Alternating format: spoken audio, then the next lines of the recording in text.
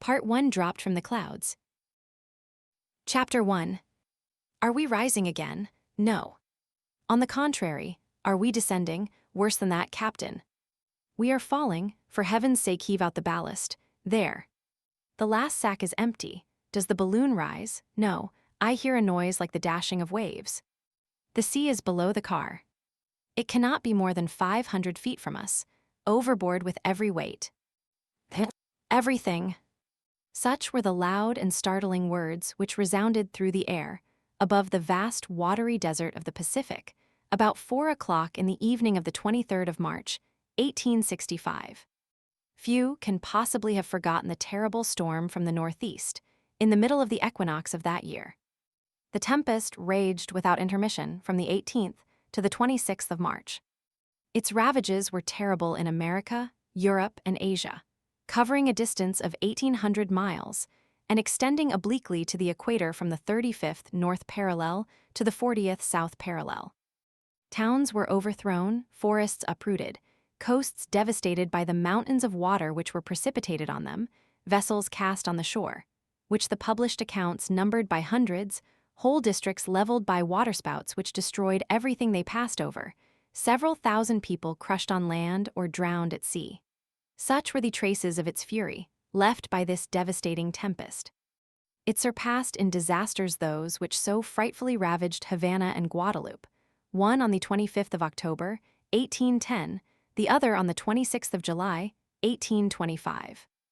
But while so many catastrophes were taking place on land and at sea, a drama not less exciting was being enacted in the agitated air. In fact, a balloon, as a ball might be carried on the summit of a waterspout, had been taken into the circling movement of a column of air and had traversed space at the rate of 90 miles an hour, turning round and round as if seized by some aerial maelstrom. Beneath the lower point of the balloon swung a car, containing 5 passengers, scarcely visible in the midst of the thick vapor mingled with spray which hung over the surface of the ocean. Whence, it may be asked, had come that plaything of the tempest? From what part of the world did it rise? It surely could not have started during the storm. But the storm had raged 5 days already, and the first symptoms were manifested on the 18th. It cannot be doubted that the balloon came from a great distance, for it could not have traveled less than 2,000 miles in 24 hours. At any rate, the passengers, destitute of all marks for their guidance, could not have possessed the means of reckoning the route traversed since their departure. It was a remarkable fact that, although in the very midst of the furious tempest, they did not suffer from it. They were thrown about and whirled round and round without feeling the rotation in the slightest degree, or being sensible that they were removed from a horizontal position. Their eyes could not pierce through the thick mist which had gathered beneath the car. Dark vapor was all around them. Such was the density of the atmosphere that they could not be certain whether it was day or night. No reflection of light, no sound from inhabited land, no roaring of the ocean could have reached them, through the obscurity, while suspended in those elevated zones. Their rapid descent alone had informed them of the dangers which they ran from the waves. However, the balloon, lightened of heavy articles, such as ammunition, arms, and provisions, had risen into the higher layers of the atmosphere, to a height of 4,500 feet. The voyagers, after having discovered that the sea extended beneath them, and thinking the dangers above less dreadful than those below, did not hesitate to throw overboard even their most useful articles, while they endeavored to lose no more of that fluid, the life of their enterprise, which sustained them above the abyss. The night passed in the midst of alarms, which would have been death to less energetic souls. Again the day appeared, and with it the tempest began to moderate. From the beginning of that day, the 24th of March, it showed symptoms of abating. At dawn, some of the lighter clouds had risen into the more lofty regions of the air. In a few hours, the wind had changed from a hurricane to a fresh breeze. That is to say, the rate of the transit of the atmospheric layers was diminished by half. It was still what sailors call a close-reefed topsail breeze, but the commotion in the elements had none the less considerably diminished. Towards 11 o'clock, the lower region of the air was sensibly clearer. The atmosphere threw off that chilly dampness which is felt after the passage of a great meteor. The storm did not seem to have gone farther to the west. It appeared to have exhausted itself. Could it have passed away in electric sheets, as is sometimes the case with regard to the typhoons of the Indian Ocean? But at the same time, it was also evident that the balloon was again slowly descending with a regular movement. It appeared as if it were, little by little, collapsing, and that its case was lengthening and extending, passing from a spherical to an oval form. Towards midday, the balloon was hovering above the sea, at a height of only 2,000 feet. It contained 50,000 cubic feet of gas, and, thanks to its capacity, it could maintain itself a long time in the air, although it should reach a great altitude or might be thrown into a horizontal position. Perceiving their danger, the passengers cast away the last articles which still weighed down the car. The few provisions they had kept, everything, even to their pocket knives. And one of them, having hoisted himself on to the circles which united the cords of the net, tried to secure more firmly the lower point of the balloon. It was, however, evident to the voyagers that the gas was failing, and that the balloon could no longer be sustained in the higher regions. They must infallibly perish. There was not a continent, nor even an island, visible beneath them. The watery expanse did not present a single speck of land, not a solid surface upon which their anchor could hold. It was the open sea, whose waves were still dashing with tremendous violence. It was the ocean, without any visible limits, even for those whose gaze, from their commanding position, extended over a radius of 40 miles. The vast liquid plain, lashed without mercy by the storm, appeared as if covered with herds of furious chargers, whose white and disheveled crests were streaming in the wind. No land was in sight, not a solitary ship could be seen. It was necessary at any cost to arrest their downward course, and to prevent the balloon from being engulfed in the waves. The voyagers directed all their energies to this urgent work. But notwithstanding their efforts, the balloon still fell, and at the same time shifted with the greatest rapidity, following the direction of the wind, that is to say, from the northeast to the southwest. Frightful indeed was the situation of these unfortunate men. They were evidently no longer masters of the machine. All their attempts were useless. The case of the balloon collapsed more and more.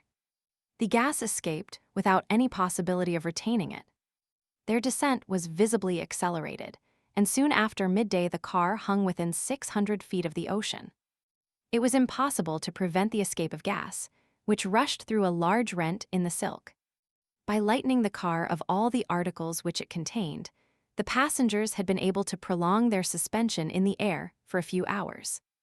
But the inevitable catastrophe could only be retarded, and if land did not appear before night, voyagers, car, and balloon must to a certainty vanish beneath the waves.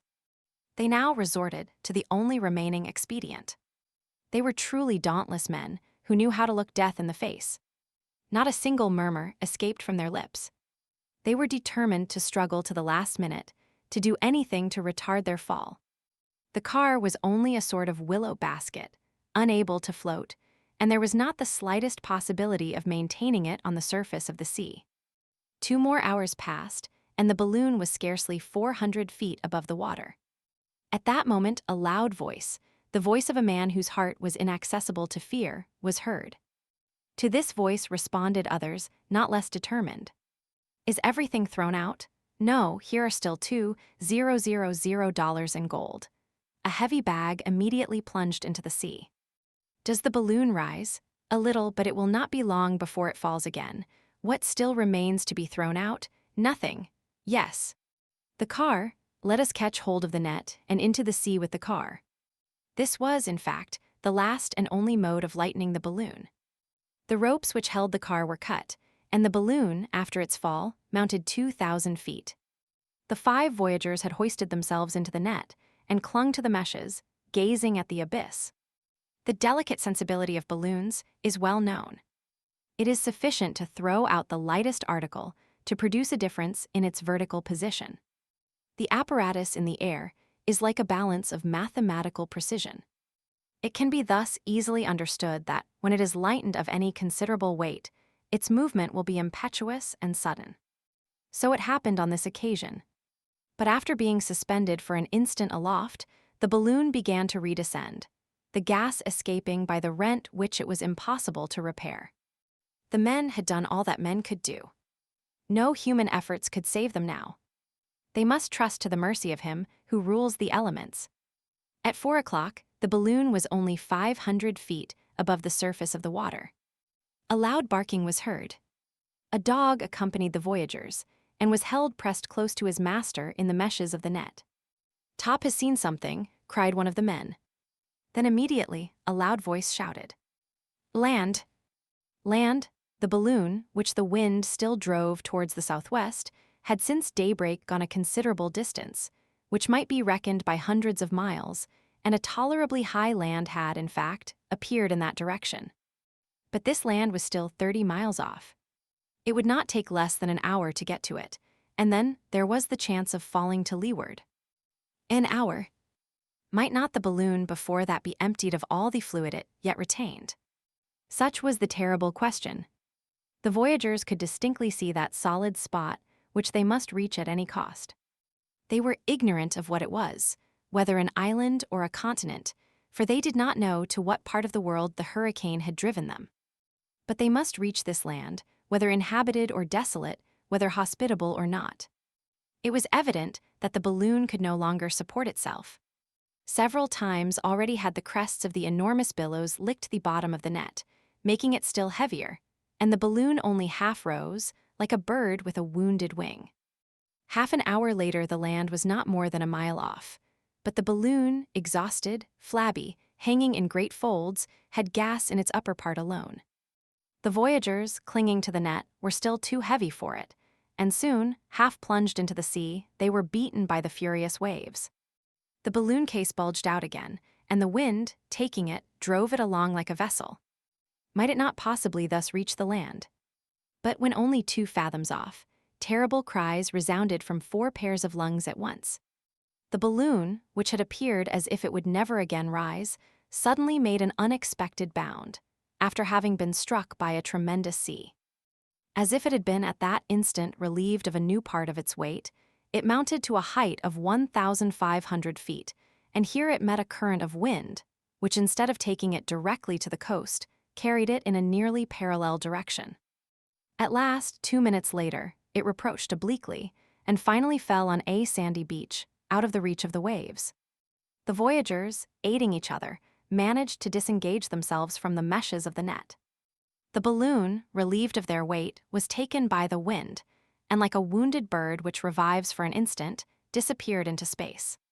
But the car had contained 5 passengers, with a dog, and the balloon only left 4 on the shore. The missing person had evidently been swept off by the sea, which had just struck the net, and it was owing to this circumstance that the lightened balloon rose the last time, and then soon after reached the land. Scarcely had the 4 castaways set foot on firm ground, than they all, thinking of the absent one, simultaneously exclaimed, "Perhaps he will try to swim to land. Let us save him. Let us save him." Chapter 2. Those whom the hurricane had just thrown on this coast were neither aeronauts by profession nor amateurs. They were prisoners of war whose boldness had induced them to escape in this extraordinary manner. 100 times they had almost perished. 100 times had they almost fallen from their torn balloon into the depths of the ocean. But heaven had reserved them for a strange destiny, and after having, on the 20th of March, escaped from Richmond, besieged by the troops of General Ulysses Grant, they found themselves 7,000 miles from the capital of Virginia, which was the principal stronghold of the South during the terrible War of Secession. Their aerial voyage had lasted 5 days. The curious circumstances which led to the escape of the prisoners were as follows. That same year, in the month of February, 1865, in one of the coups de main by which General Grant attempted, though in vain, to possess himself of Richmond, several of his officers fell into the power of the enemy and were detained in the town. One of the most distinguished was Captain Cyrus Harding. He was a native of Massachusetts, a first-class engineer, to whom the government had confided, during the war, the direction of the railways, which were so important at that time. A true northerner, Thin, bony, lean, about 45 years of age. His close-cut hair and his beard, of which he only kept a thick mustache, were already getting gray. He had one of those finely developed heads which appear made to be struck on a metal, piercing eyes, a serious mouth, the physiognomy of a clever man of the military school. He was one of those engineers who began by handling the hammer and pickaxe, like generals who first act as common soldiers. Besides mental power, he also possessed great manual dexterity. His muscles exhibited remarkable proofs of tenacity. A man of action as well as a man of thought, all he did was without effort to one of his vigorous and sanguine temperament. Learned, clear-headed, and practical, he fulfilled in all emergencies those three conditions which united ought to ensure human success: activity of mind and body, impetuous wishes, and powerful will. He might have taken for his motto that of William of Orange in the 17th century, "I can undertake and persevere even without hope of success." Cyrus Harding was courage personified. He had been in all the battles of that war. After having begun as a volunteer at Illinois under Ulysses Grant, he fought at Paducah, Belmont, Pittsburgh Landing, at the Siege of Corinth, Port Gibson, Black River, Chattanooga, the Wilderness, on the Potomac, everywhere and valiantly, a soldier worthy of the general who said, "I never count my dead." And hundreds of times, Captain Harding had almost been among those who were not counted by the terrible Grant. But in these combats where he never spared himself, fortune favored him till the moment when he was wounded and taken prisoner on the field of battle near Richmond. At the same time, and on the same day, another important personage fell into the hands of the Southerners. This was no other than Gideon Spilett, a reporter for the New York Herald, who had been ordered to follow the changes of the war in the midst of the Northern armies.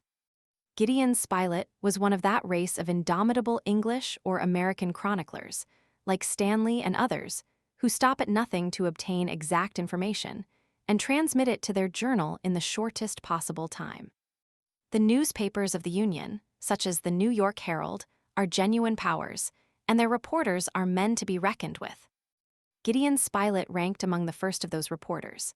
A man of great merit, energetic, prompt, and ready for anything, full of ideas, having traveled over the whole world, soldier and artist, enthusiastic in counsel, resolute in action, caring neither for trouble, fatigue, nor danger, when in pursuit of information for himself first, and then for his journal. A perfect treasury of knowledge on all sorts of curious subjects, of the unpublished, of the unknown, and of the impossible. He was one of those intrepid observers who write under fire, reporting among bullets, and to whom every danger is welcome. He also had been in all the battles in the first rank, revolver in one hand, notebook in the other. Grapeshot never made his pencil tremble. He did not fatigue the wires with incessant telegrams, like those who speak when they have nothing to say, but each of his notes, short, decisive, and clear, threw light on some important point. Besides, he was not wanting in humor. It was he who, after the affair of the Black River, determined at any cost to keep his place at the wicket of the telegraph office, and after having announced to his journal the result of the battle, telegraphed for 2 hours the first chapters of the Bible. It cost the New York Herald $2,000, but the New York Herald published the first intelligence. Gideon Spilett was tall. He was rather more than 40 years of age. Light whiskers bordering on red surrounded his face. His eye was steady, lively, rapid in its changes.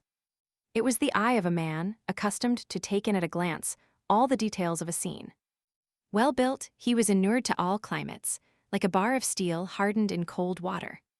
For 10 years, Gideon Spilett had been the reporter of the New York Herald, which he enriched by his letters and drawings, for he was as skillful in the use of the pencil as of the pen.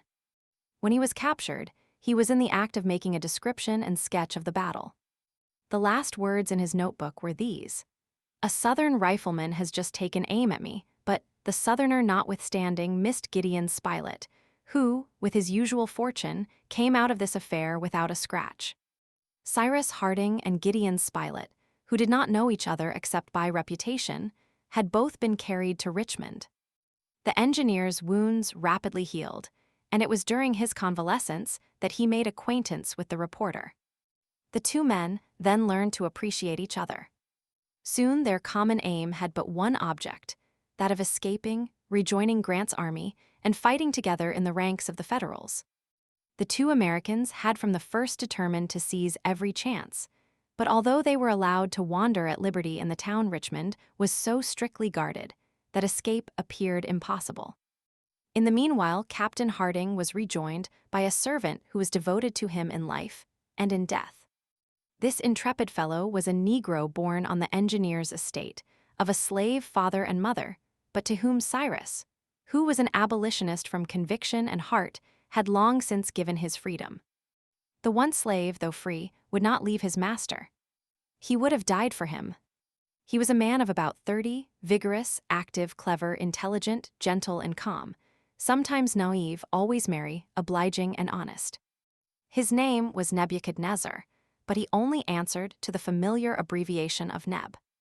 When Neb heard that his master had been made prisoner, he left Massachusetts without hesitating an instant, arrived before Richmond, and by dint of stratagem and shrewdness, after having risked his life 20 times over, managed to penetrate into the besieged town. The pleasure of Harding on seeing his servant, and the joy of Neb at finding his master, can scarcely be described. But though Neb had been able to make his way into Richmond, it was quite another thing to get out again, for the northern prisoners were very strictly watched. Some extraordinary opportunity was needed to make the attempt with any chance of success, and this opportunity not only did not present itself, but was very difficult to find. Meanwhile, Grant continued his energetic operations. The victory of Petersburg had been very dearly bought. His forces, united to those of Butler, had as yet been unsuccessful before Richmond, and nothing gave the prisoners any hope of a speedy deliverance. The reporter, to whom his tedious captivity did not offer a single incident worthy of note, could stand it no longer. His usually active mind was occupied with one sole thought: how he might get out of Richmond at any cost. Several times had he even made the attempt, but was stopped by some insurmountable obstacle. However, the siege continued, and if the prisoners were anxious to escape and join Grant's army, certain of the besieged were no less anxious to join the Southern forces. Among them was one Jonathan Forster, a determined Southerner. The truth was that if the prisoners of the secessionists could not leave the town, neither could the secessionists themselves while the Northern army invested it. The governor of Richmond for a long time had been unable to communicate with General Lee, and he very much wished to make known to him the situation of the town, so as to hasten the march of the army to their relief. Thus Jonathan Forster accordingly conceived the idea of rising in a balloon, so as to pass over the besieging lines, and in that way reach the secessionist camp. The governor authorized the attempt. A balloon was manufactured and placed at the disposal of Forster, who was to be accompanied by 5 other persons. They were furnished with arms in case they might have to defend themselves when they alighted, and provisions in the event of their aerial voyage being prolonged. The departure of the balloon was fixed for the 18th of March. It should be effected during the night, with a northwest wind of moderate force, and the aeronauts calculated that they would reach General Lee's camp in a few hours. But this northwest wind was not a simple breeze. From the 18th, it was evident that it was changing to a hurricane. The tempest soon became such that Forster's departure was deferred, for it was impossible to risk the balloon and those whom it carried in the midst of the furious elements. The balloon, inflated on the great square of Richmond, was ready to depart on the first abatement of the wind, and, as may be supposed, the impatience among the besieged to see the storm moderate was very great. The 18th, the 19th of March passed without any alteration in the weather. There was even great difficulty in keeping the balloon fastened to the ground, as the squalls dashed it furiously about. The night of the 19th passed, but the next morning the storm blew with redoubled force. The departure of the balloon was impossible. On that day the engineer, Cyrus Harding, was accosted in one of the streets of Richmond by a person whom he did not in the least know. This was a sailor named Pencroft, a man of about 35 or 40 years of age, strongly built, very sunburnt, and possessed of a pair of bright sparkling eyes and a remarkably good physiognomy. Pencroft was an American from the north, who had sailed all the ocean over, and who had gone through every possible and almost impossible adventure that a being with 2 feet and no wings would encounter. It is needless to say that he was a bold, dashing fellow, ready to dare anything, and was astonished at nothing. Pencroft at the beginning of the year had gone to Richmond on business, with a young boy of 15 from New Jersey, son of a former captain, an orphan, whom he loved as if he had been his own child. Not having been able to leave the town before the first operations of the siege, he found himself shut up, to his great disgust. But not accustomed to succumb to difficulties, he resolved to escape by some means or other. He knew the engineer officer by reputation. He knew with what impatience that determined man chafed under his restraint. On this day he did not, therefore, hesitate to accost him, saying without circumlocution, "Have you had enough of Richmond, Captain?" The engineer looked fixedly at the man who spoke, and who added, in a low voice, "Captain Harding, will you try to escape?"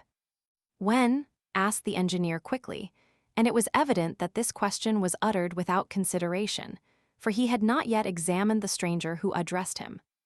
But after having with a penetrating eye observed the open face of the sailor, he was convinced that he had before him an honest man. "Who are you?" he asked briefly. Pencroft made himself known. "Well," replied Harding, "and in what way do you propose to escape?" "By that lazy balloon which is left there doing nothing, and which looks to me as if it was waiting on purpose for us." There was no necessity for the sailor to finish his sentence. The engineer understood him at once. He seized Pencroft by the arm and dragged him to his house. There the sailor developed his project, which was indeed extremely simple. They risked nothing but their lives in its execution. The hurricane was in all its violence, it is true, but so clever and daring an engineer as Cyrus Harding knew perfectly well how to manage a balloon. Had he himself been as well acquainted with the art of sailing in the air as he was with the navigation of a ship, Pencroft would not have hesitated to set out, of course taking his young friend Herbert with him. For, accustomed to brave the fiercest tempests of the ocean, he was not to be hindered on account of the hurricane. Captain Harding had listened to the sailor without saying a word, but his eyes shone with satisfaction. Here was the long-sought-for opportunity. He was not a man to let it pass. The plan was feasible, though it must be confessed, dangerous in the extreme. In the night, in spite of their guards, they might approach the balloon, slip into the car, and then cut the cords which held it. There was no doubt that they might be killed, but on the other hand they might succeed, and without this storm, the balloon would have started already, and the looked-for opportunity would not have then presented itself. "I am not alone," said Harding at last. "How many people do you wish to bring with you?" asked the sailor. "2, my friend Spilett and my servant Neb." "That will be 3, replied Pencroft, "and with Herbert and me 5. "But the balloon will hold 6. "That will be enough, we will go," answered Harding in a firm voice. This "we" included Spilett, for the reporter, as his friend well knew, was not a man to draw back, and when the project was communicated to him he approved of it unreservedly.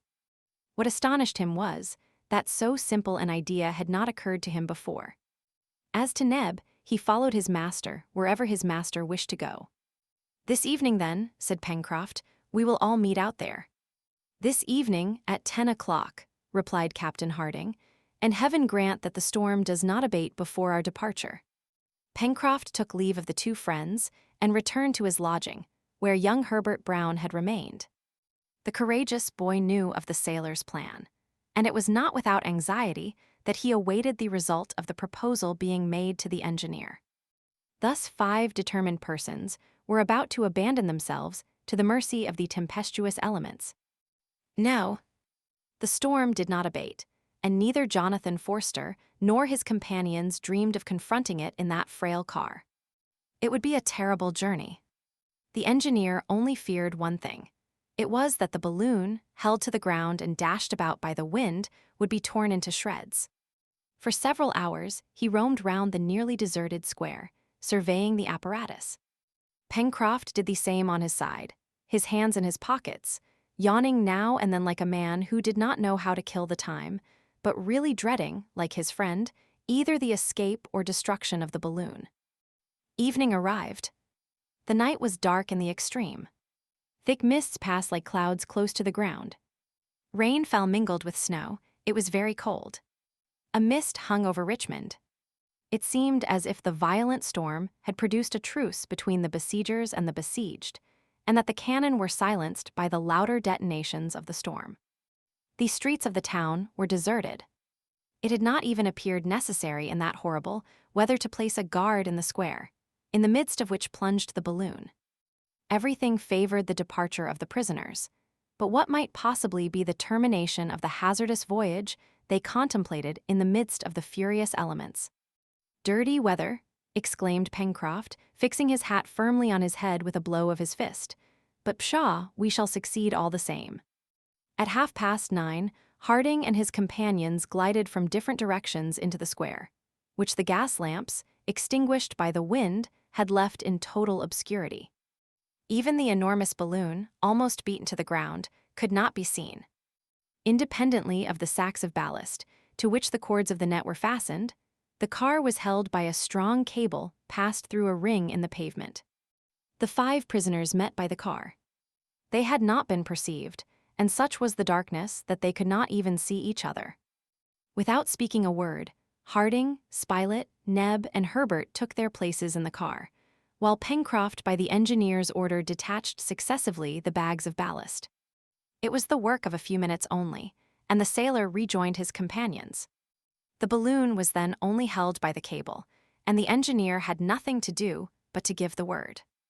At that moment, a dog sprang with a bound into the car. It was Top, a favorite of the engineer. The faithful creature, having broken his chain, had followed his master. He, however, fearing that its additional weight might impede their ascent, wished to send away the animal. "One more will make but little difference, poor beast," exclaimed Pencroft, heaving out 2 bags of sand, and as he spoke letting go the cable, the balloon ascending in an oblique direction, disappeared after having dashed the car against 2 chimneys, which it threw down as it swept by them. Then, indeed, the full rage of the hurricane was exhibited to the voyagers. During the night the engineer could not dream of descending, and when day broke, even a glimpse of the earth below was intercepted by fog. 5 days had passed when a partial clearing allowed them to see the wide extending ocean beneath their feet, now lashed into the maddest fury by the gale.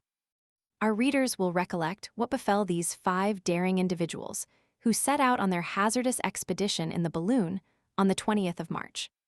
5 days afterwards, 4 of them were thrown on a desert coast, 7,000 miles from their country. But one of their number was missing, the man who was to be their guide, their leading spirit, the engineer, Captain Harding. The instant they had recovered their feet, they all hurried to the beach in the hopes of rendering him assistance. Chapter 3. The engineer, the meshes of the net having given way, had been carried off by a wave. His dog also had disappeared. The faithful animal had voluntarily leaped out to help his master. "Forward!" cried the reporter, and all 4, Spilett, Herbert, Pencroft, and Neb, forgetting their fatigue, began their search. Poor Neb shed bitter tears, giving way to despair at the thought of having lost the only being he loved on earth. Only 2 minutes had passed from the time when Cyrus Harding disappeared to the moment when his companions set foot on the ground. They had hopes, therefore, of arriving in time to save him. "Let us look for him. Let us look for him," cried Neb. "Yes, Neb," replied Gideon Spilett, "and we will find him too." "Living, I trust." "Still living." "Can he swim?" asked Pencroft. "Yes," replied Neb, "and besides, Top is there." The sailor, observing the heavy surf on the shore, shook his head. The engineer had disappeared to the north of the shore, and nearly half a mile from the place where the castaways had landed. The nearest point of the beach he could reach was thus fully that distance off. It was then nearly 6 o'clock. A thick fog made the night very dark. The castaways proceeded toward the north of the land on which chance had thrown them, an unknown region, the geographical situation of which they could not even guess. They were walking upon a sandy soil, mingled with stones, which appeared destitute of any sort of vegetation. The ground, very unequal and rough, was in some places perfectly riddled with holes, making walking extremely painful. From these holes escaped every minute great birds of clumsy flight, which flew in all directions. Others, more active, rose in flocks and passed in clouds over their heads. The sailor thought he recognized gulls and cormorants, whose shrill cries rose above the roaring of the sea.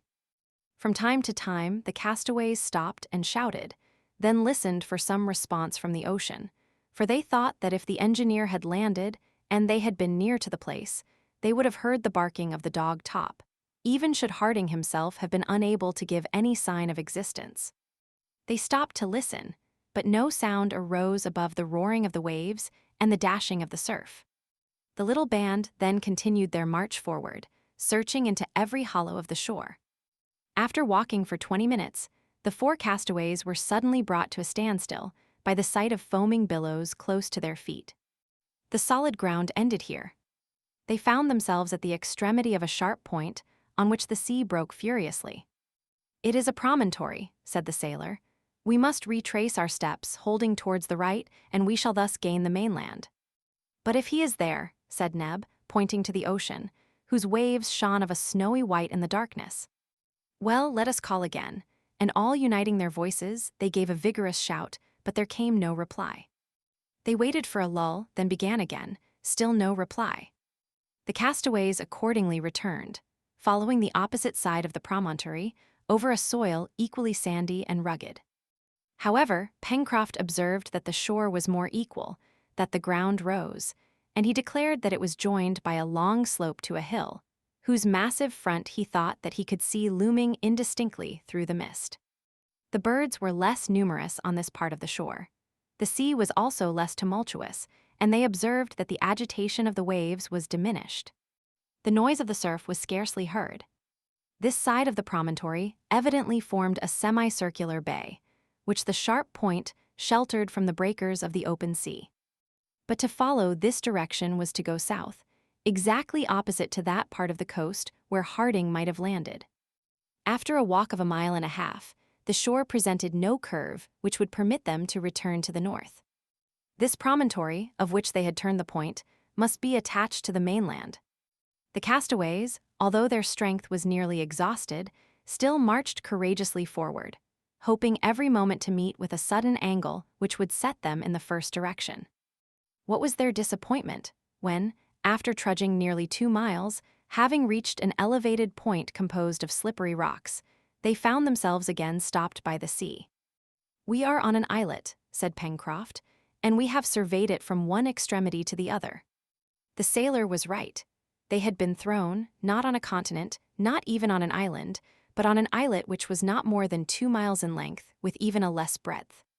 Was this barren spot the desolate refuge of seabirds, strewn with stones and destitute of vegetation, attached to a more important archipelago?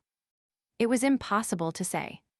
When the voyagers from their car saw the land through the mist, they had not been able to reconnoiter it sufficiently. However, Pencroft, accustomed with his sailor eyes to piece through the gloom, was almost certain that he could clearly distinguish in the west confused masses which indicated an elevated coast. But they could not in the dark determine whether it was a single island or connected with others. They could not leave it either, as the sea surrounded them. They must therefore put off till the next day their search for the engineer, from whom, alas, not a single cry had reached them to show that he was still in existence.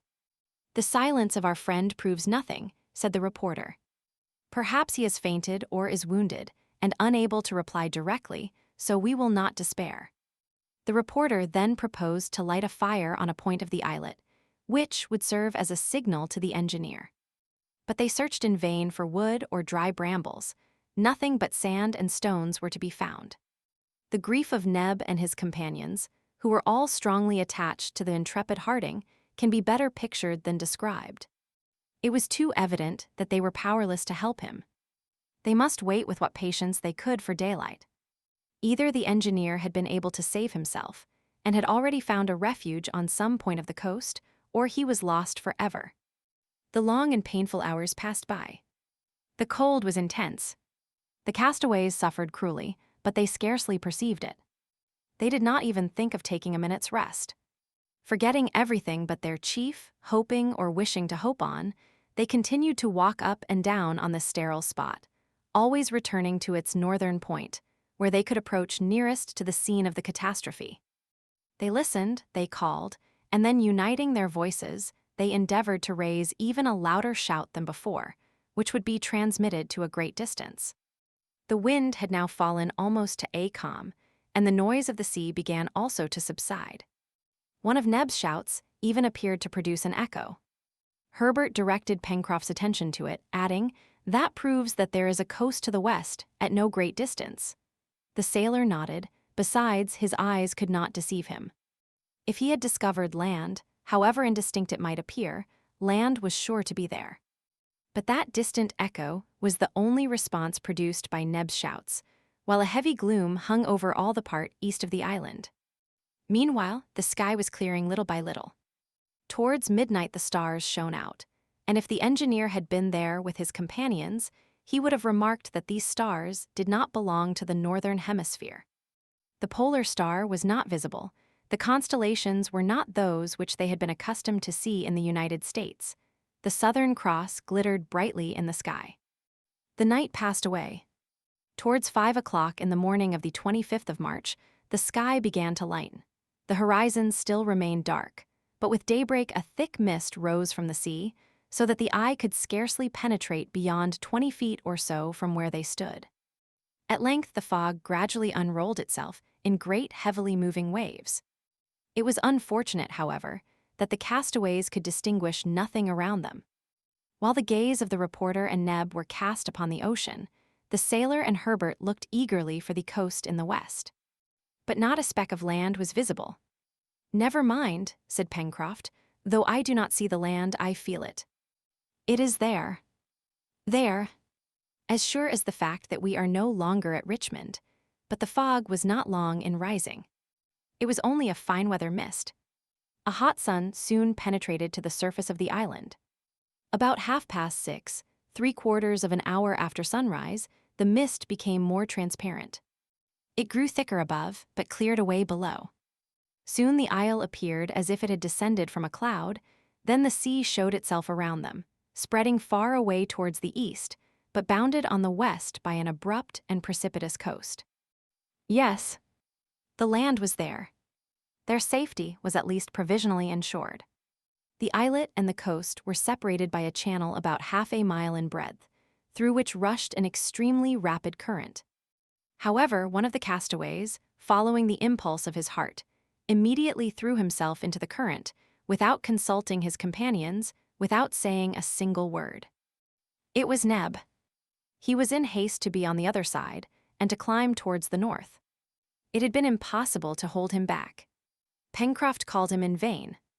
The reporter prepared to follow him, but Pencroft stopped him. "Do you want to cross the channel?" he asked. "Yes," replied Spilett. "All right," said the seaman. "Wait a bit. Neb is well able to carry help to his master. If we venture into the channel, we risk being carried into the open sea by the current, which is running very strong. But if I'm not wrong, it is ebbing. See, the tide is going down over the sand. Let us have patience, and at low water it is possible we may find a fordable passage." "You are right," replied the reporter. "We will not separate more than we can help." During this time, Neb was struggling vigorously against the current. He was crossing in an oblique direction. His black shoulders could be seen emerging at each stroke. He was carried down very quickly, but he also made way towards the shore. It took more than half an hour to cross from the islet to the land, and he reached the shore several hundred feet from the place which was opposite to the point from which he had started. Landing at the foot of a high wall of granite, he shook himself vigorously, and then, setting off running, soon disappeared behind a rocky point, which projected to nearly the height of the northern extremity of the islet. Neb's companions had watched his daring attempt with painful anxiety, and when he was out of sight, they fixed their attention on the land where their hope of safety lay, while eating some shellfish with which the sand was strewn. It was a wretched repast, but still it was better than nothing. The opposite coast formed one vast bay, terminating on the south by a very sharp point, which was destitute of all vegetation, and was of a very wild aspect. This point abutted on the shore in a grotesque outline of high granite rocks. Towards the north, on the contrary, the bay widened, and a more rounded coast appeared, trending from the southwest to the northeast and terminating in a slender cape. The distance between these two extremities, which made the bow of the bay, was about 8 miles. Half a mile from the shore rose the islet, which somewhat resembled the carcass of a gigantic whale. Its extreme breadth was not more than 1/4 of a mile. Opposite the islet, the beach consisted first of sand, covered with black stones, which were now appearing little by little above the retreating tide. The second level was separated by a perpendicular granite cliff, terminated at the top by an unequal edge at a height of at least 300 feet. It continued thus for a length of 3 miles, ending suddenly on the right with a precipice which looked as if cut by the hand of man. On the left, above the promontory, this irregular and jagged cliff descended by a long slope of conglomerated rocks till it mingled with the ground of the southern point. On the upper plateau of the coast, not a tree appeared. It was a flat tableland like that above Cape Town at the Cape of Good Hope, but of reduced proportions. At least so it appeared seen from the islet. However, verdure was not wanting to the right beyond the precipice. They could easily distinguish a confused mass of great trees, which extended beyond the limits of their view. This verdure relieved the eye, so long wearied by the continued ranges of granite. Lastly, beyond and above the plateau, in a northwesterly direction, and at a distance of at least 7 miles, glittered a white summit which reflected the sun's rays. It was that of a lofty mountain capped with snow. The question could not at present be decided whether this land formed an island, or whether it belonged to a continent. But on beholding the convulsed masses heaped up on the left, no geologist would have hesitated to give them a volcanic origin, for they were unquestionably the work of subterranean convulsions. Gideon Spilett, Pencroft, and Herbert attentively examined this land, on which they might perhaps have to live many long years, on which indeed they might even die should it be out of the usual track of vessels, as was likely to be the case. "Well," asked Herbert, "what do you say, Pencroft?" "There is some good and some bad, as in everything," replied the sailor. "We shall see. But now the ebb is evidently making. In 3 hours we will attempt the passage, and once on the other side, we will try to get out of this scrape, and I hope may find the captain." Pencroft was not wrong in his anticipations. 3 hours later, at low tide, the greater part of the sand forming the bed of the channel was uncovered.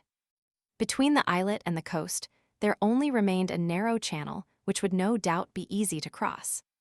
About 10 o'clock, Gideon Spilett and his companions stripped themselves of their clothes, which they placed in bundles on their heads, and then ventured into the water, which was not more than 5 feet deep. Herbert, for whom it was too deep, swam like a fish and got through capitally. All three arrived without difficulty on the opposite shore. Quickly drying themselves in the sun, they put on their clothes, which they had preserved from contact with the water, and sat down to take counsel together what to do next. Chapter 4. All at once the reporter sprang up, and telling the sailor that he would rejoin them at that same place, he climbed the cliff in the direction which the negro Neb had taken a few hours before. Anxiety hastened his steps, for he longed to obtain news of his friend, and he soon disappeared round an angle of the cliff. Herbert wished to accompany him. "Stop here, my boy," said the sailor. "We have to prepare an encampment, and to try and find rather better grub than these shellfish. Our friends will want something when they come back. There is work for everybody." "I am ready," replied Herbert. "All right," said the sailor, "that will do. We must set about it regularly. We are tired, cold, and hungry, therefore we must have shelter, fire, and food. There is wood in the forest, and eggs in nests. We have only to find a house." "Very well," returned Herbert. "I will look for a cave among the rocks, and I shall be sure to discover some hole into which we can creep." "All right," said Pencroft. "Go on, my boy." They both walked to the foot of the enormous wall over the beach, far from which the tide had now retreated. But instead of going towards the north, they went southward. Pencroft had remarked, several hundred feet from the place at which they landed, a narrow cutting, out of which he thought a river or stream might issue. Now, On the one hand, it was important to settle themselves in the neighborhood of a good stream of water, and on the other, it was possible that the current had thrown Cyrus Harding on the shore there. The cliff, as has been said, rose to a height of 300 feet, but the mass was unbroken throughout, and even at its base, scarcely washed by the sea, it did not offer the smallest fissure which would serve as a dwelling. It was a perpendicular wall of very hard granite, which even the waves had not worn away. Towards the summit fluttered myriads of seafowl, and especially those of the web-footed species with long, flat, pointed beaks, a clamorous tribe, bold in the presence of man, who probably for the first time thus invaded their domains. Pencroft recognized the skua and other gulls among them, the voracious little seamew, which in great numbers nestled in the crevices of the granite. A shot fired among this swarm would have killed a great number, but to fire a shot a gun was needed, and neither Pencroft nor Herbert had one. Besides this, gulls and seamews are scarcely eatable, and even their eggs have a detestable taste. However, Herbert, who had gone forward a little more to the left, soon came upon rocks covered with seaweed, which, some hours later, would be hidden by the high tide. On these rocks, in the midst of slippery wrack, abounded bivalve shellfish, not to be despised by starving people. Herbert called Pencroft, who ran up hastily. "Here are mussels," cried the sailor. "These will do instead of eggs." "They are not mussels," replied Herbert, who was attentively examining the mollusks attached to the rocks. "They are lithodomes." "Are they good to eat?" asked Pencroft. "Perfectly so." "Then let us eat some lithodomes." The sailor could rely upon Herbert. The young boy was well up in natural history, and always had had quite a passion for the science. His father had encouraged him in it, by letting him attend the lectures of the best professors in Boston, who were very fond of the intelligent, industrious lad. And his turn for natural history was, more than once in the course of time, of great use, and he was not mistaken in this instance. These lithodomes were oblong shells, suspended in clusters and adhering very tightly to the rocks. They belong to that species of molluscous perforators which excavate holes in the hardest stone. Their shell is rounded at both ends, a feature which is not remarked in the common mussel. Pencroft and Herbert made a good meal of the lithodomes, which were then half open to the sun. They ate them as oysters, and as they had a strong peppery taste, they were palatable without condiments of any sort. Their hunger was thus appeased for the time, but not their thirst, which increased after eating these naturally spiced mollusks. They had then to find fresh water, and it was not likely that it would be wanting in such a capriciously uneven region. Pencroft and Herbert, after having taken the precaution of collecting an ample supply of lithodomes, with which they filled their pockets and handkerchiefs, regained the foot of the cliff. 200 paces farther they arrived at the cutting, through which, as Pencroft had guessed, ran a stream of water, whether fresh or not was to be ascertained. At this place, the wall appeared to have been separated by some violent subterranean force. At its base was hollowed out a little creek, the farthest part of which formed a tolerably sharp angle. The watercourse at that part measured 100 feet in breadth, and its two banks on each side were scarcely 20 feet high. The river became strong almost directly between the two walls of granite, which began to sink above the mouth. It then suddenly turned and disappeared beneath a wood of stunted trees half a mile off. "Here is the water, and yonder is the wood we require," said Pencroft. "Well, Herbert, now we only want the house." The water of the river was limpid. The sailor ascertained that at this time, that is to say, at low tide, when the rising floods did not reach it, it was sweet. This important point established, Herbert looked for some cavity which would serve them as a retreat, but in vain. Everywhere the wall appeared smooth, plain, and perpendicular. However, at the mouth of the watercourse and above the reach of the high tide, the convulsions of nature had formed, not a grotto, but a pile of enormous rocks, such as are often met with in granite countries and which bear the name of chimneys. Pencroft and Herbert penetrated quite far in among the rocks, by sandy passages in which light was not wanting, for it entered through the openings which were left between the blocks, of which some were only sustained by a miracle of equilibrium. But with the light came also a regular corridor galen, with the wind the sharp cold from the exterior. However, the sailor thought that by stopping up some of the openings with a mixture of stones and sand, the chimneys could be rendered habitable. Their geometrical plan represented the typographical sign, and, which signifies etc., abridged, but by isolating the upper mouth of the sign, through which the south and west winds blew so strongly, they could succeed in making the lower part of use. "Here's our work," said Pencroft, "and if we ever see Captain Harding again, he will know how to make something of this labyrinth." "We shall see him again, Pencroft," cried Herbert, "and when he returns he must find a tolerable dwelling here." "It will be so, if we can make a fireplace in the left passage, and keep an opening for the smoke." "So we can, my boy," replied the sailor, "and these chimneys will serve our turn. Let us set to work, but first come and get a store of fuel. I think some branches will be very useful in stopping up these openings, through which the wind shrieks like so many fiends." Herbert and Pencroft left the chimneys, and turning the angle, they began to climb the left bank of the river. The current here was quite rapid, and drifted down some dead wood.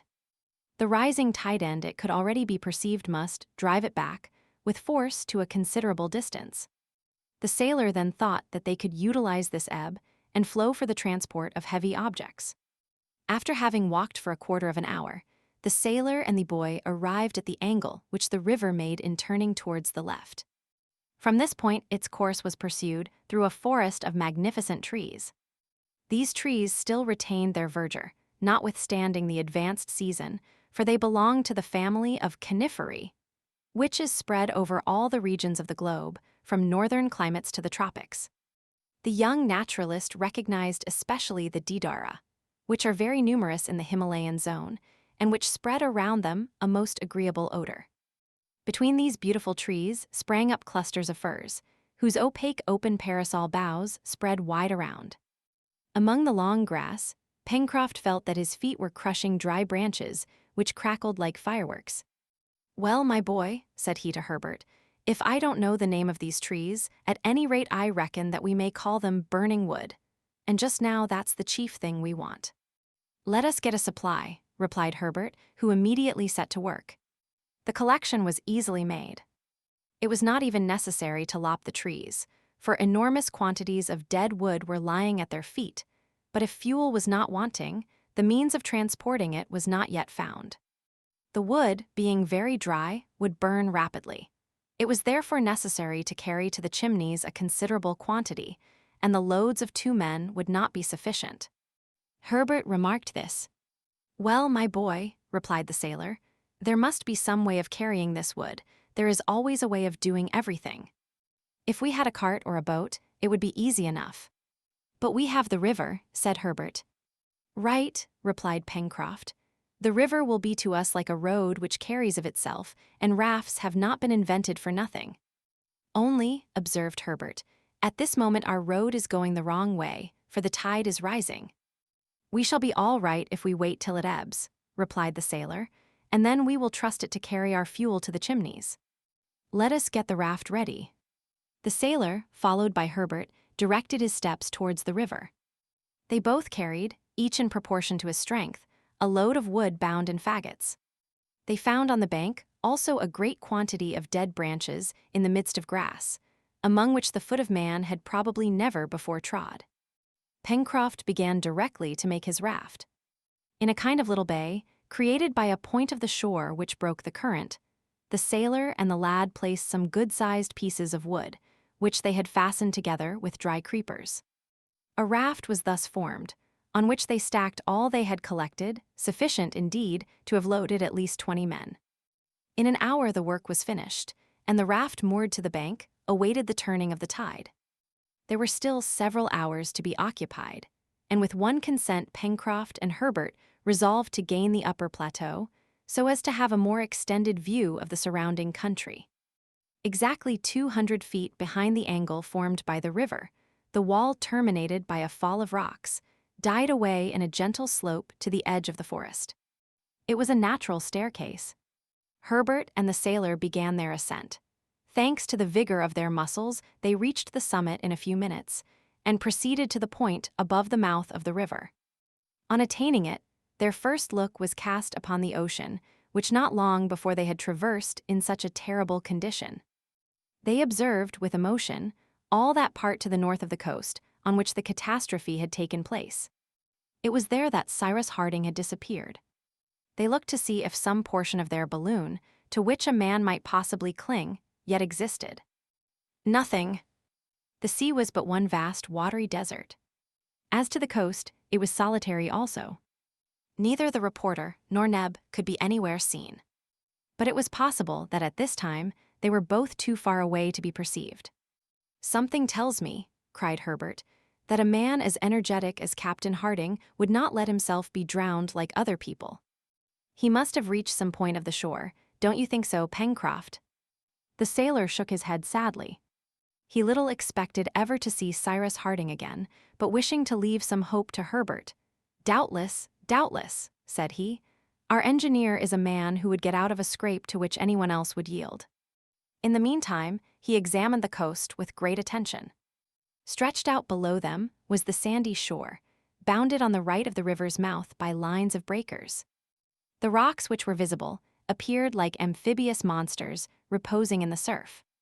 Beyond the reef, the sea sparkled beneath the sun's rays.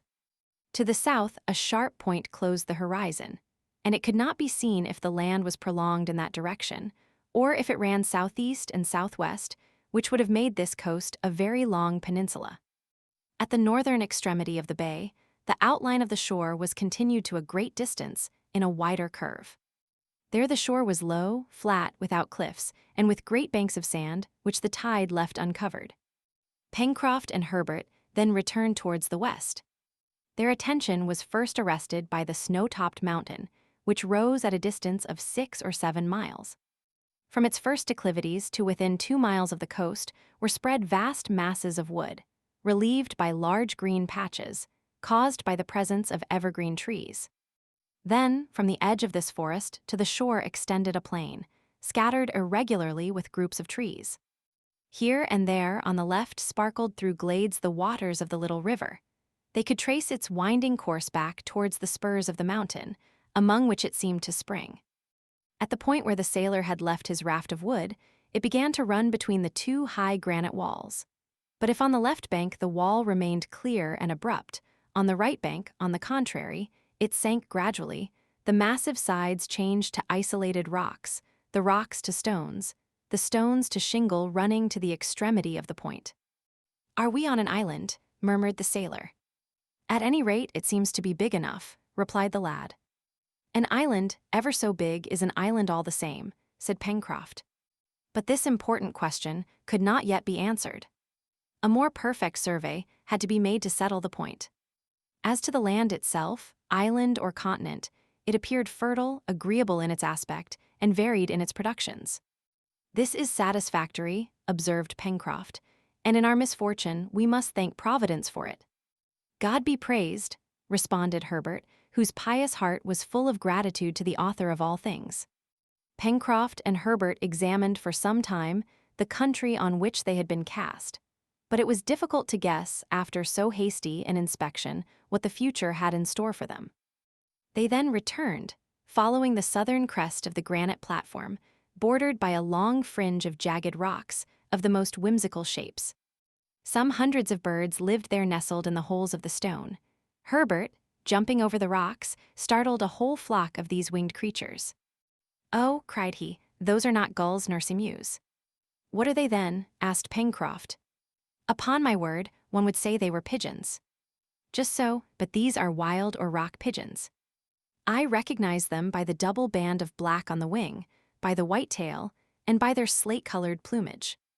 But if the rock pigeon is good to eat, its eggs must be excellent, and we will soon see how many they may have left in their nests. We will not give them time to hatch, unless it is in the shape of an omelet," replied Pencroft merrily. "But what will you make your omelet in?" asked Herbert. "In your hat." "Well," replied the sailor, "I am not quite conjurer enough for that. We must come down to eggs in the shell, my boy, and I will undertake to dispatch the hardest." Pencroft and Herbert attentively examined the cavities in the granite, and they really found eggs in some of the hollows. A few dozen being collected, were packed in the sailor's handkerchief, and as the time when the tide would be full was approaching, Pencroft and Herbert began to redescend towards the watercourse. When they arrived there, it was an hour after midday. The tide had already turned. They must now avail themselves of the ebb to take the wood to the mouth. Pencroft did not intend to let the raft go away in the current without guidance, neither did he mean to embark on it himself to steer it.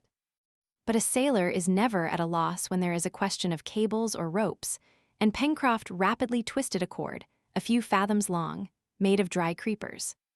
This vegetable cable was fastened to the after part of the raft, and the sailor held it in his hand while Herbert, pushing off the raft with a long pole, kept it in the current. This succeeded capitally. The enormous load of wood drifted down the current. The bank was very equal.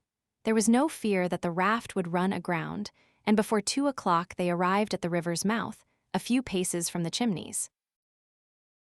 Chapter 5. Pencroft's first care, after unloading the raft, was to render the cave habitable by stopping up all the holes which made it draughty. Sandstones, twisted branches, wet clay, closed up the galleries open to the south winds. One narrow and winding opening at the side was kept, to lead out the smoke and to make the fire draw. The cave was thus divided into 3 or 4 rooms, if such dark dens with which a donkey would scarcely have been contented deserved the name. But they were dry, and there was space to stand upright, at least in the principal room, which occupied the center. The floor was covered with fine sand, and taking all in all they were well pleased with it for want of a better. "Perhaps," said Herbert, while he and Pencroft were working, "our companions have found a superior place to ours." "Very likely," replied the seaman, "but, as we don't know, we must work all the same. Better to have 2 strings to one's bow than no string at all." "Oh," exclaimed Herbert, "how jolly it will be if they were to find Captain Harding and were to bring him back with them." "Yes, indeed," said Pencroft, "that was a man of the right sort." "Was," exclaimed Herbert, "do you despair of ever seeing him again?" "God forbid," replied the sailor. Their work was soon done, and Pencroft declared himself very well satisfied. "Now," said he, "our friends can come back when they like. They will find a good enough shelter." They now had only to make a fireplace and to prepare the supper an easy task. Large flat stones were placed on the ground at the opening of the narrow passage, which had been kept. This, if the smoke did not take the heat out with it, would be enough to maintain an equal temperature inside. Their wood was stowed away in one of the rooms, and the sailor laid in the fireplace some logs and brushwood. The seaman was busy with this when Herbert asked him if he had any matches. "Certainly," replied Pencroft, "and I may say happily, for without matches or tinder we should be in a fix." "Still we might get fire as the savages do," replied Herbert, "by rubbing 2 bits of dry stick one against the other." "All right, try, my boy, and let's see if you can do anything besides exercising your arms." "Well, it's a very simple proceeding, and much used in the islands of the Pacific." "I don't deny it," replied Pencroft, "but the savages must know how to do it or employ a peculiar wood, for more than once I have tried to get fire in that way, but I could never manage it. I must say I prefer matches. By the by, where are my matches?" Pencroft searched in his waistcoat for the box, which was always there, for he was a confirmed smoker. He could not find it. He rummaged the pockets of his trousers, but, to his horror, he could nowhere discover the box. "Here's a go," said he, looking at Herbert. "The box must have fallen out of my pocket and got lost. Surely, Herbert, you must have something a tinderbox anything that can possibly make fire." "No, I haven't, Pencroft." The sailor rushed out, followed by the boy. On the sand among the rocks near the river's bank, they both searched carefully, but in vain. The box was of copper, and therefore would have been easily seen. "Pencroft," asked Herbert, "didn't you throw it out of the car?" "I knew better than that," replied the sailor, "but such a small article could easily disappear in the tumbling about we have gone through. I would rather even have lost my pipe. Confound the box. Where can it be?" "Look here, the tide is going down," said Herbert. "Let's run to the place where we landed." It was scarcely probable that they would find the box, which the waves had rolled about among the pebbles at high tide, but it was as well to try. Herbert and Pencroft walked rapidly to the point where they had landed the day before, about 200 feet from the cave. They hunted there, among the shingle, in the clefts of the rocks, but found nothing. If the box had fallen at this place, it must have been swept away by the waves. As the sea went down, they searched every little crevice with no result. It was a grave loss in their circumstances, and for the time irreparable. Pencroft could not hide his vexation. He looked very anxious, but said not a word. Herbert tried to console him by observing that if they had found the matches, they would, very likely, have been wetted by the sea and useless. "No, my boy," replied the sailor. "They were in a copper box which shut very tightly, and now what are we to do?" "We shall certainly find some way of making a fire," said Herbert. "Captain Harding or Mr. Spilett will not be without them." "Yes," replied Pencroft, "but in the meantime we are without fire, and our companions will find but a sorry repast on their return." "But," said Herbert quickly, "do you think it possible that they have no tinder or matches?" "I doubt it," replied the sailor, shaking his head, "for neither Neb nor Captain Harding smoke, and I believe that Mr. Spilett would rather keep his notebook than his matchbox." Herbert did not reply. The loss of the box was certainly to be regretted, but the boy was still sure of procuring fire in some way or other. Pencroft, more experienced, did not think so, although he was not a man to trouble himself about a small or great grievance. At any rate, there was only one thing to be done to await the return of Neb and the reporter. But they must give up the feast of hard eggs which they had meant to prepare, and a meal of raw flesh was not an agreeable prospect either for themselves or for the others. Before returning to the cave, the sailor and Herbert, in the event of fire being positively unattainable, collected some more shellfish, and then silently retraced their steps to their dwelling. Pencroft, his eyes fixed on the ground, still looked for his box. He even climbed up the left bank of the river from its mouth to the angle where the raft had been moored. He returned to the plateau, went over it in every direction, searched among the high grass on the border of the forest, all in vain. It was 5 in the evening when he and Herbert re-entered the cave.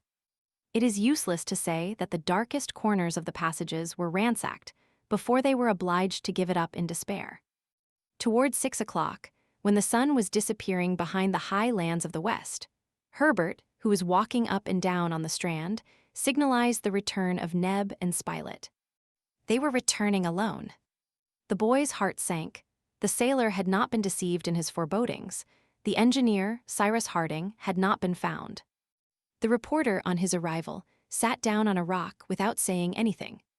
Exhausted with fatigue, dying of hunger, he had not strength to utter a word. As to Neb, his red eyes showed how he had cried, and the tears which he could not restrain told too clearly that he had lost all hope. The reporter recounted all that they had done in their attempt to recover Cyrus Harding. He and Neb had surveyed the coast for a distance of 8 miles, and consequently much beyond the place where the balloon had fallen the last time, but one, a fall which was followed by the disappearance of the engineer and the dog top. The shore was solitary, not a vestige of a mark. Not even a pebble recently displaced, not a trace on the sand, not a human footstep on all that part of the beach. It was clear that that portion of the shore had never been visited by a human being. The sea was as deserted as the land, and it was there, a few hundred feet from the coast, that the engineer must have found a tomb. As Spilett ended his account, Neb jumped up, exclaiming in a voice which showed how hope struggled within him, "No. He is not dead. He can't be dead. It might happen to anyone else, but never to him. He could get out of anything, then his strength forsaking him, oh. I can do no more," he murmured. "Neb," said Herbert, running to him, "we will find him. God will give him back to us. But in the meantime you are hungry, and you must eat something." So saying, he offered the poor Negro a few handfuls of shellfish, which was indeed wretched and insufficient food. Neb had not eaten anything for several hours, but he refused them. He could not, would not live without his master. As to Gideon Spilett, he devoured the shellfish. Then he laid himself down on the sand, at the foot of a rock. He was very weak but calm. Herbert went up to him, and taking his hand, "Sir," said he, "we have found a shelter which will be better than lying here. Night is advancing. Come and rest. Tomorrow we will search farther." The reporter got up, and guided by the boy went towards the cave. On the way, Pencroft asked him in the most natural tone if by chance he happened to have a match or two.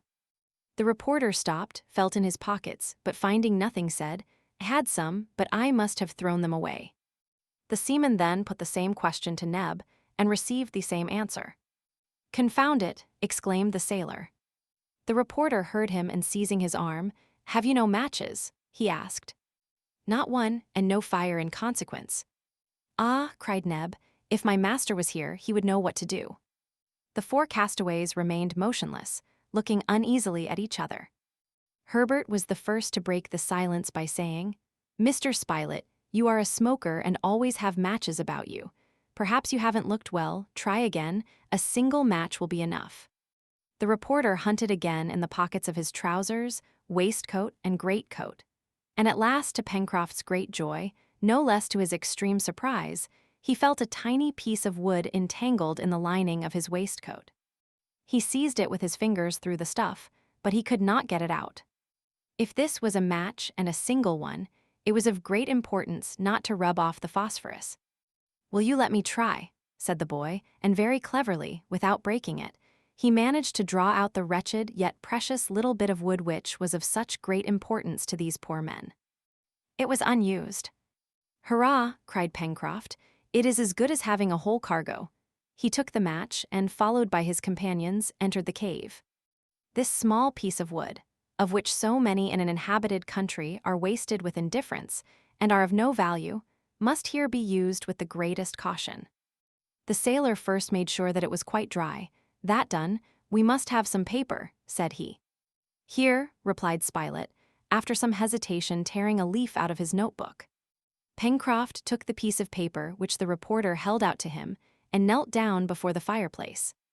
Some handfuls of grass, leaves, and dry moss were placed under the faggots, and disposed in such a way that the air could easily circulate, and the dry wood would rapidly catch fire. Pencroft then twisted the piece of paper into the shape of a cone, as smokers do in a high wind, and poked it in among the moss.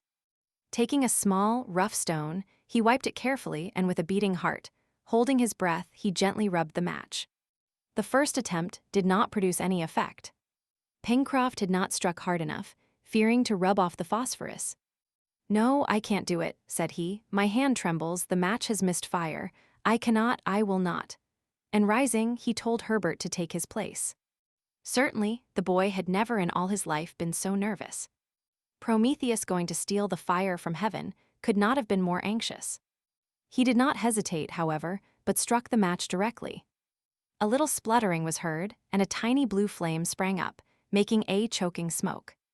Herbert quickly turned the match so as to augment the flame, and then slipped it into the paper cone, which in a few seconds too caught fire, and then the moss.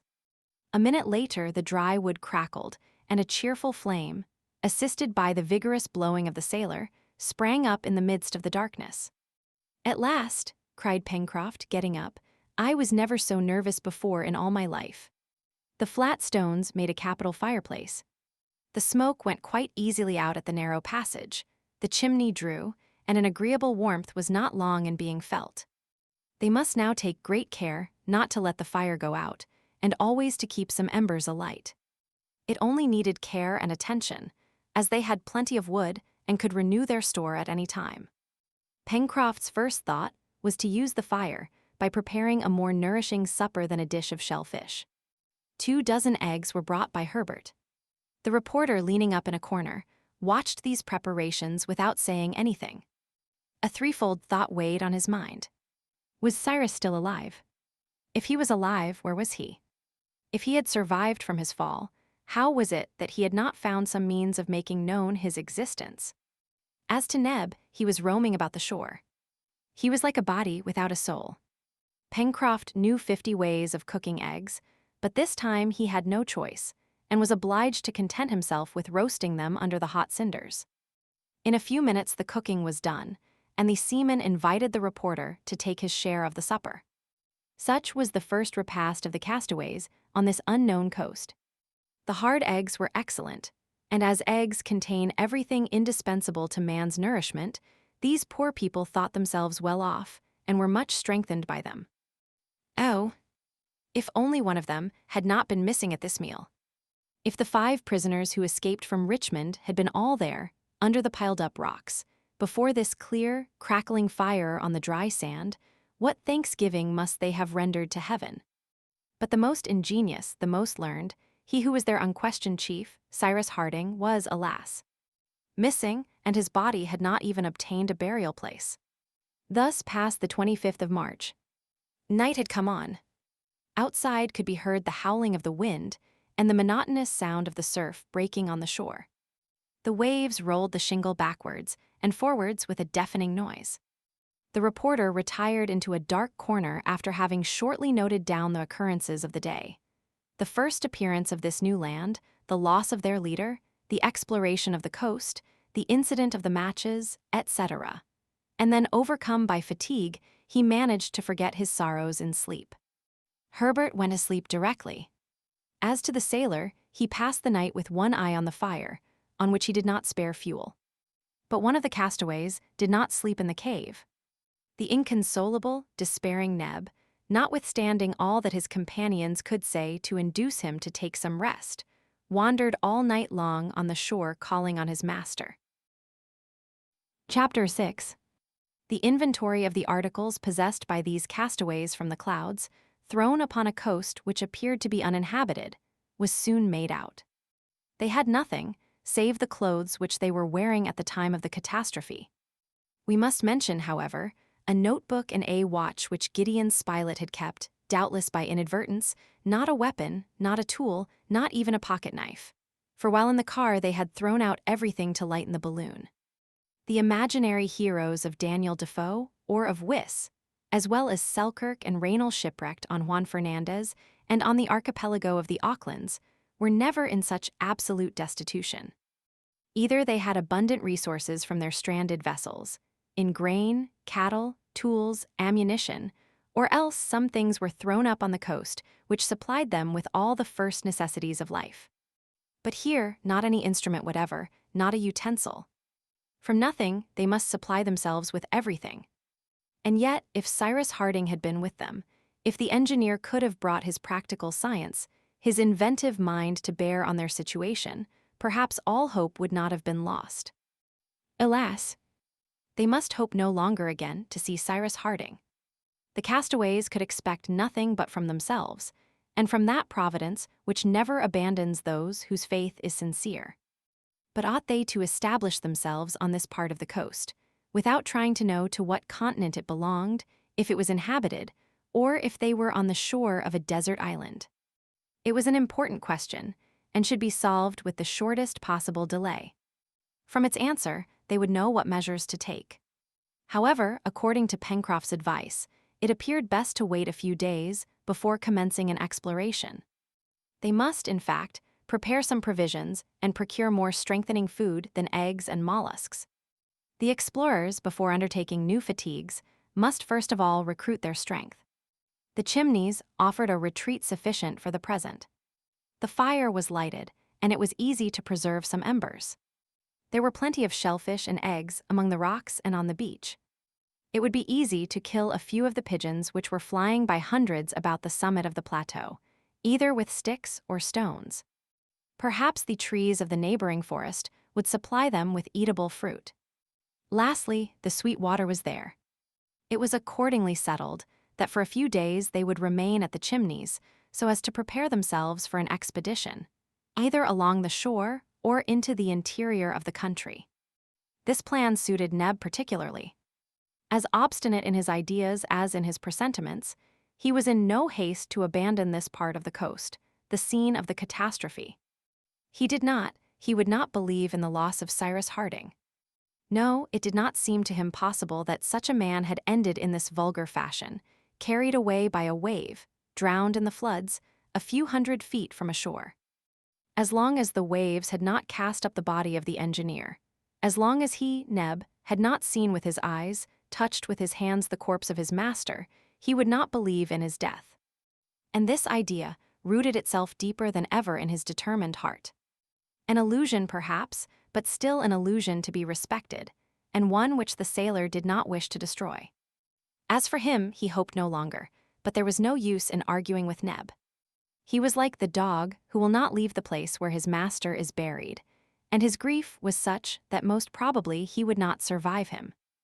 This same morning, the 26th of March, at daybreak, Neb had set out on the shore in a northerly direction, and he had returned to the spot where the sea, no doubt, had closed over the unfortunate Harding. That day's breakfast was composed solely of pigeons' eggs and lithodomes.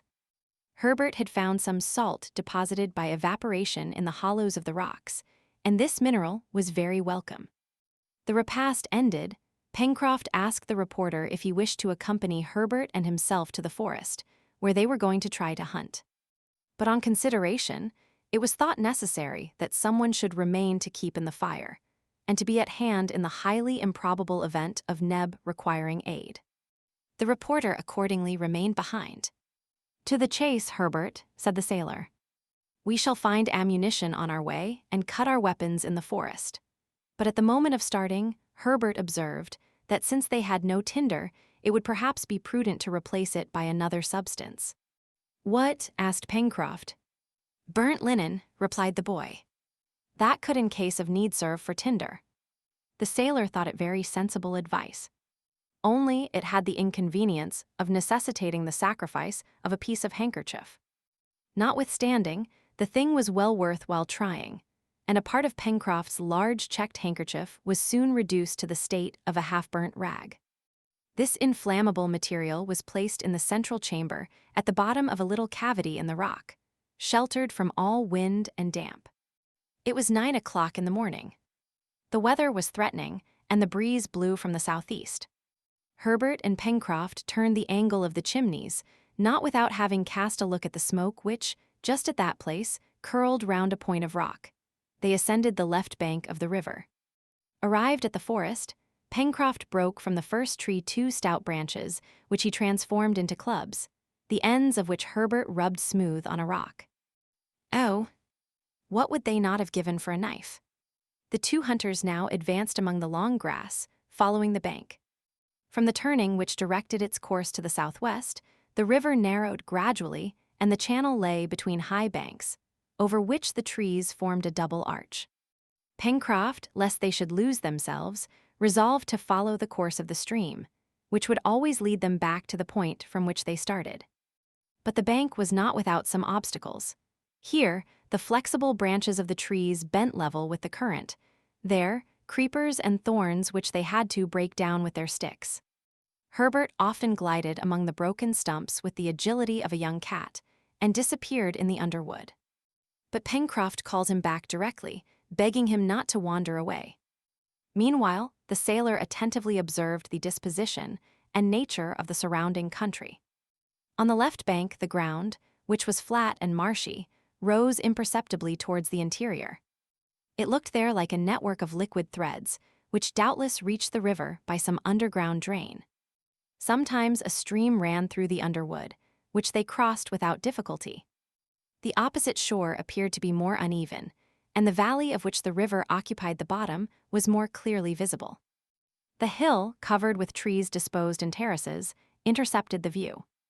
On the right bank walking would have been difficult, for the declivities fell suddenly, and the trees bending over the water were only sustained by the strength of their roots. It is needless to add that this forest, as well as the coast already surveyed, was destitute of any sign of human life. Pencroft only saw traces of quadrupeds, fresh footprints of animals, of which he could not recognize the species. In all probability, and such was also Herbert's opinion, some had been left by formidable wild beasts which doubtless would give them some trouble. But nowhere did they observe the mark of an axe on the trees, nor the ashes of a fire, nor the impression of a human foot. On this they might probably congratulate themselves, for on any land in the middle of the Pacific, the presence of man was perhaps more to be feared than desired. Herbert and Pencroft, speaking little, for the difficulties of the way were great, advanced very slowly, and after walking for an hour they had scarcely gone more than a mile. As yet the hunt had not been successful. However, some birds sang and fluttered in the foliage, and appeared very timid, as if man had inspired them with an instinctive fear. Among others, Herbert described, in a marshy part of the forest, a bird with a long pointed beak, closely resembling the kingfisher, but its plumage was not fine, though of a metallic brilliancy. "That must be a jacamar," said Herbert, trying to get nearer. "This will be a good opportunity to taste jacamar," replied the sailor, "if that fellow is in a humor to be roasted." Just then, a stone cleverly thrown by the boy struck the creature on the wing, but the blow did not disable it, and the jacamar ran off and disappeared in an instant. "How clumsy I am," cried Herbert. "No, no, my boy," replied the sailor. "The blow was well aimed. Many a one would have missed it altogether. Come, don't be vexed with yourself. We shall catch it another day." As the hunters advanced, the trees were found to be more scattered, many being magnificent, but none bore eatable fruit. Pencroft searched in vain for some of those precious palm trees which are employed in so many ways in domestic life, and which have been found as far as the 40th parallel in the northern hemisphere, and to the 35th only in the southern hemisphere.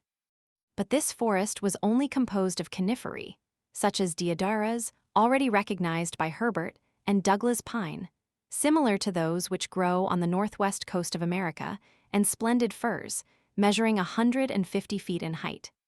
At this moment, a flock of birds, of a small size and pretty plumage, with long glancing tails, dispersed themselves among the branches, strewing their feathers, which covered the ground as with fine down.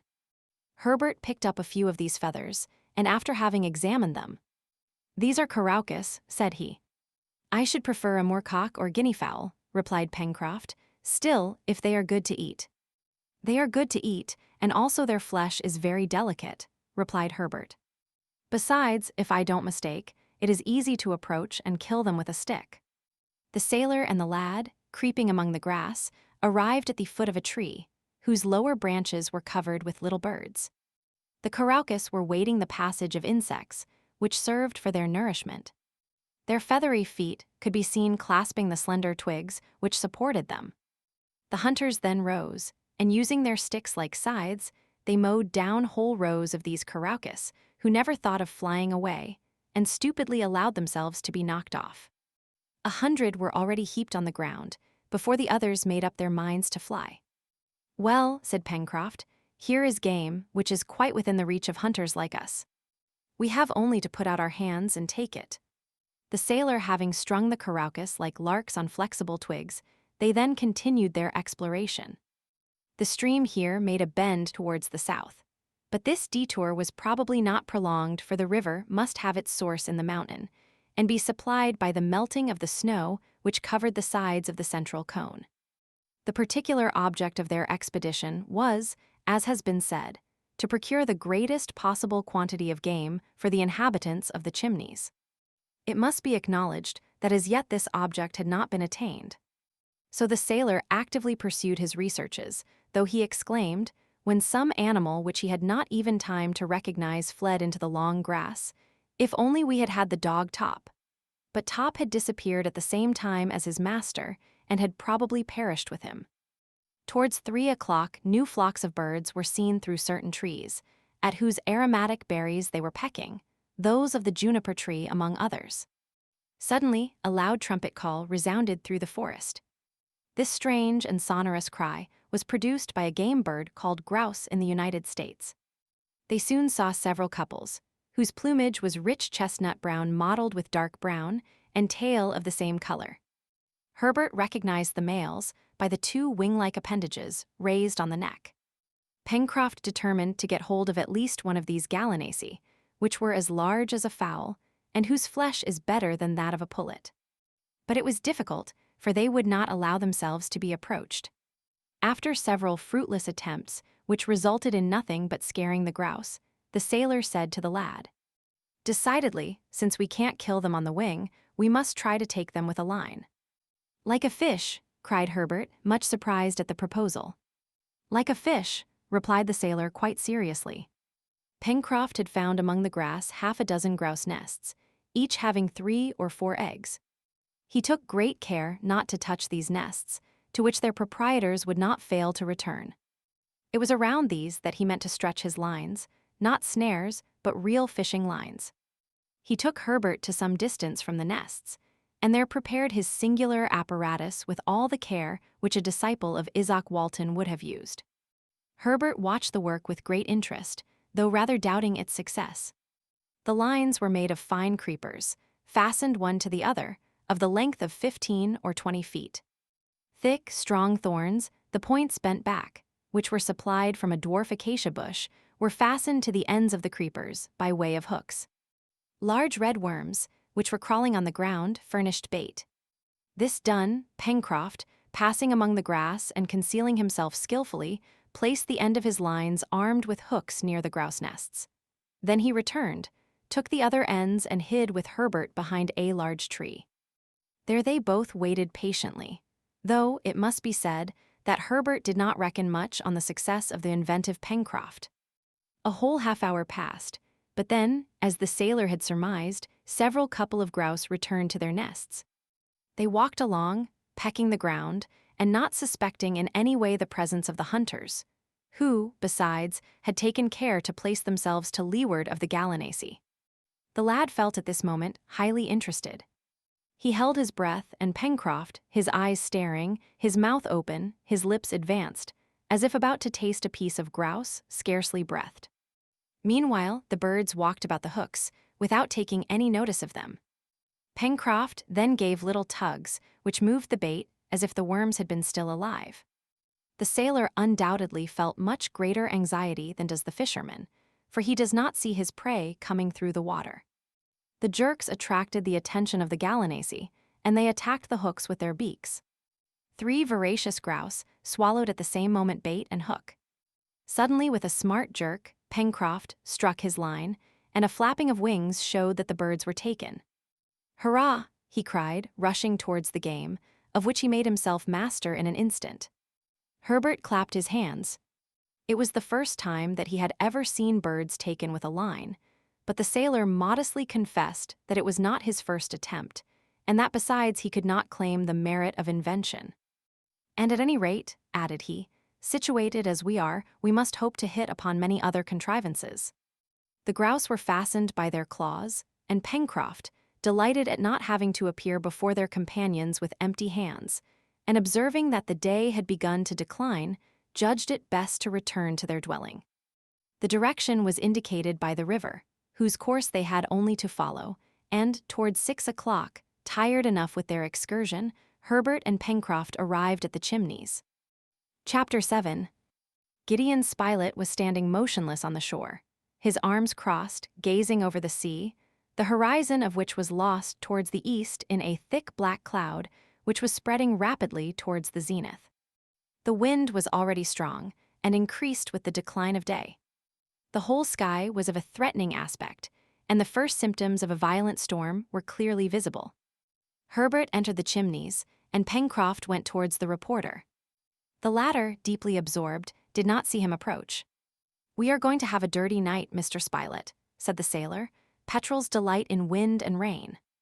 The reporter, turning at the moment, saw Pencroft, and his first words were, "At what distance from the coast would you say the car was, when the waves carried off our companion?" The sailor had not expected this question. He reflected an instant and replied, 2 cables' lengths at the most." "But what is a cable's length?" asked Gideon Spilett. "About 120 fathoms, or 600 feet. "Then," said the reporter, "Cyrus Harding must have disappeared 1,200 feet at the most from the shore." "About that," replied Pencroft. "And his dog also." "Also." "What astonishes me," rejoined the reporter, "while admitting that our companion has perished, is that Top has also met his death, and that neither the body of the dog nor of his master has been cast on the shore." "It is not astonishing, with such a heavy sea," replied the sailor.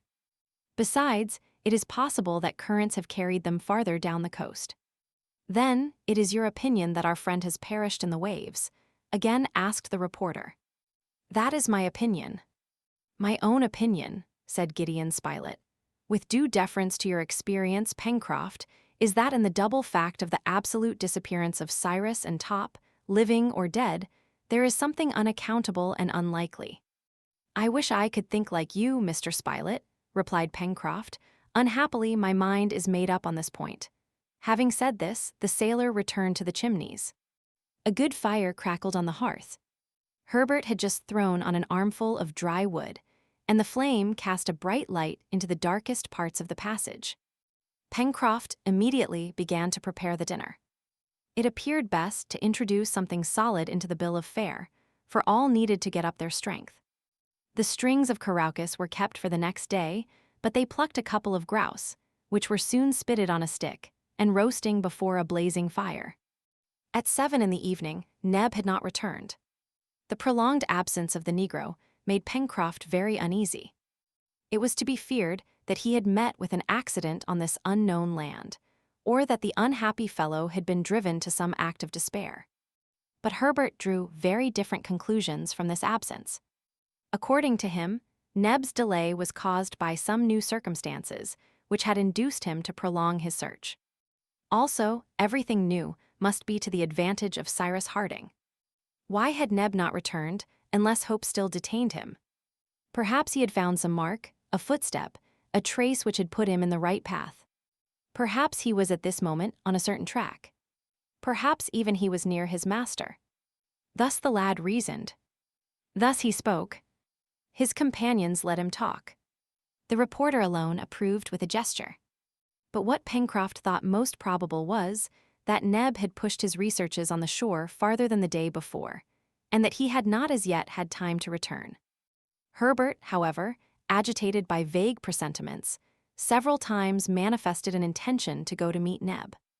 But Pencroft assured him that that would be a useless course, that in the darkness and deplorable weather he could not find any traces of Neb, and that it would be much better to wait. If Neb had not made his appearance by the next day, Pencroft would not hesitate to join him in his search.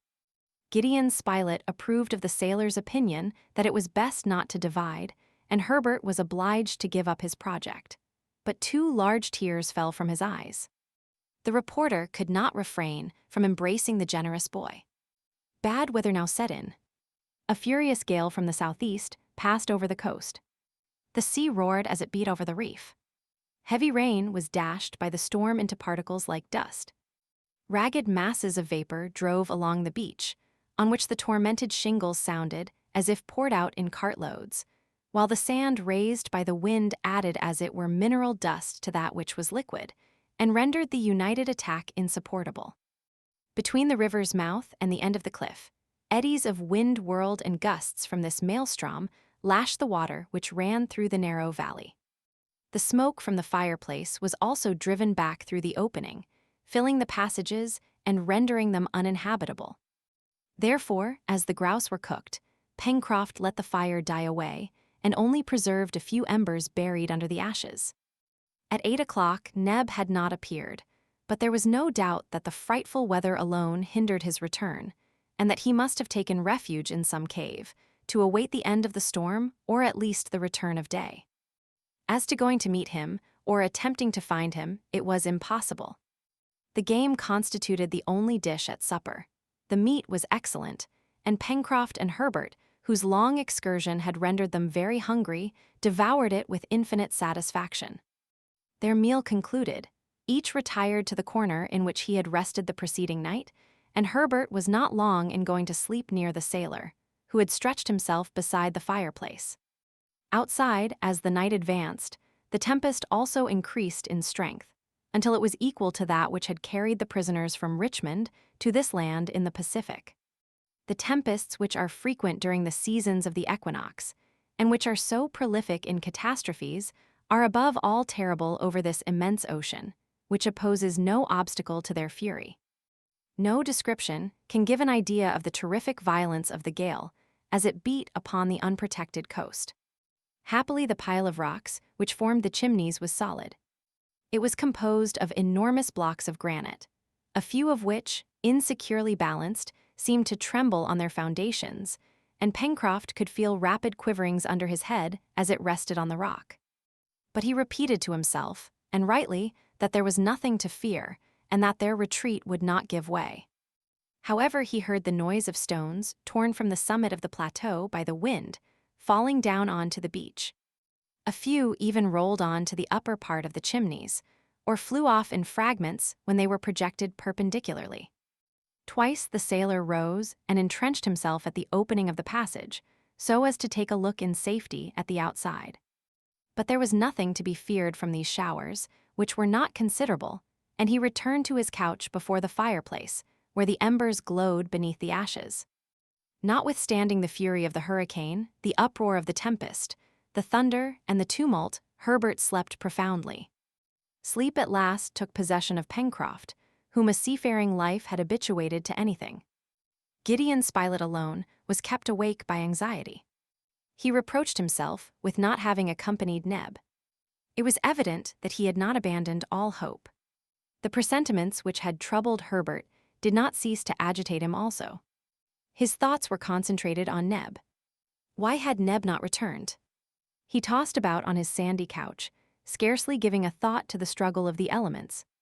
Now and then, his eyes, heavy with fatigue, closed for an instant, but some sudden thought reopened them almost immediately. Meanwhile the night advanced, and it was perhaps 2 hours from morning, when Pencroft, then sound asleep, was vigorously shaken.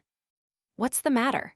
he cried, rousing himself and collecting his ideas with the promptitude usual to seamen. The reporter was leaning over him and saying, "Listen, Pencroft, listen." The sailor strained his ears, but could hear no noise beyond those caused by the storm. "It is the wind," said he. "No," replied Gideon Spilett, listening again, "I thought I heard." "What?" "The barking of a dog." "A dog?" cried Pencroft, springing up. "Yes, barking." "It's not possible," replied the sailor. "And besides, how in the roaring of the storm?" "Stop, listen," said the reporter. Pencroft listened more attentively, and really thought he heard, during a lull, distant barking. "Well," said the reporter, pressing the sailor's hand. "Yes, yes," replied Pencroft. "It is Top." "It is Top," cried Herbert, who had just awoke, and all three rushed towards the opening of the chimneys. They had great difficulty in getting out. The wind drove them back. But at last they succeeded, and could only remain standing by leaning against the rocks. They looked about but could not speak. The darkness was intense. The sea, the sky, the land were all mingled in one black mass. Not a speck of light was visible. The reporter and his companions remained thus for a few minutes, overwhelmed by the wind, drenched by the rain, blinded by the sand. Then, in a pause of the tumult, they again heard the barking, which they found must be at some distance. It could only be Top. But was he alone or accompanied? He was most probably alone, for, if Neb had been with him, he would have made his way more directly towards the chimneys. The sailor squeezed the reporter's hand, for he could not make himself heard in a way which signified wait. Then he re-entered the passage. An instant after he issued with a lighted faggot, which he threw into the darkness, whistling shrilly. It appeared as if this signal had been waited for. The barking immediately came nearer, and soon a dog bounded into the passage. Pencroft, Herbert, and Spilett entered after him. An armful of dry wood was thrown on the embers. The passage was lighted up with a bright flame. "It is Top," cried Herbert. It was indeed Top, a magnificent Anglo-Norman, who derived from these two races crossed the swiftness of foot and the acuteness of smell which are the preeminent qualities of coursing dogs. It was the dog of the engineer, Cyrus Harding. But he was alone. Neither Neb nor his master accompanied him. How was it that his instinct had guided him straight to the chimneys, which he did not know? It appeared inexplicable, above all, in the midst of this black night and in such a tempest. But what was still more inexplicable was that Top was neither tired, nor exhausted, nor even soiled with mud or sand. Herbert had drawn him towards him and was patting his head, the dog rubbing his neck against the lad's hands. "If the dog is found, the master will be found also," said the reporter. "God grant it," responded Herbert. "Let us set off. Top will guide us." Pencroft did not make any objection. He felt that Top's arrival contradicted his conjectures. "Come along then," said he. Pencroft carefully covered the embers on the hearth. He placed a few pieces of wood among them, so as to keep in the fire until their return. Then, preceded by the dog, who seemed to invite them by short barks to come with him, and followed by the reporter and the boy, he dashed out, after having put up in his handkerchief the remains of the supper. The storm was then in all its violence, and perhaps at its height. Not a single ray of light from the moon pierced through the clouds. To follow a straight course was difficult. It was best to rely on Top's instinct. They did so. The reporter and Herbert walked behind the dog, and the sailor brought up the rear. It was impossible to exchange a word. The rain was not very heavy, but the wind was terrific. However, one circumstance favored the seaman and his two companions. The wind being southeast, consequently blew on their backs. The clouds of sand, which otherwise would have been insupportable from being received behind, did not in consequence impede their progress.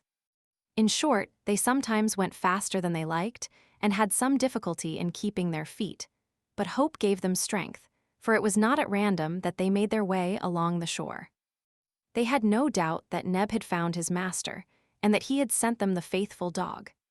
But was the engineer living, or had Neb only sent for his companions that they might render the last duties to the corpse of the unfortunate Harding? After having passed the precipice, Herbert, the reporter, and Pencroft prudently stepped aside to stop and take breath. The turn of the rocks sheltered them from the wind, and they could breathe after this walk, or rather run of a quarter of an hour.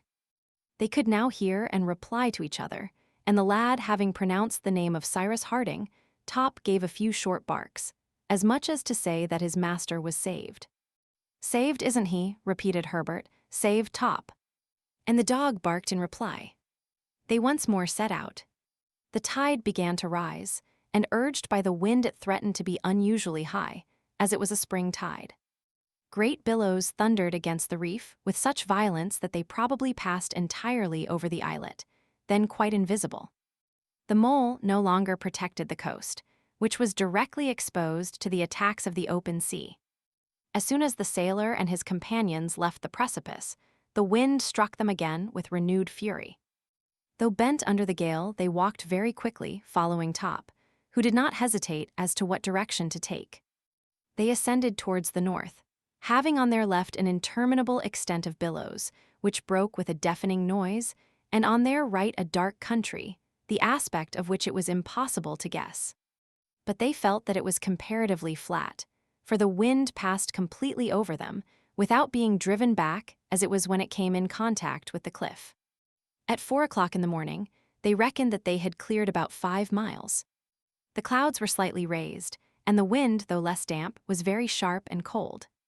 Insufficiently protected by their clothing, Pencroft, Herbert, and Spilett suffered cruelly, but not a complaint escaped their lips. They were determined to follow Top, wherever the intelligent animal wished to lead them. Towards 5 o'clock day began to break. At the zenith, where the fog was less thick, gray shades bordered the clouds. Under an opaque belt, a luminous line clearly traced the horizon. The crests of the billows were tipped with a wild light, and the foam regained its whiteness. At the same time on the left, the hilly parts of the coast could be seen, though very indistinctly. At 6 o'clock day had broken. The clouds rapidly lifted. The seaman and his companions were then about 6 miles from the Chimneys. They were following a very flat shore bounded by a reef of rocks, whose heads scarcely emerged from the sea, for they were in deep water. On the left, the country appeared to be one vast extent of sandy downs, bristling with thistles. There was no cliff, and the shore offered no resistance to the ocean, but a chain of irregular hillocks. Here and there grew 2 or 3 trees, inclined towards the west, their branches projecting in that direction. Quite behind, in the southwest, extended the border of the forest. At this moment, Top became very excited. He ran forward, then returned, and seemed to entreat them to hasten their steps. The dog then left the beach, and guided by his wonderful instinct, without showing the least hesitation, went straight in among the downs. They followed him. The country appeared an absolute desert. Not a living creature was to be seen. The downs, the extent of which was large, were composed of hillocks and even of hills, very irregularly distributed. They resembled a Switzerland modeled in sand, and only an amazing instinct could have possibly recognized the way. 5 minutes after having left the beach, The reporter and his two companions arrived at a sort of excavation, hollowed out at the back of a high mound. Their top stopped and gave a loud, clear bark. Spilett, Herbert, and Pencroft dashed into the cave. Neb was there, kneeling beside a body extended on a bed of grass. The body was that of the engineer, Cyrus Harding. Chapter 8. Neb did not move. Pencroft only uttered one word. "Living," he cried. Neb did not reply. Spilett and the sailor turned pale. Herbert clasped his hands and remained motionless. The poor Negro, absorbed in his grief, evidently had neither seen his companions nor heard the sailor speak. The reporter knelt down beside the motionless body and placed his ear to the engineer's chest, having first torn open his clothes. A minute's age passed, during which he endeavored to catch the faintest throb of the heart. Neb had raised himself a little and gazed without seeing. Despair had completely changed his countenance. He could scarcely be recognized, exhausted with fatigue, broken with grief. He believed his master was dead. Gideon Spilett at last rose, after a long and attentive examination. "He lives," said he. Pencroft knelt in his turn beside the engineer. He also heard a throbbing, and even felt a slight breath on his cheek. Herbert, at a word from the reporter, ran out to look for water. He found 100 feet off a limpid stream which seemed to have been greatly increased by the rains and which filtered through the sand, but nothing in which to put the water, not even a shell among the downs. The lad was obliged to content himself with dipping his handkerchief in the stream, and with it hastened back to the grotto. Happily, the wet handkerchief was enough for Gideon Spilett, who only wished to wet the engineer's lips. The cold water produced an almost immediate effect. His chest heaved, and he seemed to try to speak. "We will save him," exclaimed the reporter. At these words, hope revived in Neb's heart. He undressed his master to see if he was wounded, but not so much as a bruise was to be found, either on the head, body, or limbs, which was surprising, as he must have been dashed against the rocks. Even the hands were uninjured, and it was difficult to explain how the engineer showed no traces of the efforts which he must have made to get out of reach of the breakers. But the explanation would come later. When Cyrus was able to speak, he would say what had happened. For the present the question was, how to recall him to life, and it appeared likely that rubbing would bring this about, so they set to work with the sailor's jersey. The engineer, revived by this rude shampooing, moved his arms slightly and began to breathe more regularly.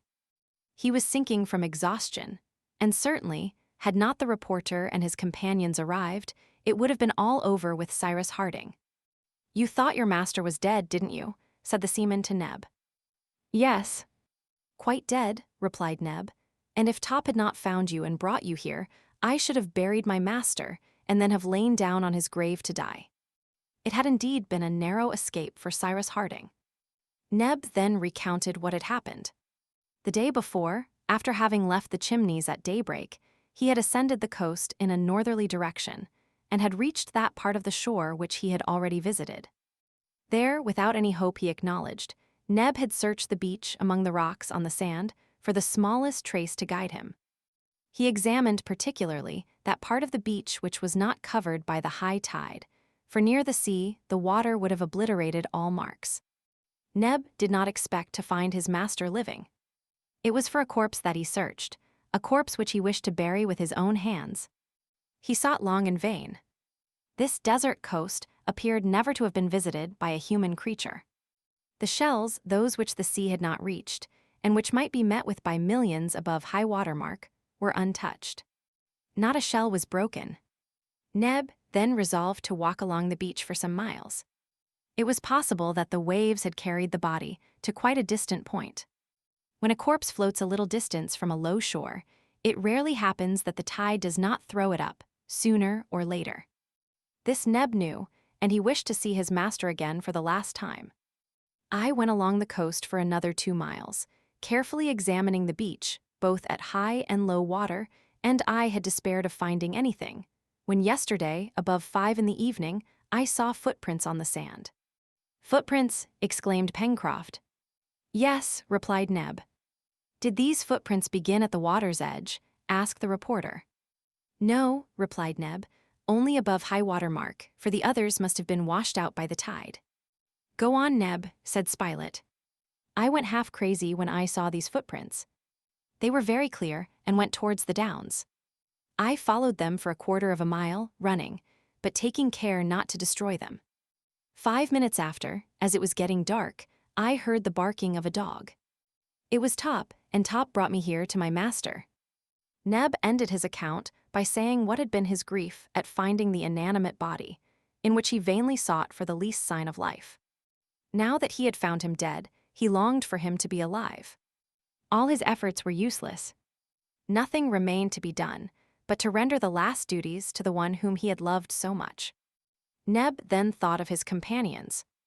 They, no doubt, would wish to see the unfortunate man again. Top was there. Could he not rely on the sagacity of the faithful animal? Neb several times pronounced the name of the reporter, the one among his companions whom Top knew best. Then he pointed to the south, and the dog bounded off in the direction indicated to him. We have heard how, guided by an instinct which might be looked upon almost as supernatural, Top had found them. Neb's companions had listened with great attention to this account. It was unaccountable to them how Cyrus Harding, after the efforts which he must have made to escape from the waves by crossing the rocks, had not received even a scratch. And what could not be explained either was how the engineer had managed to get to this cave in the downs, more than a mile from the shore. "So, Neb," said the reporter, "it was not you who brought your master to this place."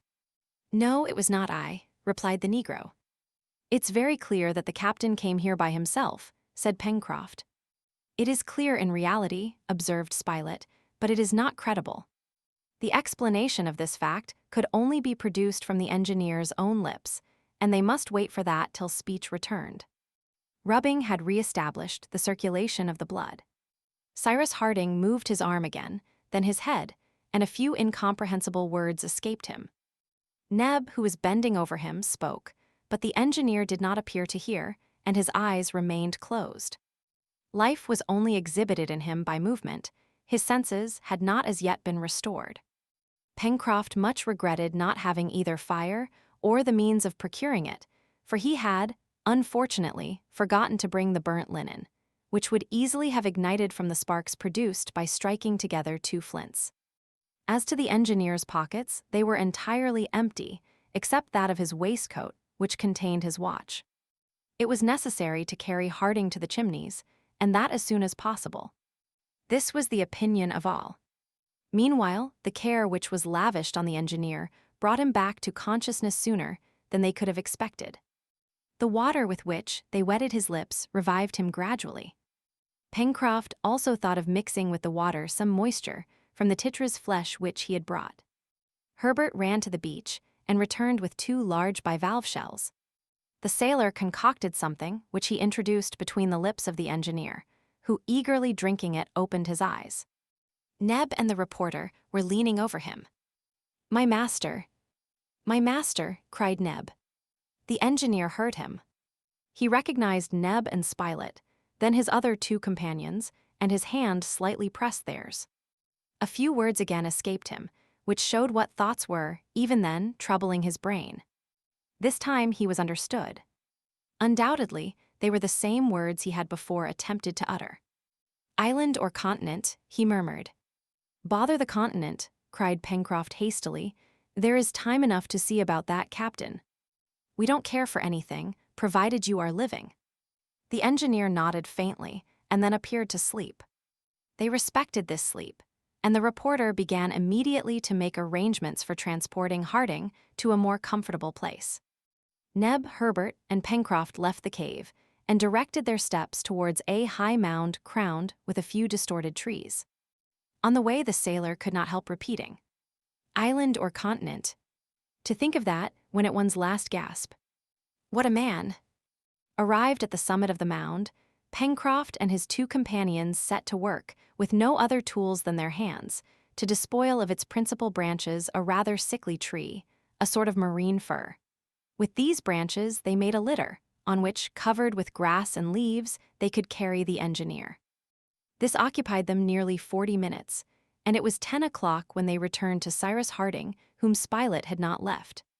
The engineer was just awaking from the sleep, or rather from the drowsiness, in which they had found him. The color was returning to his cheeks, which till now had been as pale as death. He raised himself a little, looked around him, and appeared to ask where he was. "Can you listen to me without fatigue, Cyrus?" asked the reporter. "Yes," replied the engineer.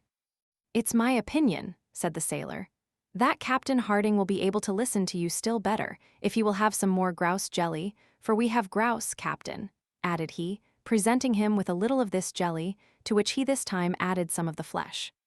Cyrus Harding ate a little of the grouse, and the rest was divided among his companions, who found it but a meager breakfast, for they were suffering extremely from hunger. "Well," said the sailor, "there is plenty of food at the Chimneys, for you must know, Captain, that down there in the south we have a house with rooms, beds, and fireplace, and in the pantry several dozen of birds, which our Herbert calls caroucous. Your litter is ready, and as soon as you feel strong enough we will carry you home." "Thanks, my friend," replied the engineer. "Wait another hour or two, and then we will set out. And now speak, Spilett." The reporter then told him all that had occurred.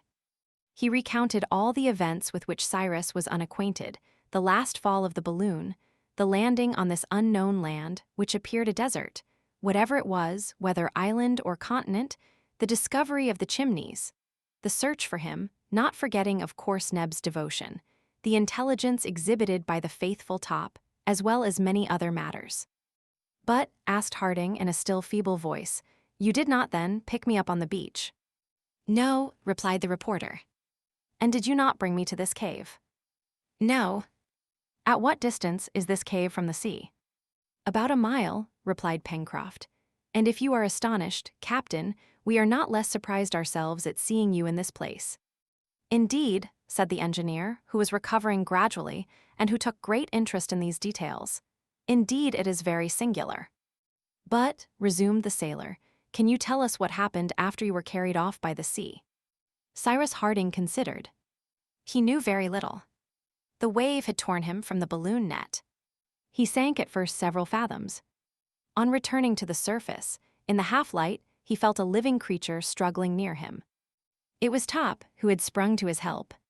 He saw nothing of the balloon, which, lightened both of his weight and that of the dog, had darted away like an arrow.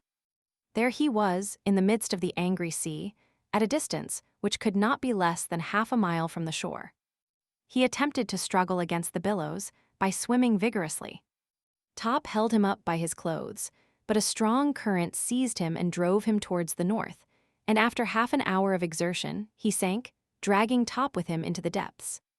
From that moment to the moment in which he recovered to find himself in the arms of his friends, he remembered nothing. "However," remarked Pencroft, "you must have been thrown onto the beach, and you must have had strength to walk here, since Neb found your footmarks." "Yes." "Of course," replied the engineer, thoughtfully, "and you found no traces of human beings on this coast." "Not a trace," replied the reporter. "Besides, if by chance you had met with some deliverer there, just in the nick of time, why should he have abandoned you after having saved you from the waves?" "You are right, my dear Spilett." "Tell me, Neb," added the engineer, turning to his servant, "it was not you who. You can't have had a moment of unconsciousness. During which no, that's absurd." "Do any of the footsteps still remain?" asked Harding. "Yes, master," replied Neb. "Here, at the entrance at the back of the mound, in a place sheltered from the rain and wind. The storm has destroyed the others." "Pencroft," said Cyrus Harding, "will you take my shoe and see if it fits exactly to the footprints?" The sailor did, as the engineer requested. While he and Herbert, guided by Neb, went to the place where the footprints were to be found, Cyrus remarked to the reporter, "It is a most extraordinary thing." "Perfectly inexplicable," replied Gideon Spilett. "But do not dwell upon it just now, my dear Spilett, we will talk about it by and by." A moment after the others entered. There was no doubt about it. The engineer's shoe fitted exactly to the footmarks. It was therefore Cyrus Harding who had left them on the sand. "Come," said he, "I must have experienced this unconsciousness which I attributed to Neb. I must have walked like a somnambulist, without any knowledge of my steps, and Top must have guided me here, after having dragged me from the waves. Come, Top. Come, old dog. The magnificent animal bounded barking to his master, and caresses were lavished on him. It was agreed that there was no other way of accounting for the rescue of Cyrus Harding, and that Top deserved all the honor of the affair. Towards 12 o'clock, Pencroft having asked the engineer if they could now remove him, Harding, instead of replying, and by an effort which exhibited the most energetic will, got up. But he was obliged to lean on the sailor, or he would have fallen. "Well done," cried Pencroft, "bring the captain's litter." The litter was brought. The transverse branches had been covered with leaves and long grass. Harding was laid on it, and Pencroft, having taken his place at one end and Neb at the other, they started towards the coast. There was a distance of 8 miles to be accomplished, but, as they could not go fast, and it would perhaps be necessary to stop frequently, they reckoned that it would take at least 6 hours to reach the Chimneys. The wind was still strong, but fortunately it did not rain. Although lying down, the engineer, leaning on his elbow, observed the coast, particularly inland. He did not speak, but he gazed, and no doubt the appearance of the country, with its inequalities of ground, its forests, its various productions, were impressed on his mind. However, after traveling for 2 hours, fatigue overcame him, and he slept. At 5:30, the little band arrived at the precipice, and a short time after at the Chimneys. They stopped, and the litter was placed on the sand. Cyrus Harding was sleeping profoundly and did not awake. Pencroft, to his extreme surprise, found that the terrible storm had quite altered the aspect of the place. Important changes had occurred. Great blocks of stone lay on the beach, which was also covered with a thick carpet of seaweed, algae, and wrack. Evidently the sea, passing over the islet, had been carried right up to the foot of the enormous curtain of granite. The soil in front of the cave had been torn away by the violence of the waves. A horrid presentiment flashed across Pencroft's mind. He rushed into the passage, but returned almost immediately and stood motionless, staring at his companions. The fire was out, the drowned cinders were nothing but mud.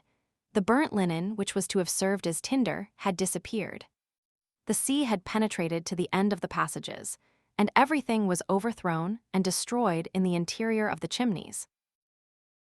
Chapter 9. In a few words, Gideon Spilett, Herbert, and Neb were made acquainted with what had happened. This accident, which appeared so very serious to Pencroft, produced different effects on the companions of the honest sailor. Neb, in his delight at having found his master, did not listen, or rather, did not care to trouble himself with what Pencroft was saying. Herbert shared in some degree the sailor's feelings. As to the reporter, he simply replied, "Upon my word, Pencroft, it's perfectly indifferent to me. But I repeat that we haven't any fire." "Pooh!" "Nor any means of relighting it." "Nonsense." "But I say, Mr. Spilett." "Isn't Cyrus here?" replied the reporter. "Is not our engineer alive? He will soon find some way of making fire for us." "With what?" "With nothing." What had Pencroft to say? He could say nothing, for, in the bottom of his heart, he shared the confidence which his companions had in Cyrus Harding. The engineer was to them a microcosm, a compound of every science, a possessor of all human knowledge. It was better to be with Cyrus in a desert island than without him in the most flourishing town in the United States. With him they could want nothing, with him they would never despair. If these brave men had been told that a volcanic eruption would destroy the land, that this land would be engulfed in the depths of the Pacific, they would have imperturbably replied, "Cyrus is here." While in the palanquin, however, the engineer had again relapsed into unconsciousness, which the jolting to which he had been subjected during his journey had brought on, so that they could not now appeal to his ingenuity. The supper must necessarily be very meager. In fact, all the grouse flesh had been consumed, and there no longer existed any means of cooking more game. Besides, the caraucus which had been reserved had disappeared. They must consider what was to be done. First of all, Cyrus Harding was carried into the central passage. There they managed to arrange for him a couch of seaweed which still remained almost dry. The deep sleep which had overpowered him would no doubt be more beneficial to him than any nourishment. Night had closed in, and the temperature, which had modified when the wind shifted to the northwest, again became extremely cold. Also, the sea having destroyed the partitions which Pencroft had put up in certain places in the passages, the chimneys, on account of the draughts, had become scarcely habitable. The engineer's condition would, therefore, have been bad enough if his companions had not carefully covered him with their coats and waistcoats. Supper this evening was of course composed of the inevitable lithodomes, of which Herbert and Neb picked up a plentiful supply on the beach. However, to these mollusks, the lad added some edible seaweed, which he gathered on high rocks, whose sides were only washed by the sea at the time of high tides. This seaweed, which belongs to the order of Fucicae, of the genus Sargassum, produces, when dry, a gelatinous matter, rich and nutritious. The reporter and his companions, after having eaten a quantity of lithodomes, sucked the sargassum, of which the taste was very tolerable. It is used in parts of the East very considerably by the natives. "Never mind," said the sailor, "the captain will help us soon." Meanwhile the cold became very severe, and unhappily they had no means of defending themselves from it. The sailor, extremely vexed, tried in all sorts of ways to procure fire. Neb helped him in this work. He found some dry moss, and by striking together 2 pebbles he obtained some sparks. But the moss, not being inflammable enough, did not take fire, for the sparks were really only incandescent, and not at all of the same consistency as those which are emitted from flint when struck in the same manner. The experiment, therefore, did not succeed. Pencroft, although he had no confidence in the proceeding, then tried rubbing 2 pieces of dry wood together, as savages do. Certainly, the movement which he and Neb exhibited, if it had been transformed into heat, according to the new theory, would have been enough to heat the boiler of a steamer. It came to nothing. The bits of wood became hot, to be sure, but much less so than the operators themselves. After working an hour, Pencroft, who was in a complete state of perspiration, threw down the pieces of wood in disgust.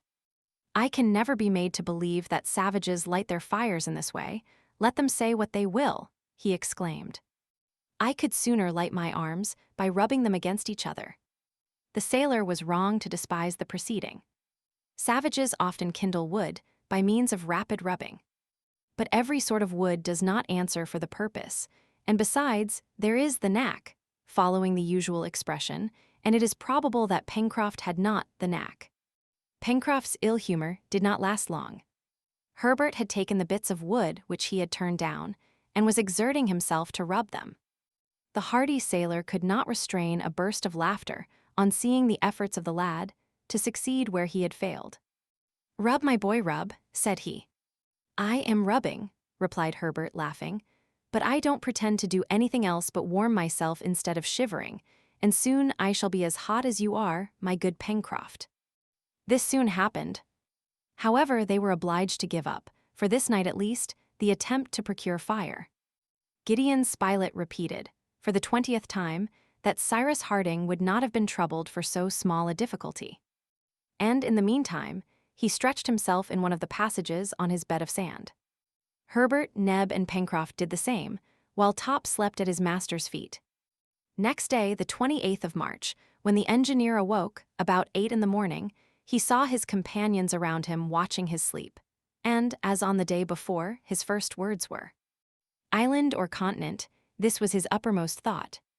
"Well," replied Pencroft, "we don't know anything about it, Captain." "You don't know yet." "But we shall know," rejoined Pencroft, "when you have guided us into the country." "I think I am able to try it," replied the engineer, who, without much effort, rose and stood upright. "That's capital," cried the sailor. "I feel dreadfully weak," replied Harding. "Give me something to eat, my friends, and it will soon go off. You have fire, haven't you?" This question was not immediately replied to, but in a few seconds. "Alas, we have no fire," said Pencroft, "or rather, Captain, we have it no longer." And the sailor recounted all that had passed the day before. He amused the engineer by the history of the single match, then his abortive attempt to procure fire in the savages' way. "We shall consider," replied the engineer, And if we do not find some substance similar to tinder? Well, asked the sailor. Well, we will make matches. Chemicals. Chemicals.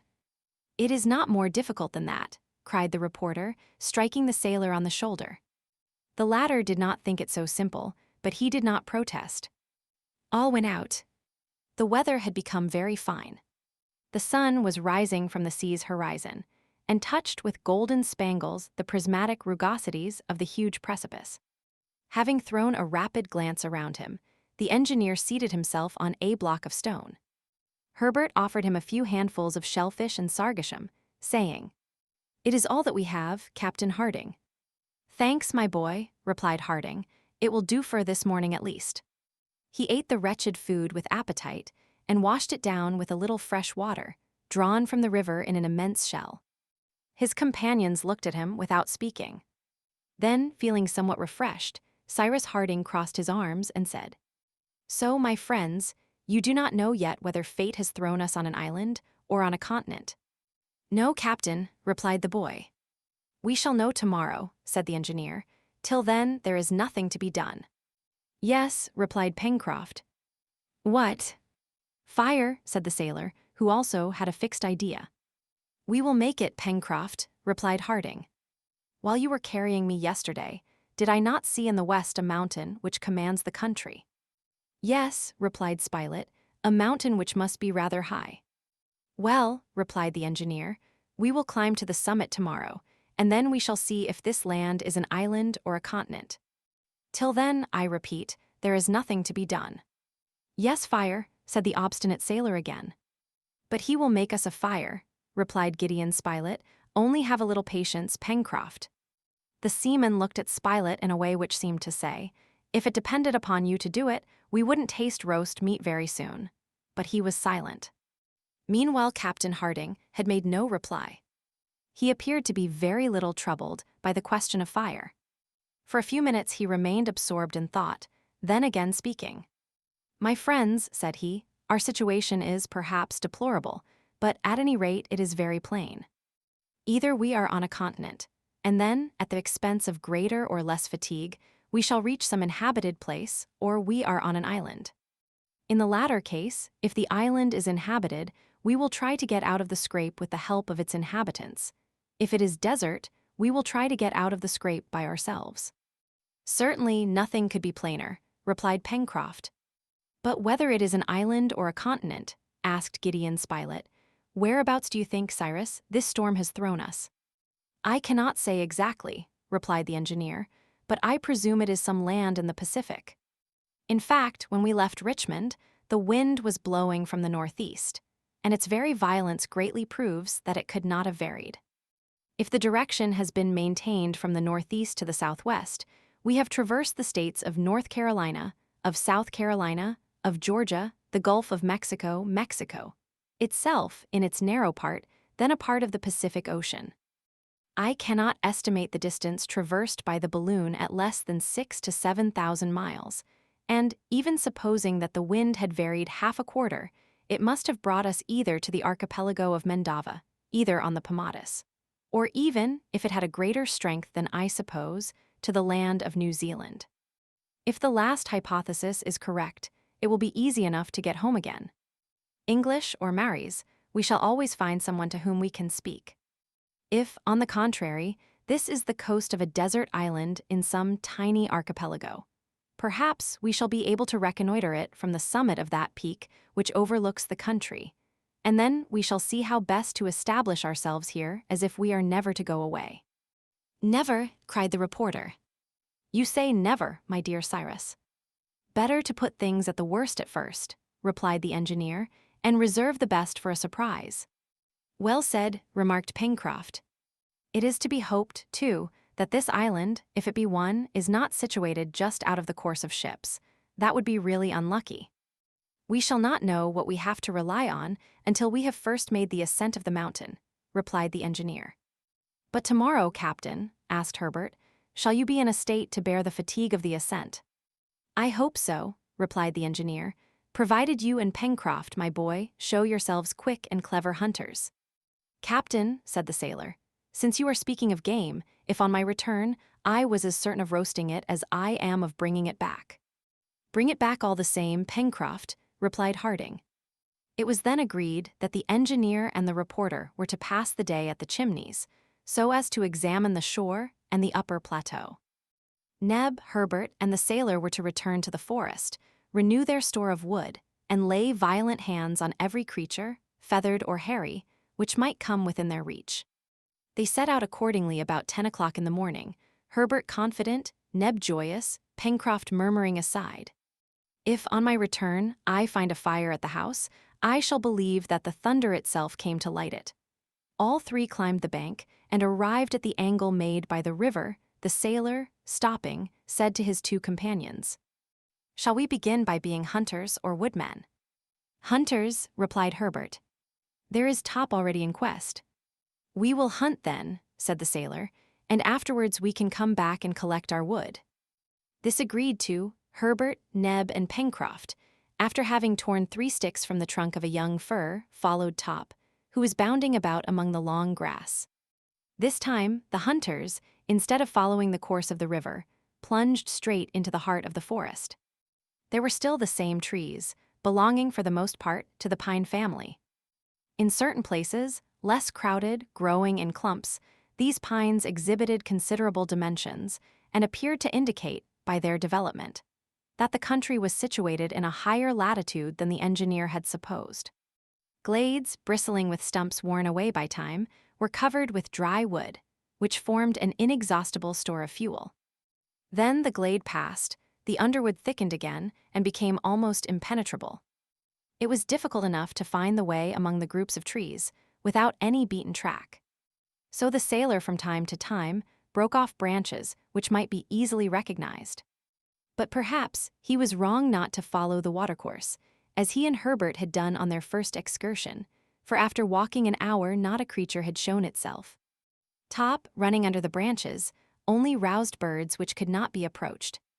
Even the caraucus were invisible, and it was probable that the sailor would be obliged to return to the marshy part of the forest, in which he had so happily performed his grouse fishing. "Well, Pencroft," said Neb, in a slightly sarcastic tone, "if this is all the game which you promised to bring back to my master, it won't need a large fire to roast it." "Have patience," replied the sailor. "It isn't the game which will be wanting on our return. Have you not confidence in Captain Harding?" "Yes." "But you don't believe that he will make fire?" "I shall believe it when the wood is blazing in the fireplace." "It will blaze, since my master has said so." "We shall see." Meanwhile, the sun had not reached the highest point in its course above the horizon. The exploration, therefore, continued, and was usefully marked by a discovery which Herbert made of a tree whose fruit was edible. This was the stone pine, which produces an excellent almond, very much esteemed in the temperate regions of America and Europe. These almonds were in a perfect state of maturity, and Herbert described them to his companions, who feasted on them. "Come," said Pencroft, "seaweed by way of bread, raw mussels for meat, and almonds for dessert. That's certainly a good dinner for those who have not a single match in their pocket." "We mustn't complain," said Herbert. "I am not complaining, my boy," replied Pencroft. "Only I repeat, that meat is a little too much economized in this sort of meal." "Top has found something," cried Neb, who ran towards a thicket, in the midst of which the dog had disappeared, barking. With Top's barking were mingled curious gruntings. The sailor and Herbert had followed Neb. If there was game there, this was not the time to discuss how it was to be cooked, but rather how they were to get hold of it. The hunters had scarcely entered the bushes when they saw Top engaged in a struggle with an animal which he was holding by the ear. This quadruped was a sort of pig nearly 2.5 feet long, of a blackish-brown color, lighter below, having hard, scanty hair. Its toes, then strongly fixed in the ground, seemed to be united by a membrane. Herbert recognized in this animal the capybara, that is to say, one of the largest members of the rodent order. Meanwhile, the capybara did not struggle against the dog. It stupidly rolled its eyes, deeply buried in a thick bed of fat. Perhaps it saw men for the first time. However, Neb, having tightened his grasp on his stick, was just going to fell the pig, when the latter, tearing itself from Top's teeth, by which it was only held by the tip of its ear, uttered a vigorous grunt, rushed upon Herbert, almost overthrew him, and disappeared in the wood. "The rascal!" cried Pencroft. All three directly darted after Top, but at the moment when they joined him, the animal had disappeared under the waters of a large pond shaded by venerable pines. Neb, Herbert, and Pencroft stopped, motionless. Top plunged into the water, but the capybara, hidden at the bottom of the pond, did not appear. "Let us wait," said the boy, "for he will soon come to the surface to breathe." "Won't he drown?" asked Neb. "No," replied Herbert, "since he has webbed feet and is almost an amphibious animal. But watch him." Top remained in the water. Pencroft and his two companions went to different parts of the bank, so as to cut off the retreat of the capybara, which the dog was looking for beneath the water. Herbert was not mistaken. In a few minutes, the animal appeared on the surface of the water. Top was upon it in a bound, and kept it from plunging again.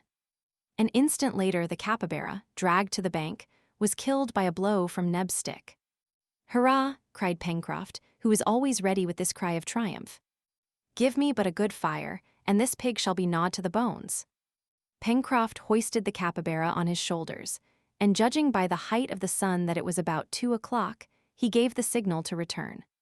Top's instinct was useful to the hunters, who, thanks to the intelligent animal, were enabled to discover the road by which they had come. Half an hour later, they arrived at the river. Pencroft soon made a raft of wood, as he had done before, though if there was no fire it would be a useless task, and the raft following the current, they returned towards the Chimneys. But the sailor had not gone 50 paces when he stopped, and again uttering a tremendous hurrah, pointed towards the angle of the cliff. "Herbert! Neb! Look!" he shouted. Smoke was escaping and curling up among the rocks. Chapter 10. In a few minutes, the three hunters were before a crackling fire. The captain and the reporter were there. Pencroft looked from one to the other, his capybara in his hand, without saying a word. "Well, yes, my brave fellow," cried the reporter. "Fire, real fire, which will roast this splendid pig perfectly, and we will have a feast presently." "But who lighted it?" asked Pencroft. "The sun." Gideon Spilett was quite right in his reply. It was the sun which had furnished the heat which so astonished Pencroft. The sailor could scarcely believe his eyes, and he was so amazed that he did not think of questioning the engineer. "Had you a burning glass, sir?" asked Herbert of Harding. "No, my boy," replied he, "but I made one." And he showed the apparatus which served for a burning glass. It was simply 2 glasses which he had taken from his own and the reporter's watches. Having filled them with water and rendered their edges adhesive by means of a little clay, he thus fabricated a regular burning glass, which, concentrating the solar rays on some very dry moss, soon caused it to blaze. The sailor considered the apparatus. Then he gazed at the engineer without saying a word.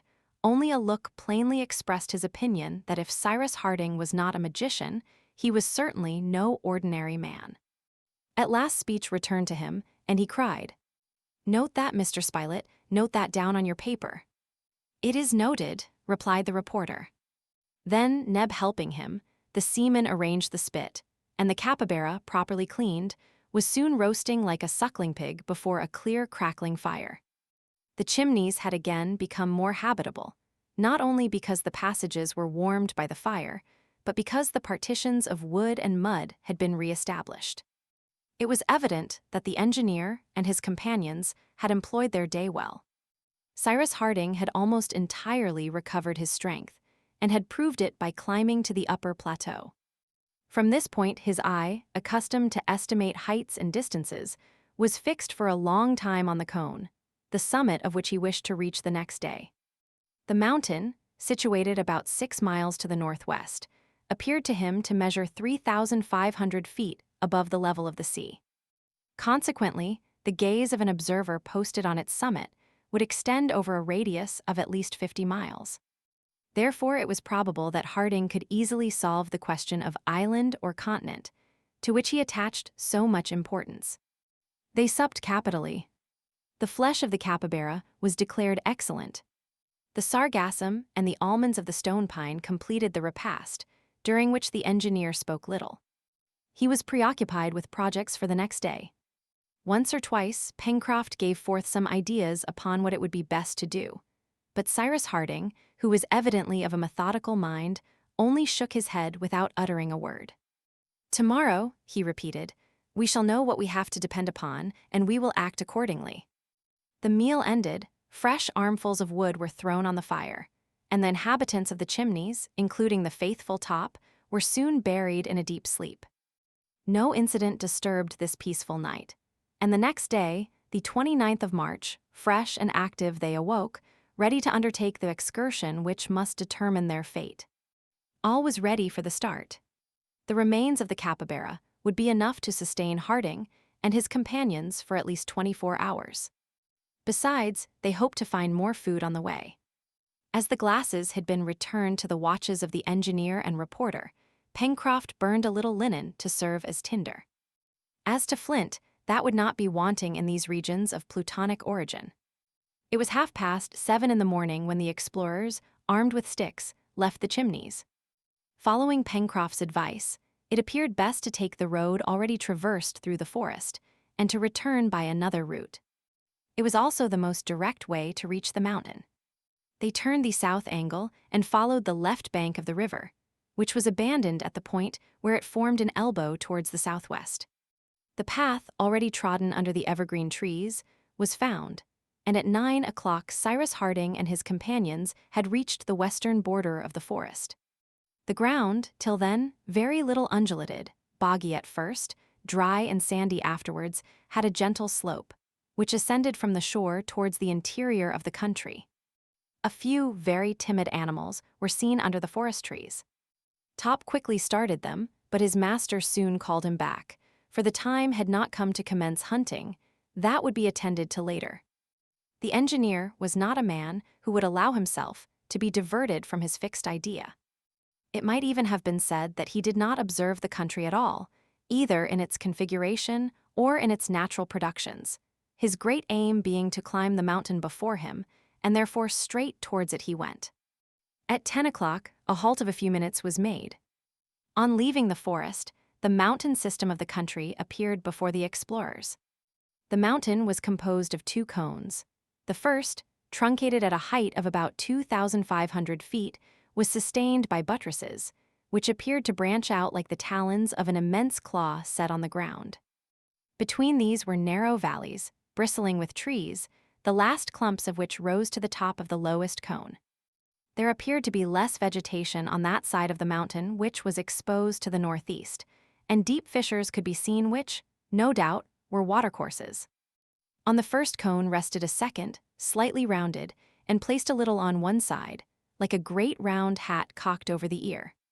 A Scotchman would have said his bonnet was a thocht agi. It appeared formed of bare earth, here and there pierced by reddish rocks. They wished to reach the second cone, and proceeding along the ridge of the spurs seemed to be the best way by which to gain it. "We are on volcanic ground," Cyrus Harding had said, and his companions following him began to ascend by degrees on the back of a spur, which, by a winding and consequently more accessible path, joined the first plateau. The ground had evidently been convulsed by subterranean force. Here and there stray blocks, numerous debris of basalt and pumice stone, were met with.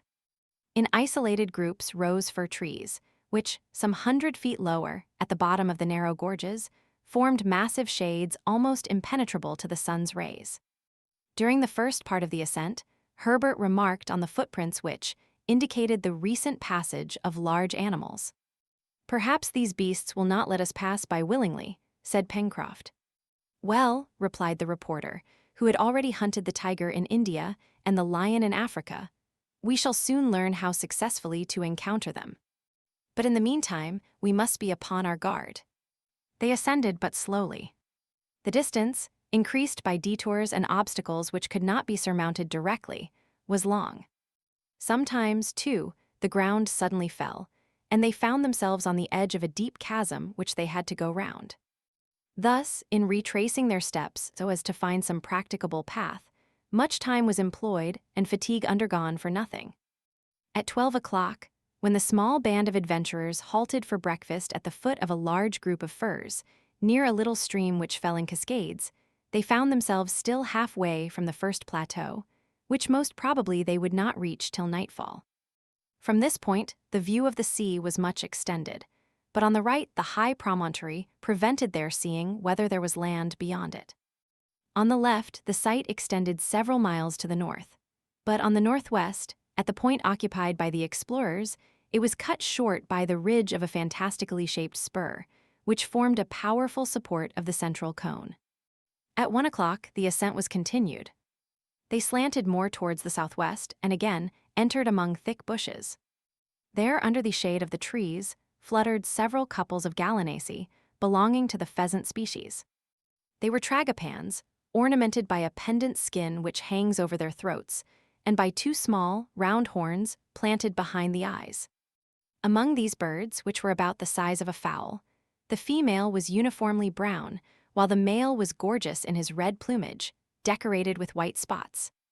Gideon Spilett, with a stone cleverly and vigorously thrown, killed one of these tragopans, on which Pencroft, made hungry by the fresh air, had cast greedy eyes.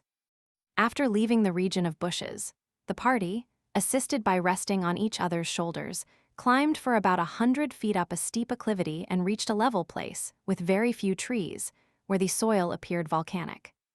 It was necessary to ascend by zigzags to make the slope more easy, for it was very steep, and the footing being exceedingly precarious required the greatest caution. Neb and Herbert took the lead, Pencroft the rear, the captain and the reporter between them. The animals which frequented these heights there were numerous traces of them must necessarily belong to those races of sure foot and supple spine, chamois or goat. Several were seen, but this was not the name Pencroft gave them, for all of a sudden sheep, he shouted. All stopped about 50 feet from half a dozen animals of a large size, with strong horns bent back and flattened towards the point, with a woolly fleece, hidden under long silky hair of a tawny color. They were not ordinary sheep, but a species usually found in the mountainous regions of the temperate zone, to which Herbert gave the name of the musmen. "Have they legs and chops?" asked the sailor. "Yes," replied Herbert. "Well then, they are sheep," said Pencroft. The animals, motionless among the blocks of basalt, gazed with an astonished eye, as if they saw human bipeds for the first time. Then their fears suddenly aroused, they disappeared, bounding over the rocks. "Goodbye till we meet again," cried Pencroft as he watched them, in such a comical tone that Cyrus Harding, Gideon Spilett, Herbert, and Neb could not help laughing. The ascent was continued. Here and there were traces of lava. Sulfur springs sometimes stopped their way, and they had to go round them. In some places, the sulfur had formed crystals among other substances, such as whitish cinders made of an infinity of little feldspar crystals. In approaching the first plateau formed by the truncating of the lower cone, the difficulties of the ascent were very great. Towards 4 o'clock, the extreme zone of the trees had been passed. There only remained here and there a few twisted, stunted pines, which must have had a hard life in resisting at this altitude the high winds from the open sea. Happily for the engineer and his companions, the weather was beautiful, the atmosphere tranquil, for a high breeze at an elevation of 3,000 feet would have hindered their proceedings. The purity of the sky at the zenith was felt through the transparent air. A perfect calm reigned around them. They could not see the sun, then hid by the vast screen of the upper cone, which masked the half-horizon of the west, and whose enormous shadow stretching to the shore increased as the radiant luminary sank in its diurnal course. Vapor mist rather than clouds began to appear in the east, and assume all the prismatic colors under the influence of the solar rays. 500 feet only separated the explorers from the plateau, which they wished to reach so as to establish there an encampment for the night. But these 500 feet were increased to more than 2 miles by the zigzags which they had to describe. The soil, as it were, slid under their feet. The slope often presented such an angle that they slipped, when the stones worn by the air did not give a sufficient support. Evening came on by degrees, and it was almost night when Cyrus Harding and his companions, much fatigued by an ascent of 7 hours, arrived at the plateau of the first cone. It was then necessary to prepare an encampment and to restore their strength by eating first and sleeping afterwards. This second stage of the mountain rose on a base of rocks, among which it would be easy to find a retreat. Fuel was not abundant. However, a fire could be made by means of the moss and dry brushwood, which covered certain parts of the plateau. While the sailor was preparing his hearth with stones, which he put to this use, Neb and Herbert occupied themselves with getting a supply of fuel. They soon returned with a load of brushwood. The steel was struck, the burnt linen caught the sparks of flint, and under Neb's breath, a crackling fire showed itself in a few minutes under the shelter of the rocks. Their object in lighting a fire was only to enable them to withstand the cold temperature of the night, as it was not employed in cooking the bird, which Neb kept for the next day. The remains of the capybara and some dozens of the stone pine almonds formed their supper. It was not 6:30 when all was finished. Cyrus Harding then thought of exploring in the half-light the large circular layer, which supported the upper cone of the mountain. Before taking any rest, he wished to know if it was possible to get round the base of the cone in the case of its sides being too steep and its summit being inaccessible. This question preoccupied him, for it was possible that from the way the hat inclined, that is to say, towards the north, the plateau was not practicable. Also, if the summit of the mountain could not be reached on one side, and if, on the other, they could not get round the base of the cone, it would be impossible to survey the western part of the country, and their object in making the ascent would in part be altogether unattained. The engineer, accordingly, regardless of fatigue, leaving Pencroft and Neb to arrange the beds, and Gideon Spilett to note the incidents of the day, began to follow the edge of the plateau, going towards the north. Herbert accompanied him. The night was beautiful and still, the darkness was not yet deep. Cyrus Harding and the boy walked near each other, without speaking. In some places the plateau opened before them, and they passed without hindrance. In others, obstructed by rocks, there was only a narrow path, in which two persons could not walk abreast. After a walk of 20 minutes, Cyrus Harding and Herbert were obliged to stop. From this point, the slope of the two cones became one. No shoulder here separated the two parts of the mountain. The slope being inclined almost 70 degrees, the path became impracticable. But if the engineer and the boy were obliged to give up thoughts of following a circular direction, in return, an opportunity was given for ascending the cone. In fact, before them opened a deep hollow. It was the rugged mouth of the crater, by which the eruptive liquid matter had escaped at the periods when the volcano was still in activity. Hardened lava and crusted scoria formed a sort of natural staircase of large steps, which would greatly facilitate the ascent to the summit of the mountain. Harding took all this in at a glance, and without hesitating, followed by the lad, he entered the enormous chasm in the midst of an increasing obscurity. There was still a height of 1,000 feet to overcome. Would the interior acclivities of the crater be practicable? It would soon be seen. The persevering engineer resolved to continue his ascent until he was stopped. Happily, these acclivities wound up the interior of the volcano and favored their ascent. As to the volcano itself, it could not be doubted that it was completely extinct. No smoke escaped from its sides. Not a flame could be seen in the dark hollows. Not a roar, not a mutter, no trembling even issued from this black well, which perhaps reached far into the bowels of the earth. The atmosphere inside the crater was filled with no sulphurous vapor. It was more than the sleep of a volcano, it was its complete extinction. Cyrus Harding's attempt would succeed. Little by little, Herbert and he, climbing up the sides of the interior, saw the crater widen above their heads. The radius of this circular portion of the sky, framed by the edge of the cone, increased obviously.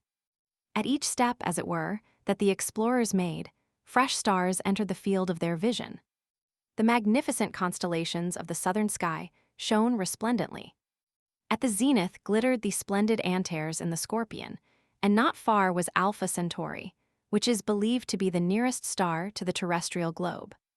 Then, as the crater widened, appeared Fomalhaut of the Fish, the Southern Triangle, and lastly, nearly at the Antarctic pole, the glittering Southern Cross, which replaces the polar star of the Northern Hemisphere. It was nearly 8 o'clock when Cyrus Harding and Herbert set foot on the highest ridge of the mountain at the summit of the cone. It was then perfectly dark, and their gaze could not extend over a radius of 2 miles. Did the sea surround this unknown land, or was it connected in the west with some continent of the Pacific? It could not yet be made out. Towards the west, a cloudy belt, clearly visible at the horizon, increased the gloom, and the eye could not discover if the sky and water were blended together in the same circular line. But at one point of the horizon, a vague light suddenly appeared, which descended slowly in proportion as the cloud mounted to the zenith. It was the slender crescent moon, already almost disappearing, but its light was sufficient to show clearly the horizontal line, then detached from the cloud, and the engineer could see its reflection trembling for an instant on a liquid surface. Cyrus Harding seized the lad's hand, and in a grave voice, "An island," said he, at the moment when the lunar crescent disappeared beneath the waves. Chapter 11. Half an hour later, Cyrus Harding and Herbert had returned to the encampment. The engineer merely told his companions that the land upon which fate had thrown them was an island, and that the next day they would consult. Then each settled himself as well as he could to sleep, and in that rocky hole, at a height of 2,500 feet above the level of the sea, through a peaceful night, the islanders enjoyed profound repose. The next day, the 30th of March, after a hasty breakfast, which consisted solely of the roasted tragopan, the engineer wished to climb again to the summit of the volcano, so as more attentively to survey the island upon which he and his companions were imprisoned for life perhaps, should the island be situated at a great distance from any land, or if it was out of the course of vessels which visited the archipelagos of the Pacific Ocean. This time, his companions followed him in the new exploration. They also wished to see the island, on the productions of which they must depend for the supply of all their wants. It was about 7 o'clock in the morning when Cyrus Harding, Herbert, Pencroft, Gideon Spilett, and Neb quitted the encampment. No one appeared to be anxious about their situation. They had faith in themselves, doubtless, but it must be observed that the basis of this faith was not the same with Harding as with his companions. The engineer had confidence, because he felt capable of extorting from this wild country everything necessary for the life of himself and his companions. The latter feared nothing, just because Cyrus Harding was with them.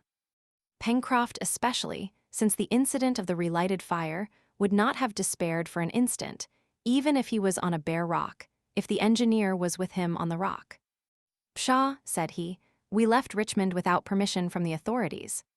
It will be hard if we don't manage to get away some day or other from a place where certainly no one will detain us." Cyrus Harding followed the same road as the evening before. They went round the cone by the plateau which formed the shoulder, to the mouth of the enormous chasm. The weather was magnificent. The sun rose in a pure sky and flooded with his rays all the eastern side of the mountain. The crater was reached. It was just what the engineer had made it out to be in the dark. That is to say, a vast funnel which extended, widening, to a height of 1,000 feet above the plateau. Below the chasm, large, thick streaks of lava wound over the sides of the mountain, and thus marked the course of the eruptive matter to the lower valleys, which furrowed the northern part of the island. The interior of the crater, whose inclination did not exceed 35 to 40 degrees, presented no difficulties nor obstacles to the ascent. Traces of very ancient lava were noticed, which probably had overflowed the summit of the cone, before this lateral chasm had opened a new way to it. As to the volcanic chimney, which established a communication between the subterranean layers and the crater, its depth could not be calculated with the eye, for it was lost in obscurity. But there was no doubt as to the complete extinction of the volcano. Before 8 o'clock, Harding and his companions were assembled at the summit of the crater, on a conical mound which swelled the northern edge. the sea everywhere," they cried, as if their lips could not restrain the words which made islanders of them. The sea, indeed, formed an immense circular sheet of water all around them. Perhaps, on climbing again to the summit of the cone, Cyrus Harding had had a hope of discovering some coast, some island shore, which he had not been able to perceive in the dark the evening before. But nothing appeared on the farthest verge of the horizon, that is to say, over a radius of more than 50 miles. No land in sight. Not a sail. Over all this immense space, the ocean alone was visible. The island occupied the center of a circumference which appeared to be infinite.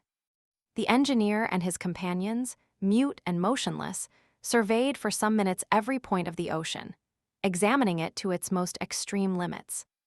Even Pencroft, who possessed a marvelous power of sight, saw nothing. And certainly if there had been land at the horizon, if it appeared only as an indistinct vapor, the sailor would undoubtedly have found it out, for nature had placed regular telescopes under his eyebrows. From the ocean, their gaze returned to the island, which they commanded entirely, and the first question was put by Gideon Spilett in these terms. About what size is this island? Truly, it did not appear large in the midst of the immense ocean. Cyrus Harding reflected a few minutes. He attentively observed the perimeter of the island, taking into consideration the height at which he was placed. Then, "My friends," said he, "I do not think I am mistaken in giving to the shore of the island a circumference of more than 100 miles, and consequently an area." "That is difficult to estimate," replied the engineer, "for it is so uneven." If Cyrus Harding was not mistaken in his calculation, the island had almost the extent of Malta or Zante in the Mediterranean, but it was at the same time much more irregular and less rich in capes, promontories, points, bays, or creeks. Its strange form caught the eye, and when Gideon Spilett, on the engineer's advice, had drawn the outline, they found that it resembled some fantastic animal, a monstrous leviathan, which lay sleeping on the surface of the Pacific. This was in fact the exact shape of the island, which it is of consequence to know, and a tolerably correct map of it was immediately drawn by the reporter. The east part of the shore, where the castaways had landed, formed a wide bay, terminated by a sharp cape, which had been concealed by a high point from Pencroft on his first exploration. At the northeast, 2 other capes closed the bay, and between them ran a narrow gulf, which looked like the half-open jaws of a formidable dogfish. From the northeast to the southwest, the coast was rounded, like the flattened cranium of an animal, rising again, forming a sort of protuberance which did not give any particular shape to this part of the island, of which the center was occupied by the volcano. From this point, the shore ran pretty regularly north and south, broken at 2/3 of its perimeter by a narrow creek, from which it ended in a long tail, similar to the caudal appendage of a gigantic alligator. This tail formed a regular peninsula, which stretched more than 30 miles into the sea, reckoning from the cape southeast of the island, already mentioned. It curled round, making an open roadstead, which marked out the lower shore of this strangely formed land. At the narrowest part, that is to say between the Chimneys and the creek on the western shore, which corresponded to it in latitude, the island only measured 10 miles. But its greatest length, from the jaws at the northeast to the extremity of the tail of the southwest, was not less than 30 miles. As to the interior of the island, its general aspect was this: very woody throughout the southern part from the mountain to the shore, and arid and sandy in the northern part. Between the volcano and the east coast, Cyrus Harding and his companions were surprised to see a lake, bordered with green trees, the existence of which they had not suspected. Seen from this height, the lake appeared to be on the same level as the ocean. But on reflection, the engineer explained to his companions that the altitude of this little sheet of water must be about 300 feet, because the plateau, which was its basin, was but a prolongation of the coast. "Is it a freshwater lake?" asked Pencroft. "Certainly," replied the engineer, "for it must be fed by the water which flows from the mountain." "I see a little river which runs into it," said Herbert, pointing out a narrow stream, which evidently took its source somewhere in the west. "Yes," said Harding, "and since this stream feeds the lake, most probably on the side near the sea there is an outlet by which the surplus water escapes. We shall see that on our return." This little winding watercourse and the river already mentioned constituted the water system, at least such as it was displayed to the eyes of the explorers. However, it was possible that under the masses of trees which covered 2/3 of the island, forming an immense forest, other rivers ran towards the sea. It might even be inferred that such was the case, So rich did this region appear in the most magnificent specimens of the flora of the temperate zones. There was no indication of running water in the north, though perhaps there might be stagnant water among the marshes in the northeast. But that was all, in addition to the downs, sand, and aridity which contrasted so strongly with the luxuriant vegetation of the rest of the island. The volcano did not occupy the central part. It rose, on the contrary, in the northwestern region and seemed to mark the boundary of the two zones. At the southwest, at the south, and the southeast, the first part of the spurs were hidden under masses of verdure. At the north, on the contrary, one could follow their ramifications, which died away on the sandy plains. It was on this side that, at the time when the mountain was in a state of eruption, the discharge had worn away a passage, and a large heap of lava had spread to the narrow jaw which formed the northeastern gulf. Cyrus Harding and his companions remained an hour at the top of the mountain. The island was displayed under their eyes, like a plan in relief with different tints: green for the forests, yellow for the sand, blue for the water. They viewed it in its tout ensemble. Nothing remained concealed but the ground hidden by verdure, the hollows of the valleys, and the interior of the volcanic chasms. One important question remained to be solved, and the answer would have a great effect upon the future of the castaways. Was the island inhabited? It was the reporter who put this question, to which, after the close examination they had just made, the answer seemed to be in the negative. Nowhere could the work of a human hand be perceived. Not a group of huts, not a solitary cabin, not a fishery on the shore. No smoke curling in the air betrayed the presence of man. It is true, a distance of nearly 30 miles separated the observers from the extreme points, that is, of the tail which extended to the southwest, and it would have been difficult, even to Pencroft's eyes, to discover a habitation there. Neither could the curtain of verdure, which covered 3/4 of the island, be raised to see if it did not shelter some straggling village. But in general, the islanders live on the shores of the narrow spaces which emerge above the waters of the Pacific, and this shore appeared to be an absolute desert. Until a more complete exploration, it might be admitted that the island was uninhabited. But was it frequented, at least occasionally, by the natives of neighboring islands? It was difficult to reply to this question. No land appeared within a radius of 50 miles. But 50 miles could be easily crossed, either by Malay proas or by the large Polynesian canoes. Everything depended on the position of the island, of its isolation in the Pacific, or of its proximity to archipelagos. Would Cyrus Harding be able to find out their latitude and longitude without instruments? It would be difficult. Since he was in doubt, it was best to take precautions against a possible descent of neighboring natives.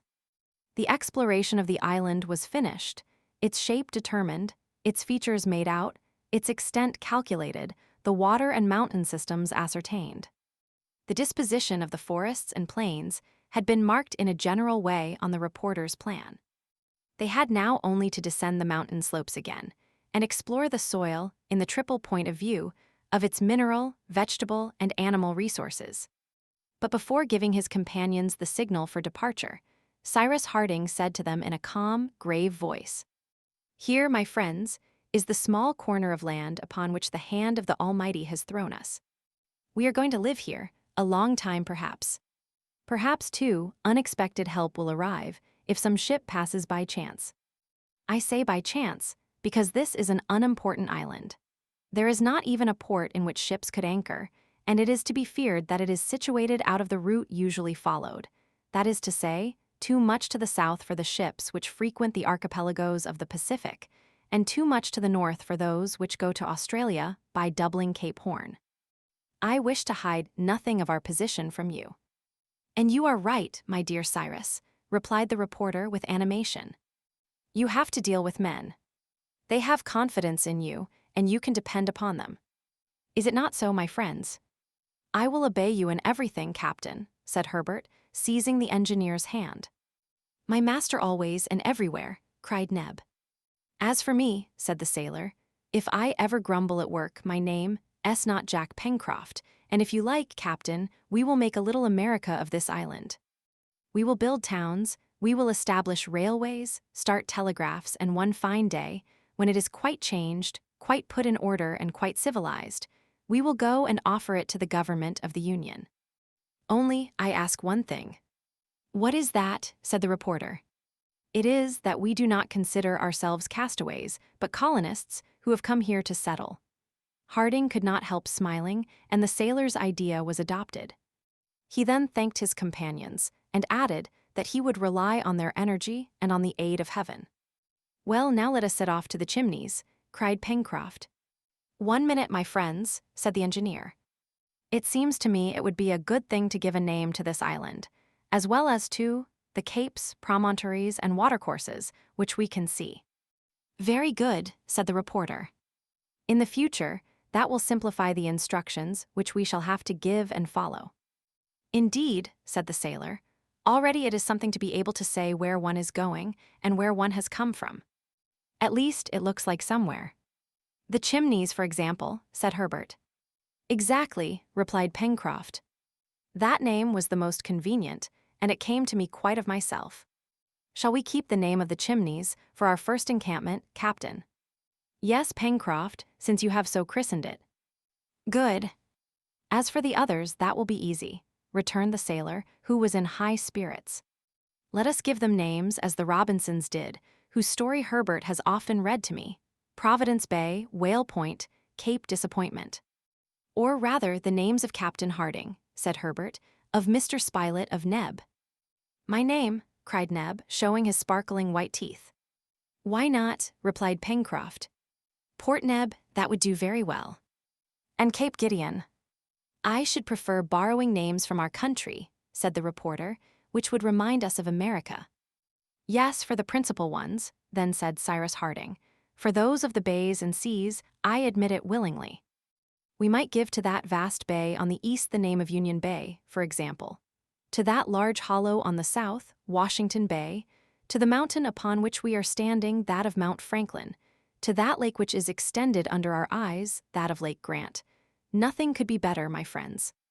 These names will recall our country, and those of the great citizens who have honored it. But for the rivers, gulfs, capes, and promontories, which we perceive from the top of this mountain, rather let us choose names which will recall their particular shape. They will impress themselves better on our memory, and at the same time will be more practical. The shape of the island is so strange that we shall not be troubled to imagine what it resembles. As to the streams which we do not know as yet, in different parts of the forest which we shall explore later, the creeks which afterwards will be discovered, we can christen them as we find them. What do you think, my friends? The engineer's proposal was unanimously agreed to by his companions. The island was spread out under their eyes like a map, and they had only to give names to all its angles and points. Gideon Spilett would write them down, and the geographical nomenclature of the island would be definitely adopted. First, they named the 2 bays and the mountain, Union Bay, Washington Bay, and Mount Franklin, as the engineer had suggested. Now, said the reporter, to this peninsula at the southwest of the island, I propose to give the name of Serpentine Peninsula, and that of Reptile End to the bent tail which terminates it, for it is just like a reptile's tail. Adopted, said the engineer. Now, said Herbert, pointing to the other extremity of the island, let us call this gulf which is so singularly like a pair of open jaws, Shark Gulf. Capital, cried Pencroft, and we can complete the resemblance by naming the 2 parts of the jaws Mandible Cape. But there are 2 capes, observed the reporter. Well, replied Pencroft, we can have North Mandible Cape and South Mandible Cape. They are inscribed, said Spilett. There is only the point at the southeastern extremity of the island to be named, said Pencroft. That is the extremity of Union Bay, asked Herbert. Claw Cape, cried Neb directly, who also wished to be godfather to some part of his domain. In truth, Neb had found an excellent name, for this cape was very like the powerful claw of the fantastic animal which this singularly shaped island represented. Pencroft was delighted at the turn things had taken, and their imaginations soon gave to the river which furnished the settlers with drinking water and near which the balloon had thrown them, the name of the Mercy, in true gratitude to Providence. To the islet upon which the castaways had first landed, the name of Safety Island. To the plateau which crowned the high granite precipice above the Chimneys, and from whence the gaze could embrace the whole of the vast bay, the name of Prospect Heights. Lastly, all the masses of impenetrable wood, which covered the Serpentine Peninsula, were named the forests of the far west. The nomenclature of the visible and known parts of the island was thus finished, and later they would complete it as they made fresh discoveries. As to the points of the compass, the engineer had roughly fixed them by the height and position of the sun, which placed Union Bay and Prospect Heights to the east. But the next day, by taking the exact hour of the rising and setting of the sun, and by marking its position between this rising and setting, he reckoned to fix the north of the island exactly. For, in consequence of its situation in the southern hemisphere, the sun, at the precise moment of its culmination, passed in the north and not in the south, as, in its apparent movement, it seems to do to those places situated in the northern hemisphere.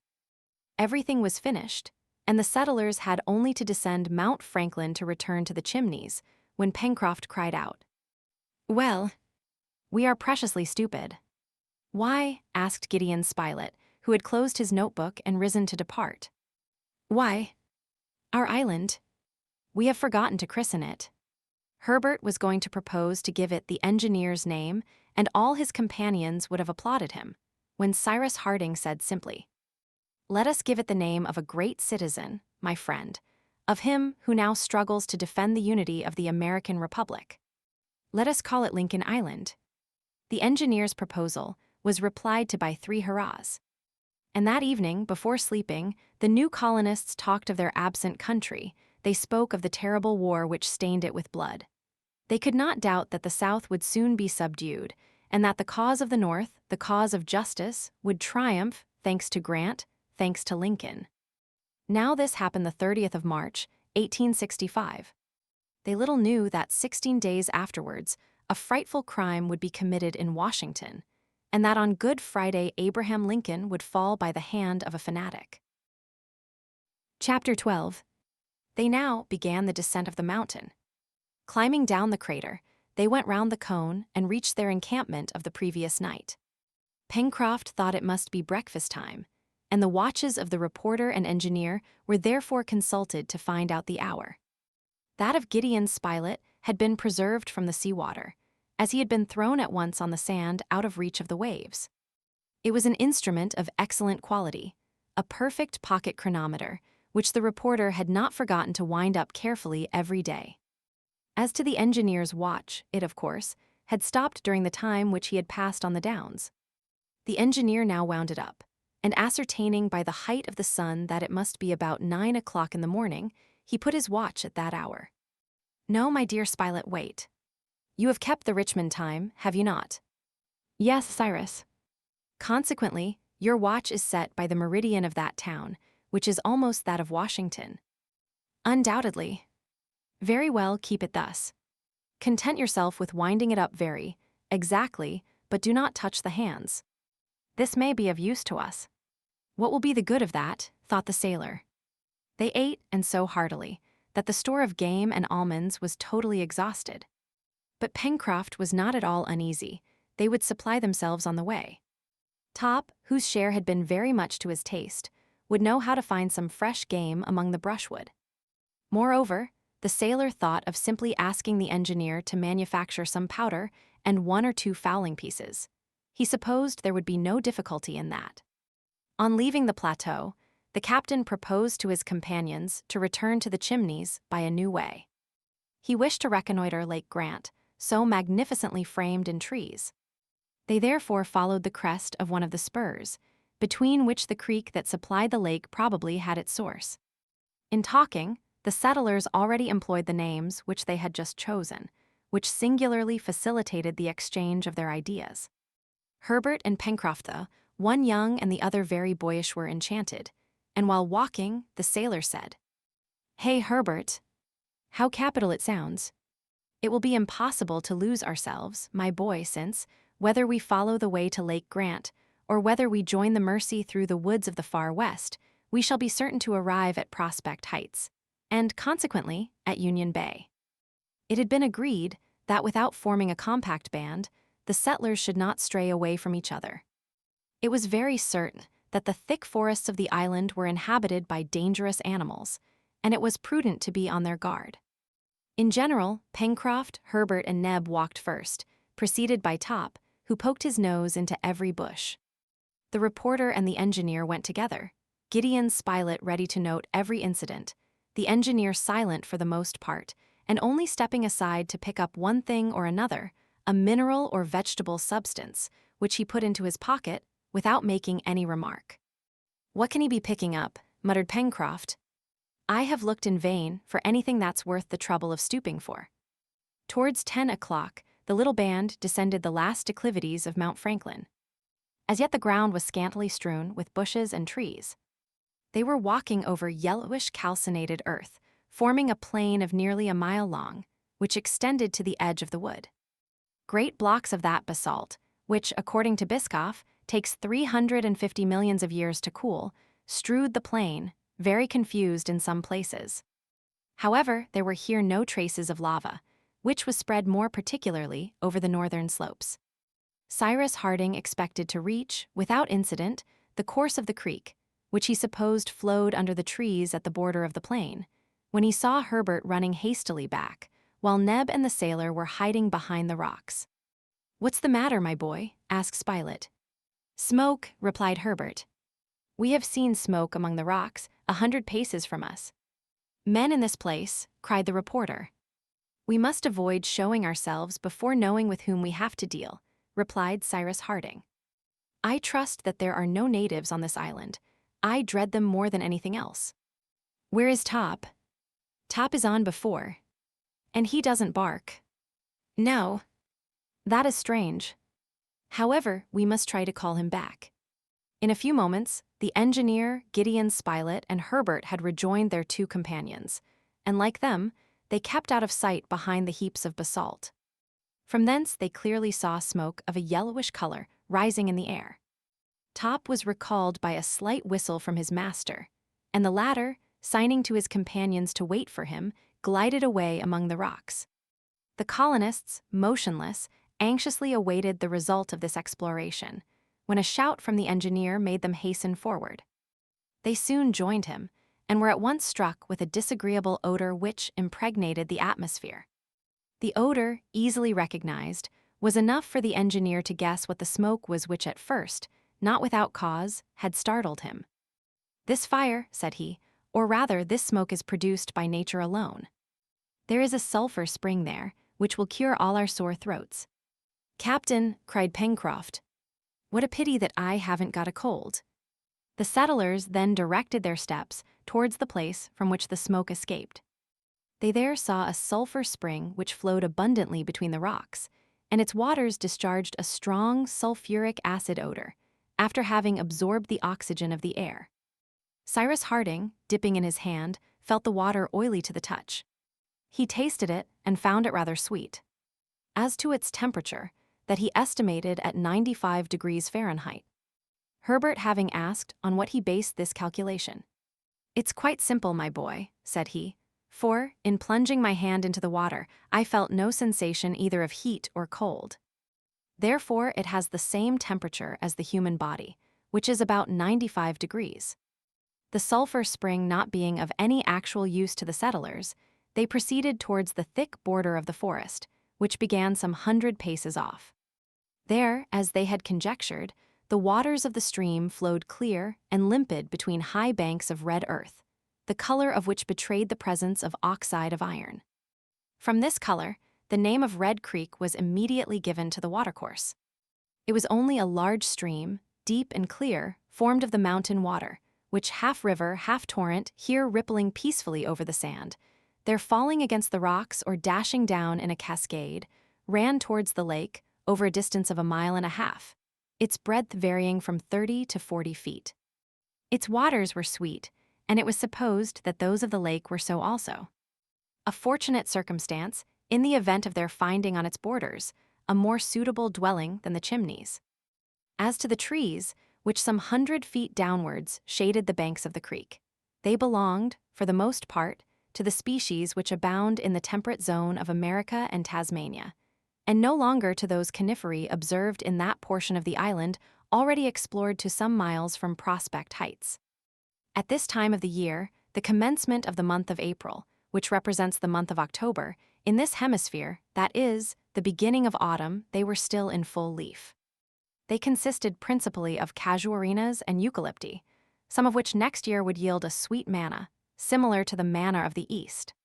Clumps of Australian cedars rose on the sloping banks, which were also covered with the high grass called tussock in New Holland. But the coconut, so abundant in the archipelagos of the Pacific, seemed to be wanting in the island, the latitude, doubtless, being too low. "What a pity," said Herbert, "such a useful tree, and which has such beautiful nuts." As to the birds, they swarmed among the scanty branches of the eucalypti and casuarinas, which did not hinder the display of their wings. Black, white, or gray cockatoos, paroquets, with plumage of all colors, kingfishers of a sparkling green and crowned with red, blue lories, and various other birds appeared on all sides, as through a prism, fluttering about and producing a deafening clamor. Suddenly, a strange concert of discordant voices resounded in the midst of a thicket. The settlers heard successively the song of birds, the cry of quadrupeds, and a sort of clacking which they might have believed to have escaped from the lips of a native. Neb and Herbert rushed towards the bush, forgetting even the most elementary principles of prudence. Happily, they found there neither a formidable wild beast nor a dangerous native, but merely half a dozen mocking and singing birds, known as mountain pheasants. A few skillful blows from a stick soon put an end to their concert, and procured excellent food for the evening's dinner. Herbert also discovered some magnificent pigeons with bronzed wings, some superbly crested, others draped in green, like their congeners at Port Macquarie. But it was impossible to reach them, or the crows and magpies which flew away in flocks. A charge of small shot would have made great slaughter among these birds, but the hunters were still limited to sticks and stones, and these primitive weapons proved very insufficient. Their insufficiency was still more clearly shown when a troop of quadrupeds, jumping, bounding, making leaps of 30 feet, regular flying mammiferae, fled over the thickets, so quickly and at such a height that one would have thought that they passed from one tree to another like squirrels. "Kangaroos," cried Herbert. "Are they good to eat?" asked Pencroft. "Stewed," replied the reporter, "their flesh is equal to the best venison." Gideon Spilett had not finished this exciting sentence when the sailor, followed by Neb and Herbert, darted on the kangaroo's tracks. Cyrus Harding called them back in vain. But it was in vain, too, for the hunters to pursue such agile game, which went bounding away like balls. After a chase of 5 minutes, they lost their breath, and at the same time all sight of the creatures, which disappeared in the wood. Top was not more successful than his masters. "Captain," said Pencroft, when the engineer and the reporter had rejoined them, "Captain, you see quite well we can't get on unless we make a few guns." "Will that be possible?" "Perhaps," replied the engineer, "but we will begin by first manufacturing some bows and arrows, and I don't doubt that you will become as clever in the use of them as the Australian hunters." "Bows and arrows," said Pencroft scornfully. "That's all very well for children." "Don't be proud, friend Pencroft," replied the reporter. Bows and arrows were sufficient for centuries to stain the earth with blood. Powder is but a thing of yesterday, and war is as old as the human race unhappily. "Faith, that's true, Mr. Spilett," replied the sailor, "and I always speak too quickly. You must excuse me." Meanwhile, Herbert, constant to his favorite science, natural history, reverted to the kangaroos, saying, "Besides, we had to deal just now with the species which is most difficult to catch. They were giants with long gray fur, but if I am not mistaken, there exist black and red kangaroos, rock kangaroos, and rat kangaroos, which are more easy to get hold of. It is reckoned that there are about a dozen species." "Herbert," replied the sailor sententiously, "there is only one species of kangaroos to me, that is, kangaroo on the spit, and it's just the one we haven't got this evening." They could not help laughing at Master Pencroft's new classification. The honest sailor did not hide his regret at being reduced for dinner to the singing pheasants, but fortune once more showed itself obliging to him. In fact, Top, who felt that his interest was concerned, went and ferreted everywhere with an instinct doubled by a ferocious appetite. It was even probable that if some piece of game did fall into his clutches, none would be left for the hunters, if Top was hunting on his own account. But Neb watched him, and he did well. Towards 3 o'clock, the dog disappeared in the brushwood, and gruntings showed that he was engaged in a struggle with some animal. Neb rushed after him, and soon saw Top eagerly devouring a quadruped, which 10 seconds later would have been past recognizing in Top's stomach. But fortunately, the dog had fallen upon a brood, and besides the victim he was devouring, 2 other rodents. The animals in question belonged to that order lay strangled on the turf. Neb reappeared triumphantly, holding one of the rodents in each hand. Their size exceeded that of a rabbit, their hair was yellow, mingled with green spots, and they had the merest rudiments of tails. The citizens of the Union were at no loss for the right name of these rodents. They were maras, a sort of agouti, a little larger than their congeners of tropical countries, regular American rabbits with long ears, jaws armed on each side with 5 molars, which distinguish the agouti. "Hurrah!" cried Pencroft, "the roast has arrived. And now we can go home." The walk, interrupted for an instant, was resumed. The limpid waters of the Red Creek flowed under an arch of casuarinas, banksias, and gigantic gum trees. Superb lilacs rose to a height of 20 feet. Other arborescent species, unknown to the young naturalist, bent over the stream, which could be heard murmuring beneath the bowers of verdure. Meanwhile, the stream grew much wider, and Cyrus Harding supposed that they would soon reach its mouth. In fact, on emerging from beneath a thick clump of beautiful trees, it suddenly appeared before their eyes. The explorers had arrived on the western shore of Lake Grant. The place was well worth looking at. This extent of water, of a circumference of nearly 7 miles and an area of 250 acres, reposed in a border of diversified trees. Towards the east, through a curtain of verdure, picturesquely raised in some places, sparkled an horizon of sea. The lake was curved at the north, which contrasted with the sharp outline of its lower part. Numerous aquatic birds frequented the shores of this little Ontario, in which the 1,000 isles of its American namesake were represented by a rock which emerged from its surface, some 100 feet from the southern shore. There lived in harmony several couples of kingfishers perched on a stone, grave, motionless, watching for fish. Then darting down, they plunged in with a sharp cry and reappeared with their prey in their beaks. On the shores and on the islets strutted wild ducks, pelicans, water hens, red beaks, phyldons furnished with a tongue like a brush, and 1 or 2 specimens of the splendid menura, the tail of which expands gracefully like a lyre. As to the water of the lake, it was sweet, limpid, rather dark, and from certain bubblings, and the concentric circles which crossed each other on the surface, it could not be doubted that it abounded in fish. "This lake is really beautiful," said Gideon Spilett. "We could live on its borders." "We will live there," replied Harding. The settlers, wishing to return to the Chimneys by the shortest way, descended towards the angle formed on the south by the junction of the lake's bank. It was not without difficulty that they broke a path through the thickets and brushwood which had never been put aside by the hand of men, and they thus went towards the shore, so as to arrive at the north of Prospect Heights. 2 miles were cleared in this direction, and then, after they had passed the last curtain of trees, appeared the plateau, carpeted with thick turf, and beyond that the infinite sea. To return to the Chimneys, it was enough to cross the plateau obliquely for the space of a mile, and then to descend to the elbow formed by the first detour of the Mercy.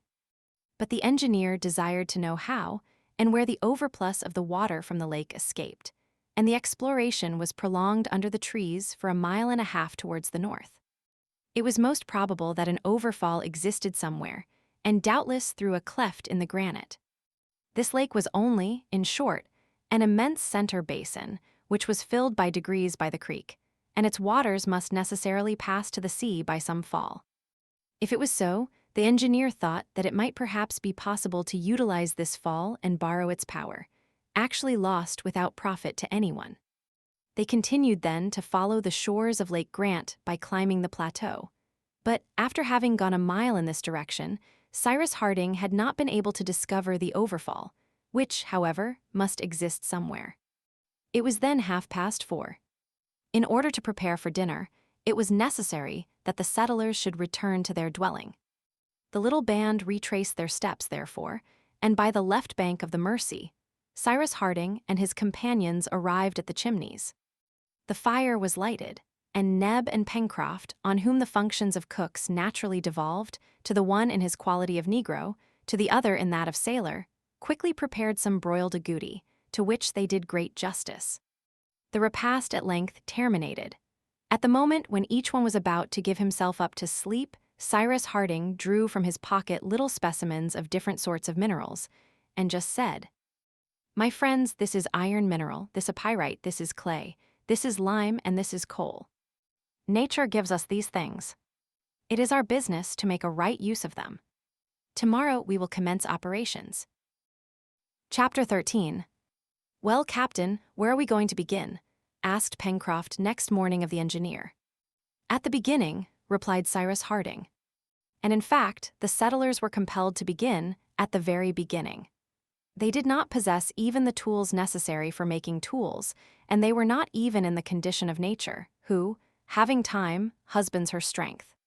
They had no time, since they had to provide for the immediate wants of their existence, and though profiting by acquired experience, they had nothing to invent, still they had everything to make. Their iron and their steel were as yet only in the state of minerals, their earthenware in the state of clay, their linen and their clothes in the state of textile material. It must be said, however, that the settlers were men in the complete and higher sense of the word.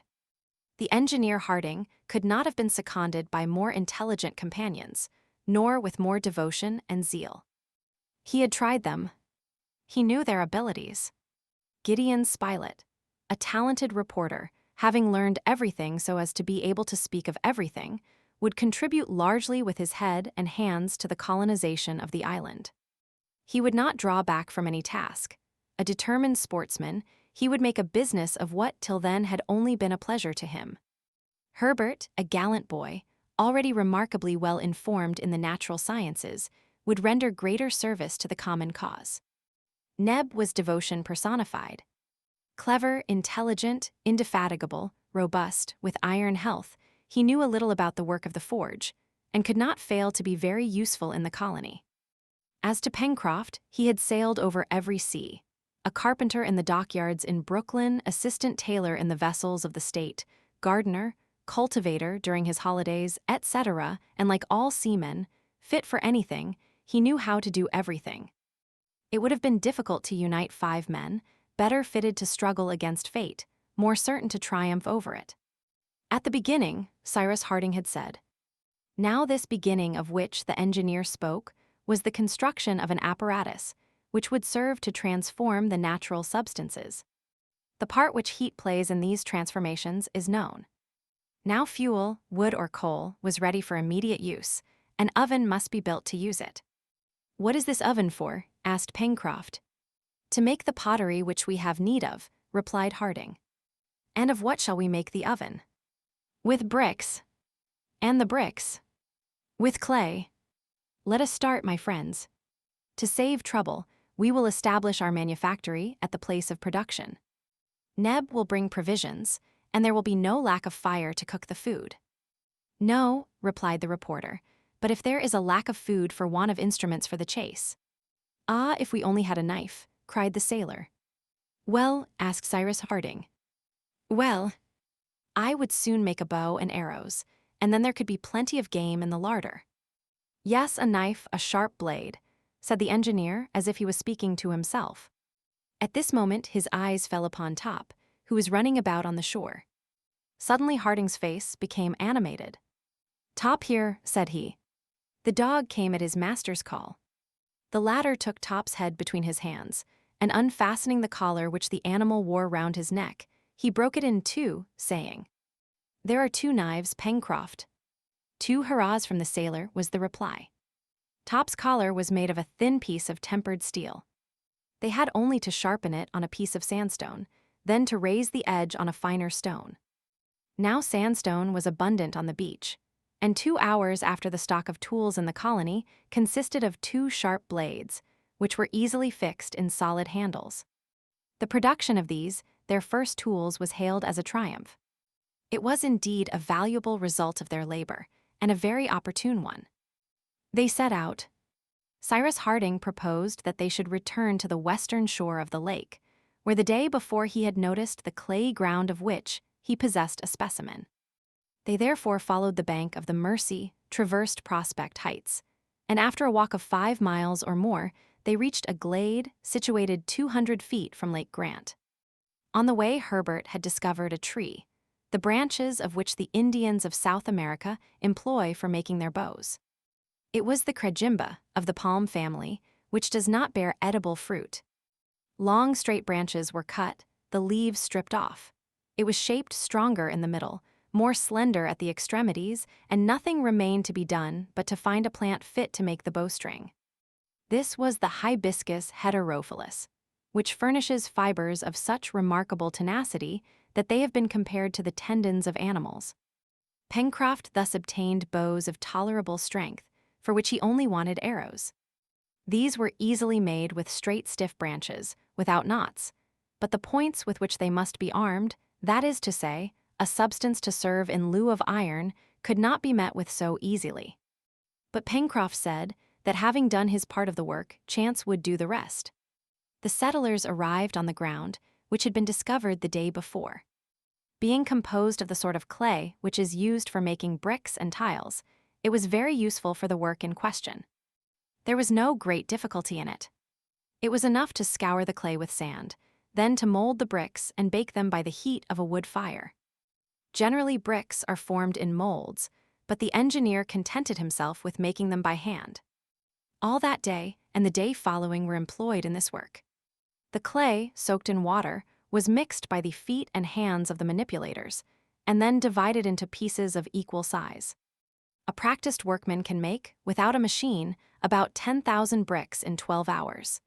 But in their 2 days' work, the 5 brickmakers on Lincoln Island had not made more than 3,000, which were ranged near each other, until the time when their complete desiccation would permit them to be used in building the oven, that is to say, in 3 or 4 days.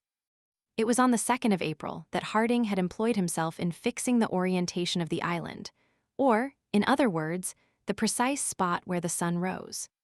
The day before he had noted exactly the hour when the sun disappeared beneath the horizon, making allowance for the refraction. This morning he noted, no less exactly, the hour at which it reappeared. Between this setting and rising 12 hours, 24 minutes passed. Then, 6 hours, 12 minutes after its rising, the sun on this day would exactly pass the meridian, and the point of the sky which it occupied at this moment would be the north. At the said hour, Cyrus marked this point, and putting in a line with the sun 2 trees which would serve him for marks, he thus obtained an invariable meridian for his ulterior operations. The settlers employed the 2 days, before the oven was built, in collecting fuel. Branches were cut all round the glade, and they picked up all the fallen wood under the trees. They were also able to hunt with greater success, since Pencroft now possessed some dozen arrows armed with sharp points. It was Top who had furnished these points, by bringing in a porcupine, rather inferior eating, but of great value, thanks to the quills with which it bristled. These quills were fixed firmly at the ends of the arrows, the flight of which was made more certain by some cockatoos' feathers. The reporter and Herbert soon became very skillful archers. Game of all sorts in consequence abounded at the Chimneys: capybaras, pigeons, agouties, grouse, etc. The greater part of these animals were killed in the part of the forest on the left bank of the Mercy, to which they gave the name of Jacamar Wood, in remembrance of the bird which Pencroft and Herbert had pursued when on their first exploration. This game was eaten fresh, but they preserved some capybara hams by smoking them above a fire of green wood, after having perfumed them with sweet-smelling leaves. However, this food, although very strengthening, was always roast upon roast, and the party would have been delighted to hear some soup bubbling on the hearth, but they must wait till a pot could be made, and, consequently, till the oven was built. During these excursions, which were not extended far from the brick field, the hunters could discern the recent passage of animals of a large size, armed with powerful claws, but they could not recognize the species. Cyrus Harding advised them to be very careful, as the forest probably enclosed many dangerous beasts. And he did right. Indeed, Gideon Spilett and Herbert one day saw an animal which resembled a jaguar. Happily, the creature did not attack them, or they might not have escaped without a severe wound. As soon as he could get a regular weapon, that is to say, one of the guns which Pencroft begged for, Gideon Spilett resolved to make desperate war against the ferocious beasts and exterminate them from the island. The chimneys during these few days was not made more comfortable, for the engineer hoped to discover, or build if necessary, a more convenient dwelling. They contented themselves with spreading moss and dry leaves on the sand of the passages, and on these primitive couches the tired workers slept soundly. They also reckoned the days they had passed on Lincoln Island, and from that time kept a regular account. The 5th of April, which was Wednesday, was 12 days from the time when the wind threw the castaways on the shore.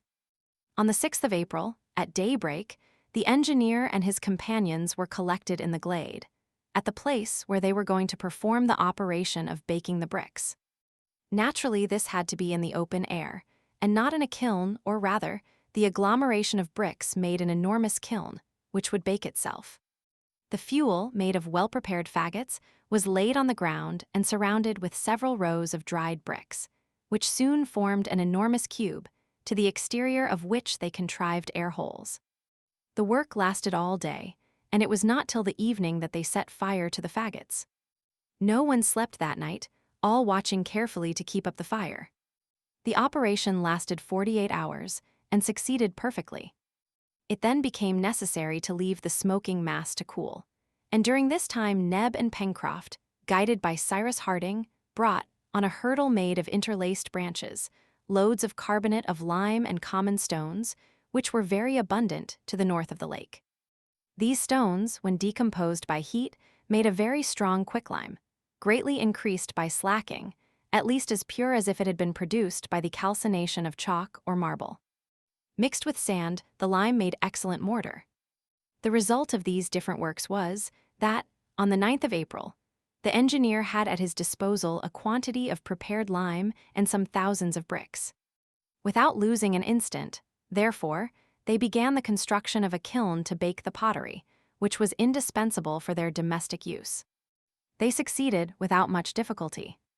5 days after, the kiln was supplied with coal, which the engineer had discovered lying open to the sky towards the mouth of the Red Creek, and the first smoke escaped from a chimney 20 feet high. The glade was transformed into a manufactory, and Pencroft was not far wrong in believing that from this kiln would issue all the products of modern industry. In the meantime, what the settlers first manufactured was a common pottery in which to cook their food. The chief material was clay, to which Harding added a little lime and quartz. This paste made regular pipe clay, with which they manufactured bowls, cups molded on stones of a proper size, great jars and pots to hold water, etc. The shape of these objects was clumsy and defective, but after they had been baked in a high temperature, the kitchen of the chimneys was provided with a number of utensils, as precious to the settlers as the most beautifully enameled china. We must mention here that Pencroft, desirous to know if the clay thus prepared was worthy of its name of pipe clay, made some large pipes, which he thought charming, but for which, alas, he had no tobacco, and that was a great privation to Pencroft. But tobacco will come like everything else, he repeated, in a burst of absolute confidence. This work lasted till the 15th of April, and the time was well employed. The settlers, having become potters, made nothing but pottery. When it suited Cyrus Harding to change them into smiths, they would become smiths. But the next day being Sunday, and also Easter Sunday, all agreed to sanctify the day by rest. These Americans were religious men, scrupulous observers of the precepts of the Bible, and their situation could not but develop sentiments of confidence towards the author of all things. On the evening of the 15th of April, they returned to the chimneys, carrying with them the pottery, the furnace being extinguished until they could put it to a new use. Their return was marked by a fortunate incident. The engineer discovered a substance which replaced tinder. It is known that a spongy, velvety flesh is procured from a certain mushroom of the genus Polyporus. Properly prepared, it is extremely inflammable, especially when it has been previously saturated with gunpowder or boiled in a solution of nitrate or chlorate of potash. But till then, they had not found any of these polypores, or even any of the morels which could replace them. On this day, the engineer, seeing a plant belonging to the wormwood genus, the principal species of which are absinthe, balm mint, tarragon, etc., gathered several tufts, and presenting them to the sailor, said, "Here, Pencroft, this will please you." Pencroft looked attentively at the plant, covered with long, silky hair, the leaves being clothed with soft down. "What's that, Captain?" asked Pencroft. "Is it tobacco?" "No," replied Harding, "it is wormwood, Chinese wormwood to the learned, but to us it will be tinder." When the wormwood was properly dried, it provided them with a very inflammable substance, especially afterwards when the engineer had impregnated it with nitrate of potash, of which the island possessed several beds and which is in truth saltpeter. The colonists had a good supper that evening. Neb prepared some agouti soup, a smoked capybara ham, to which was added the boiled tubercules of the Caladium macrorhizum, an herbaceous plant of the arum family. They had an excellent taste and were very nutritious, being something similar to the substance which is sold in England under the name of Portland sago. They were also a good substitute for bread, which the settlers in Lincoln Island did not yet possess. When supper was finished, before sleeping, Harding and his companions went to take the air on the beach. It was 8 o'clock in the evening. The night was magnificent. The moon, which had been full 5 days before, had not yet risen, but the horizon was already silvered by those soft, pale shades which might be called the dawn of the moon. At the southern zenith glittered the circumpolar constellations, and above all the Southern Cross, which some days before the engineer had greeted on the summit of Mount Franklin. Cyrus Harding gazed for some time at this splendid constellation, which has at its summit and at its base 2 stars of the first magnitude, at its left arm a star of the second, and at its right arm a star of the third magnitude. Then, after some minutes' thought, "Herbert," he asked of the lad, "is not this the 15th of April?" "Yes, Captain," replied Herbert. "Well, if I am not mistaken, tomorrow will be one of the 4 days in the year in which the real time is identical with average time. That is to say, my boy, that tomorrow, to within some seconds, the sun will pass the meridian just at midday by the clocks. If the weather is fine, I think that I shall obtain the longitude of the island with an approximation of some degrees." "Without instruments, without sextant?" asked Gideon Spilett. "Yes," replied the engineer. "Also, since the night is clear, I will try, this very evening, to obtain our latitude by calculating the height of the Southern Cross, that is, from the southern pole above the horizon. You understand, my friends, that before undertaking the work of installation in earnest, it is not enough to have found out that this land is an island. We must, as nearly as possible, know at what distance it is situated, either from the American continent or Australia, or from the principal archipelagos of the Pacific." "In fact," said the reporter, "instead of building a house, it would be more important to build a boat, if by chance we are not more than 100 miles from an inhabited coast." "That is why," returned Harding, "I am going to try this evening to calculate the latitude of Lincoln Island, and tomorrow, at midday, I will try to calculate the longitude." If the engineer had possessed a sextant, an apparatus with which the angular distance of objects can be measured with great precision, there would have been no difficulty in the operation. This evening by the height of the pole, the next day by the passing of the sun at the meridian, he would obtain the position of the island. But as they had not one, he would have to supply the deficiency. Harding then entered the chimneys. By the light of the fire he cut 2 little flat rulers, which he joined together at one end so as to form a pair of compasses, whose legs could separate or come together. The fastening was fixed with a strong acacia thorn, which was found in the woodpile. This instrument finished, the engineer returned to the beach, but as it was necessary to take the height of the pole from above a clear horizon, that is, a sea horizon, and as Claw Cape hid the southern horizon, he was obliged to look for a more suitable station. The best would evidently have been the shore exposed directly to the south, but the Mersey would have to be crossed, and that was a difficulty. Harding resolved, in consequence, to make his observation from Prospect Heights, taking into consideration its height above the level of the sea height, which he intended to calculate next day by a simple process of elementary geometry. The settlers, therefore, went to the plateau, ascending the left bank of the Mersey, and placed themselves on the edge which looked northwest and southeast, that is, above the curiously shaped rocks which bordered the river. This part of the plateau commanded the heights of the left bank, which sloped away to the extremity of Claw Cape and to the southern side of the island. No obstacle intercepted their gaze, which swept the horizon in a semicircle from the cape to Reptile End. To the south, the horizon, lighted by the first rays of the moon, was very clearly defined against the sky. At this moment, the Southern Cross presented itself to the observer in an inverted position, the star Alpha marking its base, which is nearer to the southern pole. This constellation is not situated as near to the Antarctic pole as the polar star is to the Arctic pole. The star Alpha is about 27 degrees from it, but Cyrus Harding knew this and made allowance for it in his calculation. He took care also to observe the moment when it passed the meridian below the pole, which would simplify the operation. Cyrus Harding pointed one leg of the compasses to the horizon, the other to Alpha, and the space between the two legs gave him the angular distance which separated Alpha from the horizon. In order to fix the angle obtained, he fastened with thorns the two pieces of wood on a third placed transversely, so that their separation should be properly maintained. That done, there was only the angle to calculate by bringing back the observation to the level of the sea, taking into consideration the depression of the horizon, which would necessitate measuring the height of the cliff.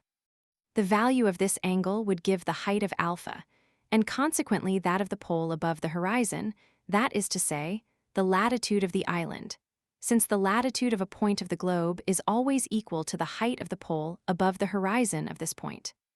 The calculations were left for the next day, and at 10 o'clock everyone was sleeping soundly. Chapter 14. The next day, the 16th of April, and Easter Sunday, the settlers issued from the chimneys at daybreak and proceeded to wash their linen. The engineer intended to manufacture soap as soon as he could procure the necessary materials: soda or potash, fat or oil. The important question of renewing their wardrobe would be treated of in the proper time and place. At any rate, their clothes would last at least 6 months longer, for they were strong and could resist the wear of manual labor. But all would depend on the situation of the island with regard to inhabited land. This would be settled today if the weather permitted. The sun rising above a clear horizon announced a magnificent day, one of those beautiful autumn days which are like the last farewells of the warm season. It was now necessary to complete the observations of the evening before by measuring the height of the cliff above the level of the sea. "Shall you not need an instrument similar to the one which you used yesterday?" said Herbert to the engineer. "No, my boy," replied the latter, "we are going to proceed differently, but in as precise a way." Herbert, wishing to learn everything he could, followed the engineer to the beach. Pencroft, Neb, and the reporter remained behind and occupied themselves in different ways. Cyrus Harding had provided himself with a straight stick, 12 feet long, which he had measured as exactly as possible by comparing it with his own height, which he knew to a hair. Herbert carried a plumb line which Harding had given him, that is to say, a simple stone fastened to the end of a flexible fiber. Having reached a spot about 20 feet from the edge of the beach and nearly 500 feet from the cliff which rose perpendicularly, Harding thrust the pole 2 feet into the sand, and wedging it up carefully, he managed, by means of the plumb line, to erect it perpendicularly with the plane of the horizon. That done, he retired the necessary distance, when, lying on the sand, his eye glanced at the same time at the top of the pole and the crest of the cliff. He carefully marked the place with a little stick. Then addressing Herbert, "Do you know the first principles of geometry?" he asked. "Slightly, Captain," replied Herbert, who did not wish to put himself forward. "You remember what are the properties of two similar triangles?" "Yes," replied Herbert, "their homologous sides are proportional." "Well, my boy, I have just constructed two similar right-angled triangles. The first, the smallest, has for its sides the perpendicular pole, the distance which separates the little stick from the foot of the pole, and my visual ray for hypotenuse. The second has for its sides the perpendicular cliff, the height of which we wish to measure, the distance which separates the little stick from the bottom of the cliff, and my visual ray also forms its hypotenuse, which proves to be prolongation of that of the first triangle. "Ah, Captain, I understand," cried Herbert. "As the distance from the stick to the pole is to the distance from the stick to the base of the cliff, so is the height of the pole to the height of the cliff." "Just so, Herbert," replied the engineer. "And when we have measured the two first distances, knowing the height of the pole, we shall only have a sum in proportion to do, which will give us the height of the cliff, and will save us the trouble of measuring it directly." The two horizontal distances were found out by means of the pole, whose length above the sand was exactly 10 feet. The first distance was 15 feet between the stick and the place where the pole was thrust into the sand. The second distance between the stick and the bottom of the cliff was 500 feet. These measurements finished, Cyrus Harding and the lad returned to the Chimneys. The engineer then took a flat stone which he had brought back from one of his previous excursions, a sort of slate, on which it was easy to trace figures with a sharp shell. He then proved the following proportions: 500. 10 xx 10 equals 5,000/15 equals 333.3. From which it was proved that the granite cliff measured 333 feet in height. Cyrus Harding then took the instrument which he had made the evening before, the space between its two legs giving the angular distance between the star Alpha and the horizon. He measured, very exactly, the opening of this angle on a circumference which he divided into 360 equal parts. Now, this angle by adding to it the 27 degrees which separated Alpha from the Antarctic pole, and by reducing to the level of the sea the height of the cliff on which the observation had been made, was found to be 53 degrees. These 53 degrees being subtracted from 90 degrees the distance, from the pole to the equator there, remained 37 degrees. Cyrus Harding concluded, therefore, that Lincoln Island was situated on the 37th degree of the southern latitude, or taking into consideration through the imperfection of the performance, an error of 5 degrees, that it must be situated between the 35th and the 40th parallel. There was only the longitude to be obtained, and the position of the island would be determined. The engineer hoped to attempt this the same day, at 12 o'clock, at which moment the sun would pass the meridian. It was decided that Sunday should be spent in a walk, or rather an exploring expedition, to that side of the island between the north of the lake and Shark Gulf, and if there was time, they would push their discoveries to the northern side of Cape South Mandible. They would breakfast on the downs and not return till evening. At 8:30, the little band was following the edge of the channel. On the other side, on Safety Islet, numerous birds were gravely strutting. They were divers, easily recognized by their cry, which much resembles the braying of a donkey. Pencroft only considered them in an eatable point of view, and learnt with some satisfaction that their flesh, though blackish, is not bad food. Great amphibious creatures could also be seen crawling on the sand, seals, doubtless, who appeared to have chosen the islet for a place of refuge. It was impossible to think of those animals in an alimentary point of view, for their oily flesh is detestable. However, Cyrus Harding observed them attentively, and without making known his idea, he announced to his companions that very soon they would pay a visit to the islet. The beach was strewn with innumerable shells, some of which would have rejoiced the heart of a conchologist. There were, among others, the Phasianella, the Terebratual, etc., but what would be of more use was the discovery by Neb at low tide of a large oyster bed among the rocks, nearly 5 miles from the Chimneys. "Neb will not have lost his day," cried Pencroft, looking at the spacious oyster bed. "It is really a fortunate discovery," said the reporter, "and as it is said that each oyster produces yearly from 50 to 60,000 eggs, we shall have an inexhaustible supply there." "Only I believe that the oyster is not very nourishing," said Herbert. "No," replied Harding. "The oyster contains very little nitrogen, and if a man lived exclusively on them, he would have to eat not less than 15 to 16 dozen a day. Capital, replied Pencroft. We might swallow dozens and dozens without exhausting the bed. Shall we take some for breakfast? And without waiting for a reply to this proposal, knowing that it would be approved of, the sailor and Neb detached a quantity of the mollusks. They put them in a sort of net of hibiscus fiber, which Neb had manufactured and which already contained food. They then continued to climb the coast between the downs and the sea. From time to time, Harding consulted his watch, so as to be prepared in time for the solar observation, which had to be made exactly at midday. All that part of the island was very barren as far as the point which closed Union Bay, and which had received the name of Cape South Mandible. Nothing could be seen there but sand and shells, mingled with debris of lava. A few seabirds frequented this desolate coast, gulls, great albatrosses, as well as wild duck, for which Pencroft had a great fancy. He tried to knock some over with an arrow, but without result, for they seldom perched, and he could not hit them on the wing. This led the sailor to repeat to the engineer, "You see, Captain, so long as we have not one or two fowling pieces, we shall never get anything."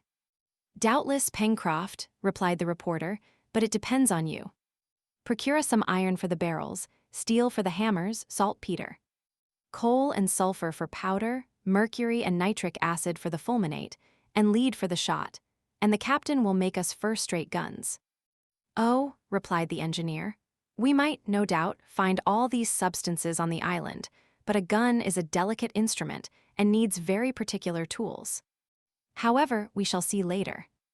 "Why," cried Pencroft, "were we obliged to throw overboard all the weapons we had with us in the car, all our implements, even our pocket knives?" "But if we had not thrown them away, Pencroft, the balloon would have thrown us to the bottom of the sea," said Herbert. "What you say is true, my boy," replied the sailor. Then passing to another idea, "Think," said he, "how astounded Jonathan Forster and his companions must have been when next morning they found the place empty and the machine flown away." "I am utterly indifferent about knowing what they may have thought," said the reporter. "It was all my idea that," said Pencroft with a satisfied air. "A splendid idea, Pencroft," replied Gideon Spilett, laughing, "and which has placed us where we are." "I would rather be here than in the hands of the Southerners," cried the sailor, "especially since the captain has been kind enough to come and join us again." "So would I, truly," replied the reporter. "Besides, what do we want?" "Nothing." "If that is not everything," replied Pencroft, laughing and shrugging his shoulders. "But some day or other we shall find means of going away." "Sooner, perhaps, than you imagine, my friends," remarked the engineer, "if Lincoln Island is but a medium distance from an inhabited island or from a continent. We shall know in an hour. I have not a map of the Pacific, but my memory has preserved a very clear recollection of its southern part.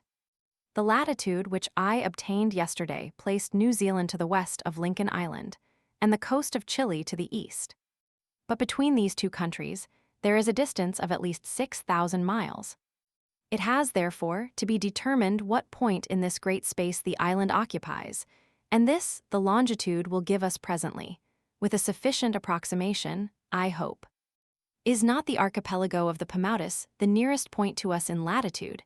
asked Herbert. "Yes," replied the engineer, "but the distance which separates us from it is more than 1,200 miles. "And that way?" asked Neb, who followed the conversation with extreme interest, pointing to the south. "That way nothing," replied Pencroft. "Nothing indeed," added the engineer. "Well, Cyrus," asked the reporter, "if Lincoln Island is not more than 2,000 or 3,000 miles from New Zealand or Chile?" "Well," replied the engineer, "instead of building a house we will build a boat, and Master Pencroft shall be put in command." "Well then," cried the sailor, "I am quite ready to be captain as soon as you can make a craft that's able to keep at sea." "We shall do it if it is necessary," replied Cyrus Harding. But while these men, who really hesitated at nothing, were talking, the hour approached at which the observation was to be made. What Cyrus Harding was to do to ascertain the passage of the sun at the meridian of the island, without an instrument of any sort, Herbert could not guess. The observers were then about 6 miles from the Chimneys, not far from that part of the Downs in which the engineer had been found after his enigmatical preservation. They halted at this place and prepared for breakfast, for it was 11:30. Herbert went for some fresh water from a stream which ran near, and brought it back in a jug, which Neb had provided. During these preparations, Harding arranged everything for his astronomical observation. He chose a clear place on the shore, which the ebbing tide had left perfectly level. This bed of fine sand was as smooth as ice, not a grain out of place. It was of little importance whether it was horizontal or not, and it did not matter much whether the stick 6 feet high, which was planted there, rose perpendicularly. On the contrary, the engineer inclined it towards the south, that is to say, in the direction of the coast opposite to the sun, for it must not be forgotten that the settlers in Lincoln Island, as the island was situated in the southern hemisphere, saw the radiant planet describe its diurnal arc above the northern and not above the southern horizon. Herbert now understood how the engineer was going to proceed to ascertain the culmination of the sun, that is to say, its passing the meridian of the island, or, in other words, determine due south. It was by means of the shadow cast on the sand by the stick, a way which, for want of an instrument, would give him a suitable approach to the result which he wished to obtain. In fact, the moment when this shadow would reach its minimum of length would be exactly 12 o'clock, and it would be enough to watch the extremity of the shadow, so as to ascertain the instant when, after having successively diminished, it began to lengthen. By inclining his stick to the side opposite to the sun, Cyrus Harding made the shadow longer, and consequently its modifications would be more easily ascertained. In fact, the longer the needle of a dial is, the more easily can the movement of its point be followed. The shadow of the stick was nothing but the needle of a dial. The moment had come, and Cyrus Harding knelt on the sand, and with little wooden pegs, which he stuck into the sand, he began to mark the successive diminutions of the stick's shadow. His companions, bending over him, watched the operation with extreme interest. The reporter held his chronometer in his hand, ready to tell the hour which it marked when the shadow would be at its shortest. Moreover, as Cyrus Harding was working on the 16th of April, the day on which the true and the average time are identical, the hour given by Gideon Spilett would be the true hour then at Washington, which would simplify the calculation.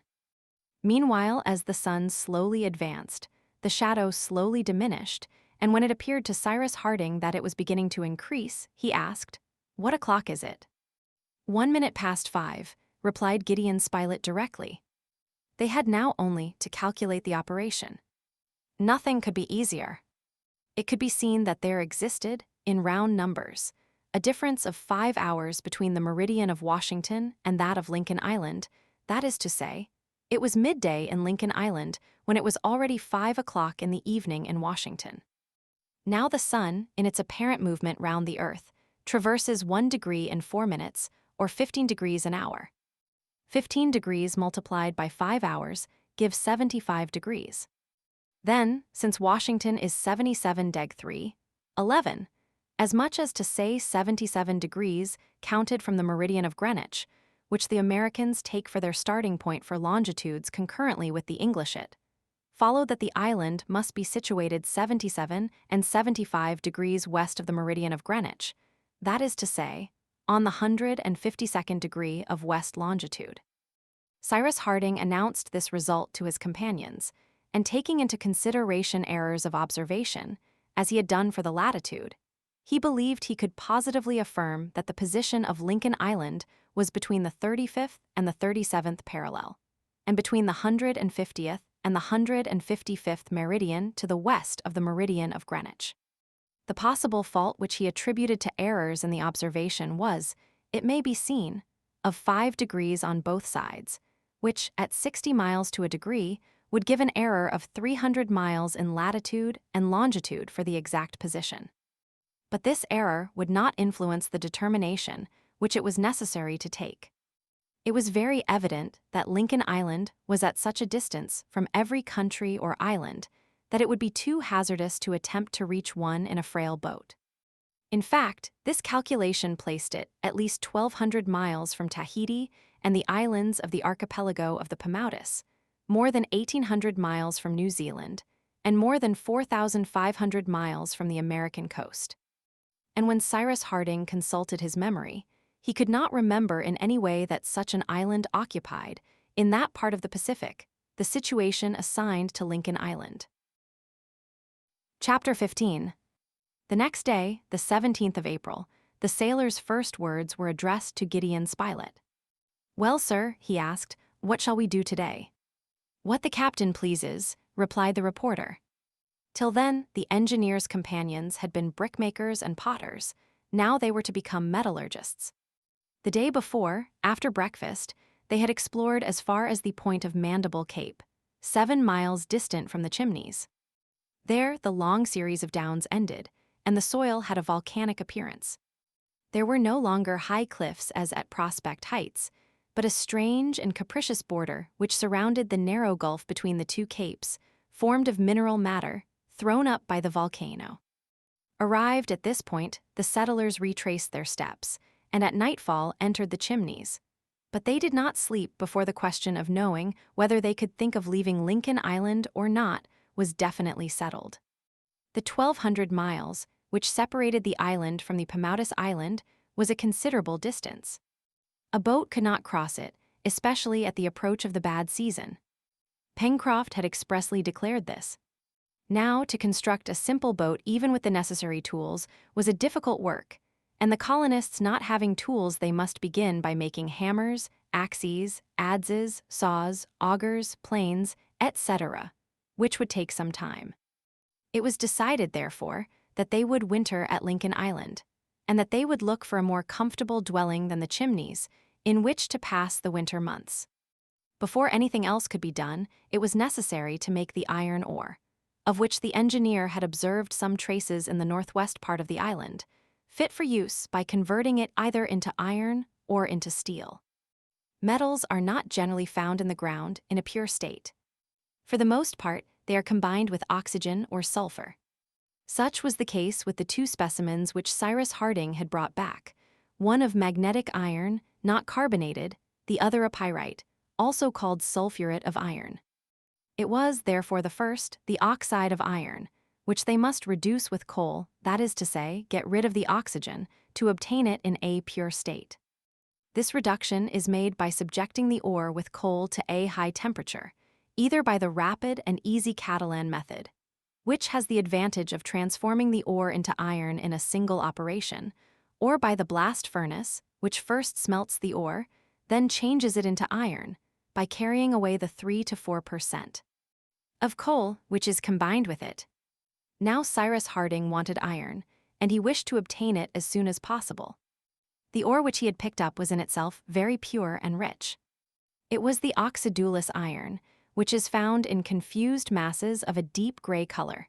It gives a black dust, crystallized in the form of the regular octahedron. Native lodestones consist of this ore, and iron of the first quality is made in Europe from that with which Sweden and Norway are so abundantly supplied. Not far from this vein was the vein of coal already made use of by the settlers. The ingredients for the manufacture being close together would greatly facilitate the treatment of the ore. This is the cause of the wealth of the mines in Great Britain, where the coal aids the manufacture of the metal extracted from the same soil at the same time as itself. "Then, Captain," said Pencroft, "we are going to work iron ore." "Yes, my friend," replied the engineer, "and for that something which will please you we must begin by having a seal hunt on the islet." "A seal hunt," cried the sailor, turning towards Gideon Spilett. "Are seals needed to make iron?" "Since Cyrus has said so," replied the reporter. But the engineer had already left the Chimneys, and Pencroft prepared for the seal hunt without having received any other explanation.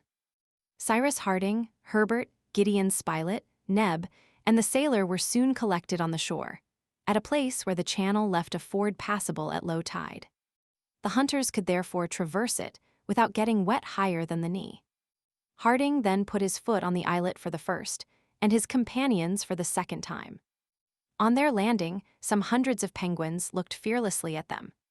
The hunters, armed with sticks, could have killed them easily, but they were not guilty of such useless massacre, as it was important not to frighten the seals, who were lying on the sand several cable lengths off. They also respected certain innocent-looking birds, whose wings were reduced to the state of stumps, spread out like fins, ornamented with feathers of a scaly appearance.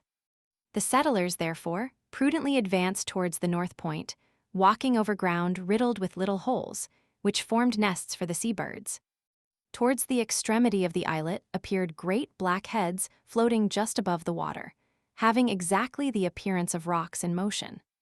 These were the seals which were to be captured. It was necessary, however, first to allow them to land, for with their close, short hair and their fusiform conformation, being excellent swimmers, it is difficult to catch them in the sea, while on land their short, webbed feet prevent their having more than a slow, waddling movement. Pencroft knew the habits of these creatures, and he advised waiting till they were stretched on the sand, when the sun, before long, would send them to sleep. They must then manage to cut off their retreat and knock them on the head. The hunters, having concealed themselves behind the rocks, waited silently. An hour passed before the seals came to play on the sand. They could count half a dozen. Pencroft and Herbert then went round the point of the islet, so as to take them in the rear and cut off their retreat. During this time, Cyrus Harding, Spilett, and Neb, crawling behind the rocks, glided towards the future scene of combat. All at once, the tall figure of the sailor appeared. Pencroft shouted. The engineer and his two companions threw themselves between the sea and the seals. Two of the animals soon lay dead on the sand, but the rest regained the sea in safety. "Here are the seals required, Captain," said the sailor, advancing towards the engineer. "Capital," replied Harding. "We will make bellows of them." "Bellows," cried Pencroft. "Well, these are lucky seals." It was, in fact, a blowing machine, necessary for the treatment of the ore that the engineer wished to manufacture with the skins of the amphibious creatures. They were of a medium size, for their length did not exceed 6 feet. They resembled a dog about the head. As it was useless to burden themselves with the weight of both the animals, Neb and Pencroft resolved to skin them on the spot, while Cyrus Harding and the reporter continued to explore the islet.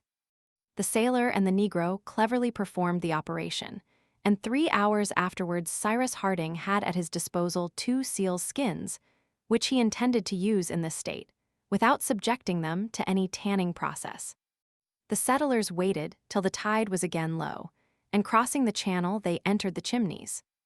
The skins had then to be stretched on a frame of wood and sewn by means of fibers so as to preserve the air without allowing too much to escape. Cyrus Harding had nothing but the 2 steel blades from Top's collar, and yet he was so clever, and his companions aided him with so much intelligence, that 3 days afterwards the little colony's stock of tools was augmented by a blowing machine, destined to inject the air into the midst of the ore when it should be subjected to heat, an indispensable condition to the success of the operation. On the morning of the 20th of April began the metallic period, as the reporter called it in his notes. The engineer had decided, as has been said, to operate near the veins both of coal and ore. Now, according to his observations, these veins were situated at the foot of the northeast spurs of Mount Franklin, that is to say, a distance of 6 miles from their home. It was impossible, therefore, to return every day to the Chimneys, and it was agreed that the little colony should camp under a hut of branches, so that the important operation could be followed night and day. This settled, they set out in the morning. Neb and Pencroft dragged the bellows on a hurdle, also a quantity of vegetables and animals, which they besides could renew on the way. The road led through Jacamar Wood, which they traversed obliquely from southeast to northwest, and in the thickest part. It was necessary to beat a path, which would in the future form the most direct road to Prospect Heights and Mount Franklin. The trees, belonging to the species already discovered, were magnificent. Herbert found some new ones, among others some which Pencroft called sham leeks, for in spite of their size, they were of the same liliaceous family as the onion, chive, shallot, or asparagus. These trees produce ligneous roots which, when cooked, are excellent. From them, by fermentation, a very agreeable liquor is made. They therefore made a good store of the roots. The journey through the wood was long. It lasted the whole day, and so allowed plenty of time for examining the flora and fauna. Top, who took special charge of the fauna, ran through the grass and brushwood, putting up all sorts of game. Herbert and Gideon Spilett killed 2 kangaroos with bows and arrows, and also an animal which strongly resembled both a hedgehog and an anteater. It was like the first because it rolled itself into a ball and bristled with spines, and the second because it had sharp claws, a long, slender snout which terminated in a bird's beak, and an extendable tongue, covered with little thorns which served to hold the insects. "And when it is in the pot," asked Pencroft naturally, "what will it be like?" "An excellent piece of beef," replied Herbert. "We will not ask more from it," replied the sailor.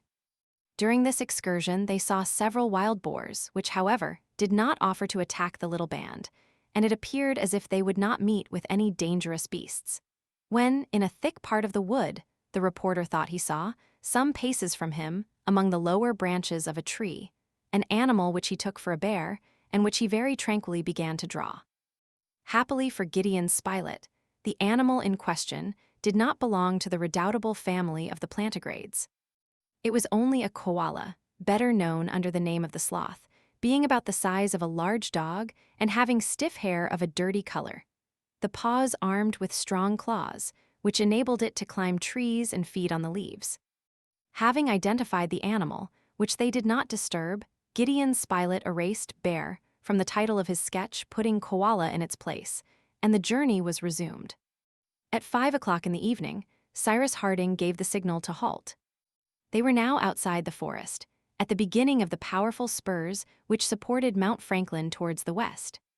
At a distance of some 100 feet flowed the Red Creek, and consequently plenty of fresh water was within their reach.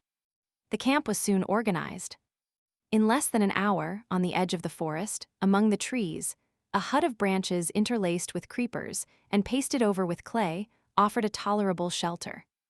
Their geological researches were put off till the next day. Supper was prepared, a good fire blazed before the hut, the roast turned, and at 8 o'clock, while one of the settlers watched to keep up the fire, in case any wild beasts should prowl in the neighborhood, the others slept soundly. The next day, the 21st of April, Cyrus Harding, accompanied by Herbert, went to look for the soil of ancient formation, on which he had already discovered a specimen of ore. They found the vein above ground, near the source of the creek, at the foot of one of the northeastern spurs. This ore, very rich in iron, enclosed in its fusible veinstone, was perfectly suited to the mode of reduction which the engineer intended to employ. That is, the Catalan method, but simplified, as it is used in Corsica. In fact, the Catalan method, properly so called, requires the construction of kilns and crucibles, in which the ore and the coal, placed in alternate layers, are transformed and reduced. But Cyrus Harding intended to economize these constructions and wished simply to form, with the ore and the coal, a cubic mass, to the center of which he would direct the wind from his bellows. Doubtless, it was the proceeding employed by Tubal-Cain and the first metallurgists of the inhabited world. Now that which had succeeded with the grandson of Adam, and which still yielded good results in countries rich in ore and fuel, could not but succeed with the settlers in Lincoln Island. The coal, as well as the ore, was collected without trouble on the surface of the ground. They first broke the ore into little pieces, and cleansed them with the hand from the impurities which soiled their surface. Then coal and ore were arranged in heaps and in successive layers, as the charcoal burner does with the wood which he wishes to carbonize. In this way, under the influence of the air projected by the blowing machine, the coal would be transformed into carbonic acid, then into oxide of carbon, its use being to reduce the oxide of iron, that is to say, to rid it of the oxygen. Thus the engineer proceeded. The bellows of sealskin, furnished at its extremity with a nozzle of clay, which had been previously fabricated in the pottery kiln, was established near the heap of ore. Using the mechanism, which consisted of a frame, cords of fiber and counterpoise, he threw into the mass an abundance of air, which by raising the temperature also concurred with the chemical transformation to produce in time pure iron. The operation was difficult. All the patience, all the ingenuity of the settlers was needed. But at last it succeeded, and the result was a lump of iron, reduced to a spongy state, which it was necessary to shingle and faggot, that is to say, to forge so as to expel from it the liquefied veinstone. These amateur smiths had, of course, no hammer, but they were in no worse a situation than the first metallurgist, and therefore did what, no doubt, he had to do. A handle was fixed to the first lump, and was used as a hammer to forge the second on a granite anvil, and thus they obtained a coarse but useful metal. At length, after many trials and much fatigue, on the 25th of April several bars of iron were forged, and transformed into tools, crowbars, pincers, pickaxes, spades, etc., which Pencroft and Neb declared to be real jewels. But the metal was not yet in its most serviceable state, that is, of steel. Now steel is a combination of iron and coal, which is extracted, either from the liquid ore, by taking from it the excess of coal, or from the iron by adding to it the coal which was wanting. The first, obtained by the decarburation of the metal, gives natural or puddled steel. The second, produced by the carburation of the iron, gives steel of cementation. It was the last which Cyrus Harding intended to forge, as he possessed iron in a pure state. He succeeded by heating the metal with powdered coal in a crucible which had previously been manufactured from clay suitable for the purpose. He then worked this steel, which is malleable both when hot or cold, with the hammer. Neb and Pencroft, cleverly directed, made hatchets which, heated red-hot and plunged suddenly into cold water, acquired an excellent temper. Other instruments, of course roughly fashioned, were also manufactured, blades for planes, axes, hatchets, pieces of steel to be transformed into saws, chisels, then iron for spades, pickaxes, hammers, nails, etc. At last, on the 5th of May, the metallic period ended, the smiths returned to the chimneys, and new work would soon authorize them to take a fresh title. Chapter 16.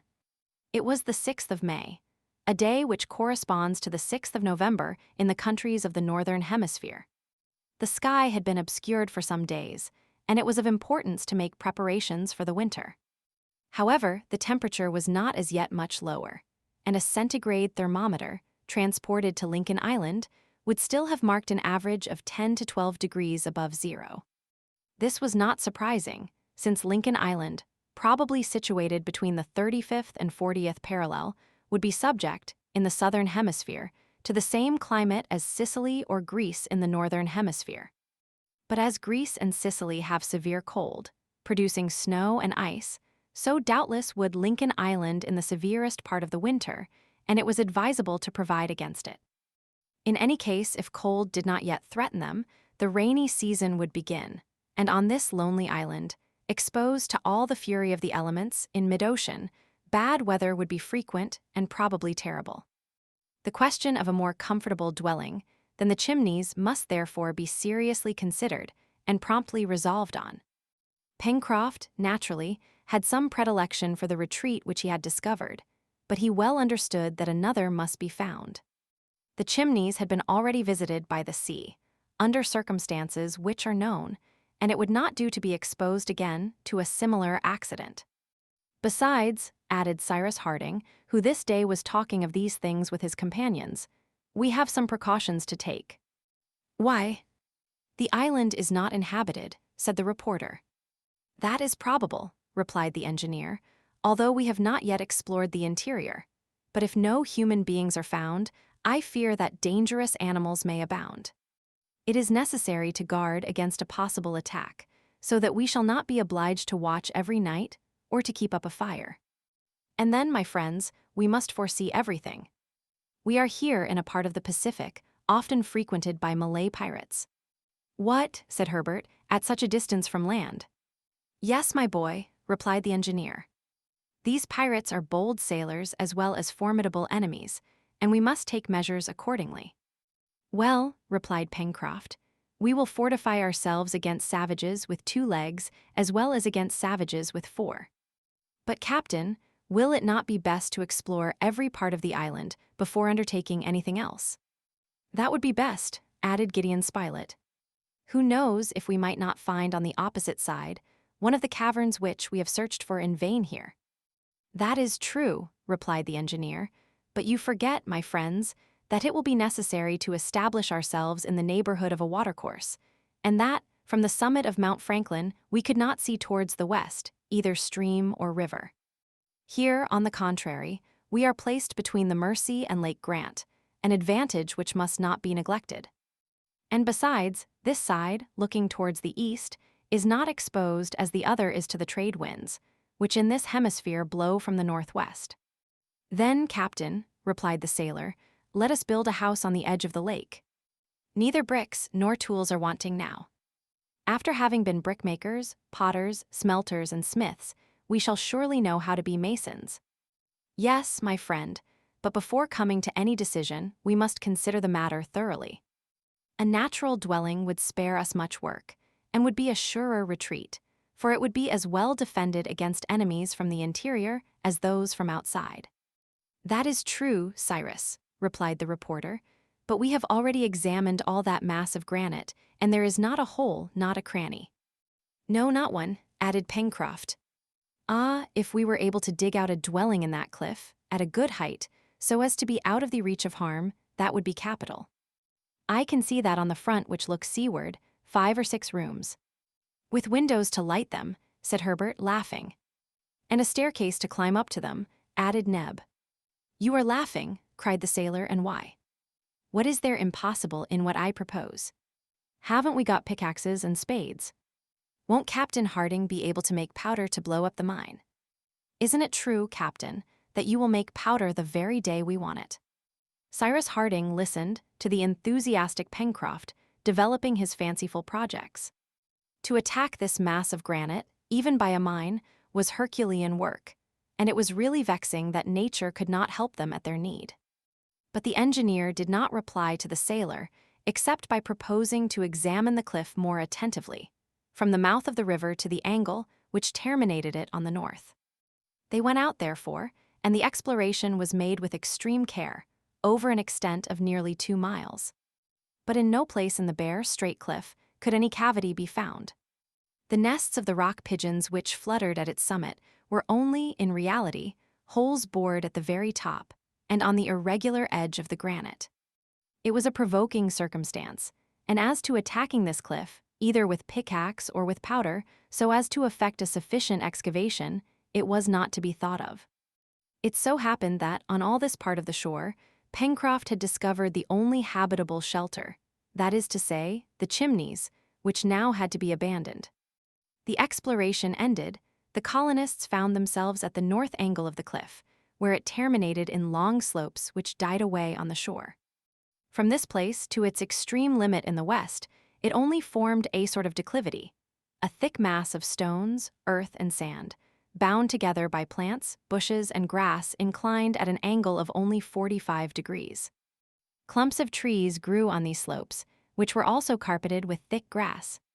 But the vegetation did not extend far, and a long, sandy plain, which began at the foot of these slopes, reached to the beach.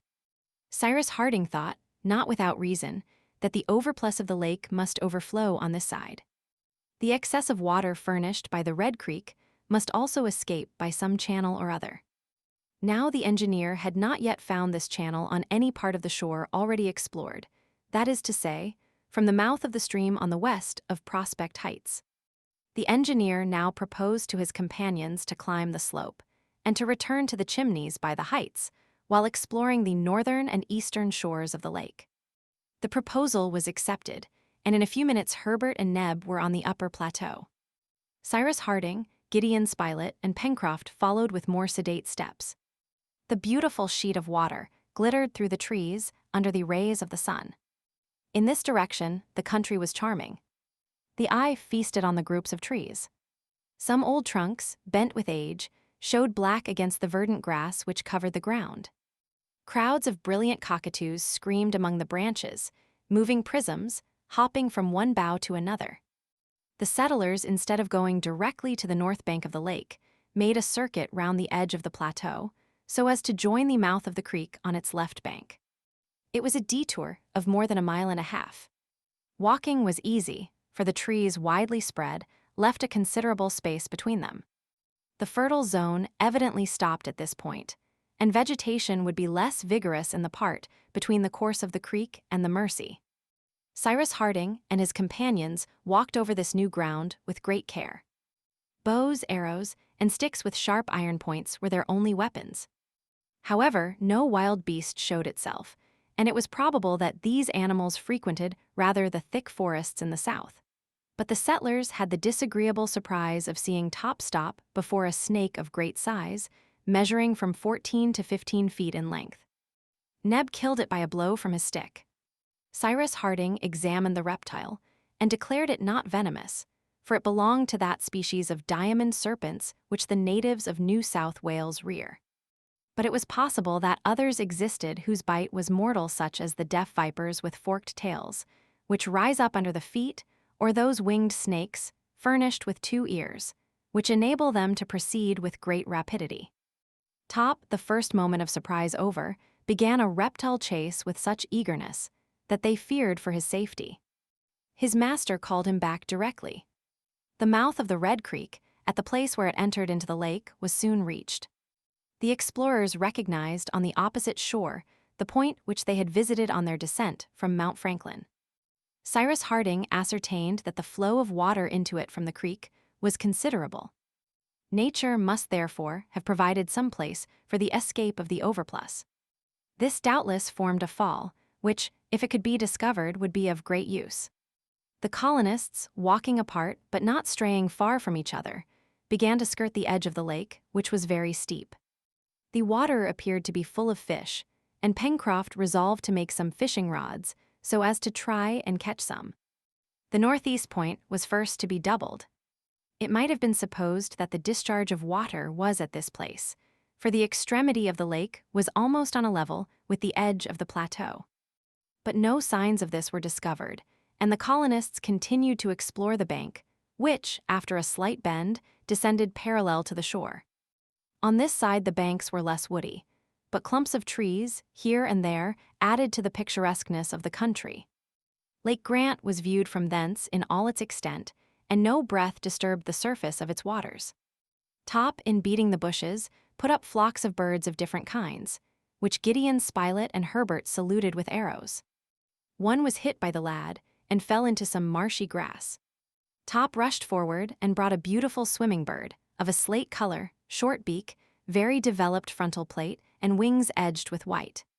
It was a coot, the size of a large partridge, belonging to the group of macrodactyls which form the transition between the order of wading birds and that of pomipes.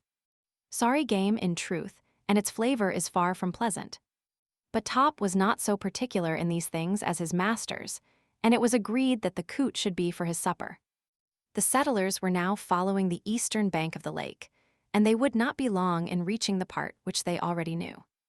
The engineer was much surprised at not seeing any indication of the discharge of water. The reporter and the sailor talked with him, and he could not conceal his astonishment. At this moment Top, who had been very quiet till then, gave signs of agitation. The intelligent animal went backwards and forwards on the shore, stopped suddenly, and looked at the water, one paw raised, as if he was pointing at some invisible game. Then he barked furiously and was suddenly silent. Neither Cyrus Harding nor his companions had at first paid any attention to Top's behavior, but the dog's barking soon became so frequent that the engineer noticed it. "What is there, Top?" he asked. The dog bounded towards his master, seeming to be very uneasy, and then rushed again towards the bank. Then all at once he plunged into the lake. "Here, Top!" cried Cyrus Harding, who did not like his dog to venture into the treacherous water. "What's happening down there?" asked Pencroft, examining the surface of the lake. "Top smells some amphibious creature," replied Herbert. "An alligator, perhaps," said the reporter. "I do not think so," replied Harding. "Alligators are only met with in regions less elevated in latitude." Meanwhile Top had returned at his master's call and had regained the shore. But he could not stay quiet. He plunged in among the tall grass, and guided by instinct, he appeared to follow some invisible being which was slipping along under the surface of the water. However, the water was calm, not a ripple disturbed its surface. Several times the settlers stopped on the bank and observed it attentively. Nothing appeared. There was some mystery there. The engineer was puzzled.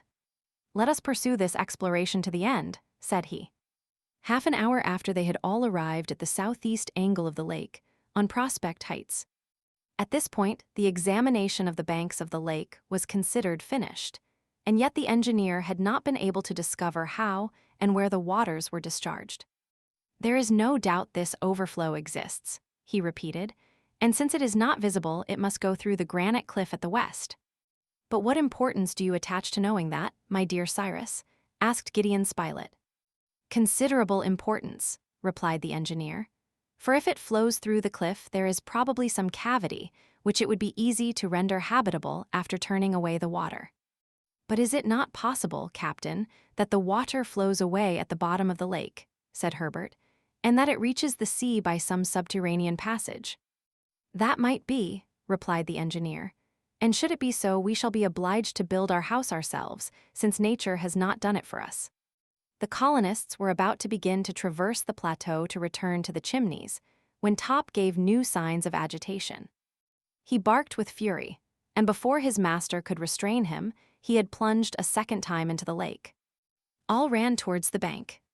The dog was already more than 20 feet off, and Cyrus was calling him back, when an enormous head emerged from the water, which did not appear to be deep in that place.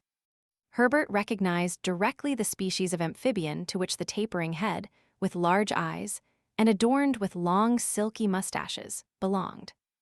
A lamantine, he cried. It was not a lamantine, but one of that species of the order of cetaceans which bear the name of the dugong, for its nostrils were open at the upper part of its snout. The enormous animal rushed on the dog, who tried to escape by returning towards the shore. His master could do nothing to save him, and before Gideon Spilett or Herbert thought of bending their bows, Top, seized by the dugong, had disappeared beneath the water. Neb, his iron-tipped spear in his hand, wished to go to Top's help and attack the dangerous animal in its own element. No, Neb, said the engineer, restraining his courageous servant. Meanwhile, a struggle was going on beneath the water, an inexplicable struggle, for in his situation Top could not possibly resist. And judging by the bubbling of the surface, it must be also a terrible struggle, and could not but terminate in the death of the dog. But suddenly, in the middle of a foaming circle, Top reappeared. Thrown in the air by some unknown power, he rose 10 feet above the surface of the lake, fell again into the midst of the agitated waters, and then soon gained the shore without any severe wounds, miraculously saved. Cyrus Harding and his companions could not understand it. What was not less inexplicable was that the struggle still appeared to be going on. Doubtless, the dugong, attacked by some powerful animal after having released the dog, was fighting on its own account. But it did not last long. The water became red with blood, and the body of the dugong, emerging from the sheet of scarlet which spread around, soon stranded on a little beach at the south angle of the lake. The colonists ran towards it.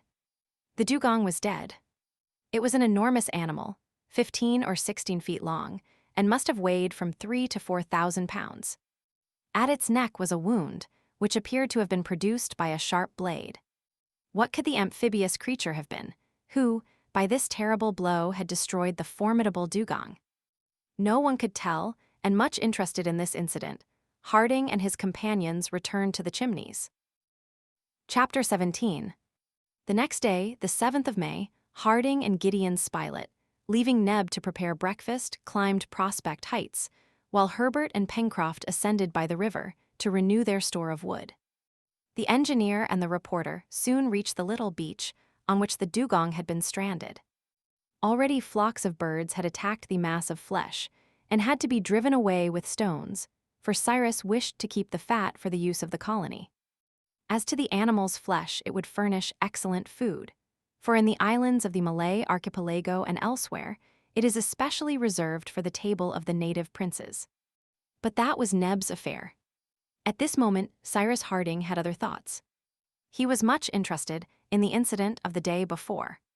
He wished to penetrate the mystery of that submarine combat, and to ascertain what monster could have given the dugong so strange a wound. He remained at the edge of the lake, looking, observing, but nothing appeared under the tranquil waters, which sparkled in the first rays of the rising sun. At the beach on which lay the body of the dugong, the water was tolerably shallow. But from this point, the bottom of the lake sloped gradually, and it was probable that the depth was considerable in the center. The lake might be considered as a large center basin, which was filled by the water from the Red Creek. "Well, Cyrus," said the reporter, "there seems to be nothing suspicious in this water." "No, my dear Spilett," replied the engineer, "and I really do not know how to account for the incident of yesterday." "I acknowledge," returned Spilett, "that the wound given this creature is, at least, very strange, and I cannot explain either how Top was so vigorously cast up out of the water. One could have thought that a powerful arm hurled him up, and that the same arm with a dagger killed the dugong."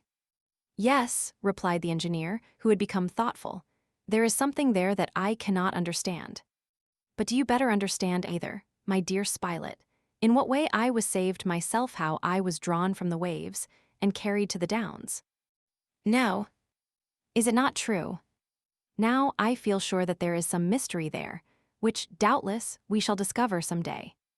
Let us observe, but do not dwell on these singular incidents before our companions.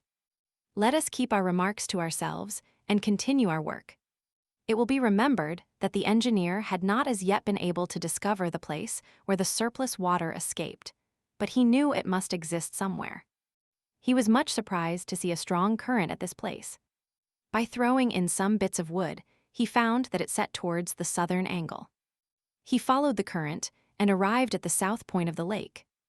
There was there a sort of depression in the water, as if it was suddenly lost in some fissure in the ground. Harding listened. Placing his ear to the level of the lake, he very distinctly heard the noise of a subterranean fall. "There," said he, rising, "is the discharge of the water. There, doubtless, by a passage in the granite cliff, it joins the sea, through cavities which we can use to our profit. Well, I can find it." The engineer cut a long branch, stripped it of its leaves, and plunging it into the angle between the two banks, he found that there was a large hole 1 foot only beneath the surface of the water. This hole was the opening so long looked for in vain, and the force of the current was such that the branch was torn from the engineer's hands and disappeared. "There is no doubt about it now," repeated Harding. "There is the outlet, and I will lay it open to view." "How?" asked Gideon Spilett. "By lowering the level of the water of the lake 3 feet. "And how will you lower the level?" "By opening another outlet larger than this." "At what place, Cyrus?" "At the part of the bank nearest the coast." "But it is a mass of granite," observed Spilett. "Well," replied Cyrus Harding, "I will blow up the granite, and the water escaping will subside so as to lay bare this opening." "And make a waterfall by falling onto the beach," added the reporter. "A fall that we shall make use of," replied Cyrus. "Come, come." The engineer hurried away his companion, whose confidence in Harding was such that he did not doubt the enterprise would succeed. And yet, how was this granite wall to be opened without powder, and with imperfect instruments? Was not this work upon which the engineer was so bent above their strength? When Harding and the reporter entered the Chimneys, they found Herbert and Pencroft unloading their raft of wood. "The woodmen have just finished, Captain," said the sailor, laughing, "and when you want masons." "Masons no, but chemists," replied the engineer. "Yes," added the reporter, "we are going to blow up the island." "Blow up the island," cried Pencroft. "Part of it at least," replied Spilett. "Listen to me, my friends," said the engineer. And he made known to them the result of his observations. According to him, a cavity, more or less considerable, must exist in the mass of granite which supported Prospect Heights, and he intended to penetrate into it. To do this, the opening through which the water rushed must first be cleared, and the level lowered by making a larger outlet. Therefore, an explosive substance must be manufactured, which would make a deep trench in some other part of the shore. This was what Harding was going to attempt with the minerals which nature placed at his disposal. It is useless to say with what enthusiasm all, especially Pencroft, received this project. To employ great means, open the granite, create a cascade that suited the sailor. And he would just as soon be a chemist as a mason or bootmaker, since the engineer wanted chemicals. He would be all that they liked, even a professor of dancing and deportment, said he to Neb, if that was ever necessary. Neb and Pencroft were first of all told to extract the grease from the dugong, and to keep the flesh, which was destined for food. Such perfect confidence had they in the engineer, that they set out directly, without even asking a question. A few minutes after them, Cyrus Harding, Herbert, and Gideon Spilett, dragging the hurdle, went towards the vein of coals, where those schistose pyrites abound which are met with in the most recent transition soil, and of which Harding had already found a specimen. All the day being employed in carrying a quantity of these stones to the chimneys, by evening they had several tons. The next day, the 8th of May, the engineer began his manipulations. These schistose pyrites being composed principally of coal, flint, alumina, and sulfuret of iron, the latter in excess, it was necessary to separate the sulfuret of iron and transform it into sulfate as rapidly as possible. The sulfate obtained, the sulfuric acid could then be extracted. This was the object to be attained. Sulfuric acid is one of the agents the most frequently employed, and the manufacturing importance of a nation can be measured by the consumption which is made of it. This acid would later be of great use to the settlers in the manufacturing of candles, tanning skins, etc., but this time the engineer reserved it for another use. Cyrus Harding chose, behind the chimneys, a site where the ground was perfectly level. On this ground he placed a layer of branches and chopped wood, on which were piled some pieces of schistose pyrites, buttressed one against the other, the whole being covered with a thin layer of pyrites, previously reduced to the size of a nut. This done, they set fire to the wood. The heat was communicated to the schist, which soon kindled, since it contains coal and sulfur. Then new layers of bruised pyrites were arranged so as to form an immense heap, the exterior of which was covered with earth and grass, several air holes being left, as if it was a stack of wood which was to be carbonized to make charcoal. They then left the transformation to complete itself, and it would not take less than 10 or 12 days for the sulfuret of iron to be changed to sulfate of iron and the alumina into sulfate of alumina, two equally soluble substances, the others, flint, burnt coal, and cinders, not being so. While this chemical work was going on, Cyrus Harding proceeded with other operations, which were pursued with more than zealot was eagerness. Neb and Pencroft had taken away the fat from the dugong and placed it in large earthen pots. It was then necessary to separate the glycerine from the fat by saponifying it. Now, to obtain this result, it had to be treated either with soda or lime. In fact, one or other of these substances, after having attacked the fat, would form a soap by separating the glycerine, and it was just this glycerine which the engineer wished to obtain. There was no want of lime, only treatment by lime would give calcareous soap, insoluble and consequently useless, while treatment by soda would furnish, on the contrary, a soluble soap, which could be put to domestic use. Now, a practical man like Cyrus Harding would rather try to obtain soda. Was this difficult? No, for marine plants abounded on the shore, glasswort, ficades, and all those fucaceae which form wrack. A large quantity of these plants was collected, first dried, then burnt in holes in the open air. The combustion of these plants was kept up for several days, and the result was a compact gray mass, which has been long known under the name of natural soda. This obtained, the engineer treated the fat with soda, which gave both a soluble soap and that neutral substance, glycerine. But this was not all. Cyrus Harding still needed, in view of his future preparation, another substance, nitrate of potash, which is better known under the name of salt niter or of saltpeter. Cyrus Harding could have manufactured this substance by treating the carbonate of potash, which would be easily extracted from the cinders of the vegetables, by azotic acid. But this acid was wanting, and he would have been in some difficulty if nature had not happily furnished the saltpeter without giving them any other trouble than that of picking it up. Herbert found a vein of it at the foot of Mount Franklin, and they had nothing to do but purify this salt. These different works lasted a week. They were finished before the transformation of the sulfuret into sulfate of iron had been accomplished. During the following days, the settlers had time to construct a furnace of bricks of a particular arrangement, to serve for the distillation of the sulfate or iron when it had been obtained. All this was finished about the 18th of May, nearly at the time when the chemical transformation terminated. Gideon Spilett, Herbert, Neb, and Pencroft, skillfully directed by the engineer, had become most clever workmen. Before all masters, necessity is the one most listened to, and who teaches the best.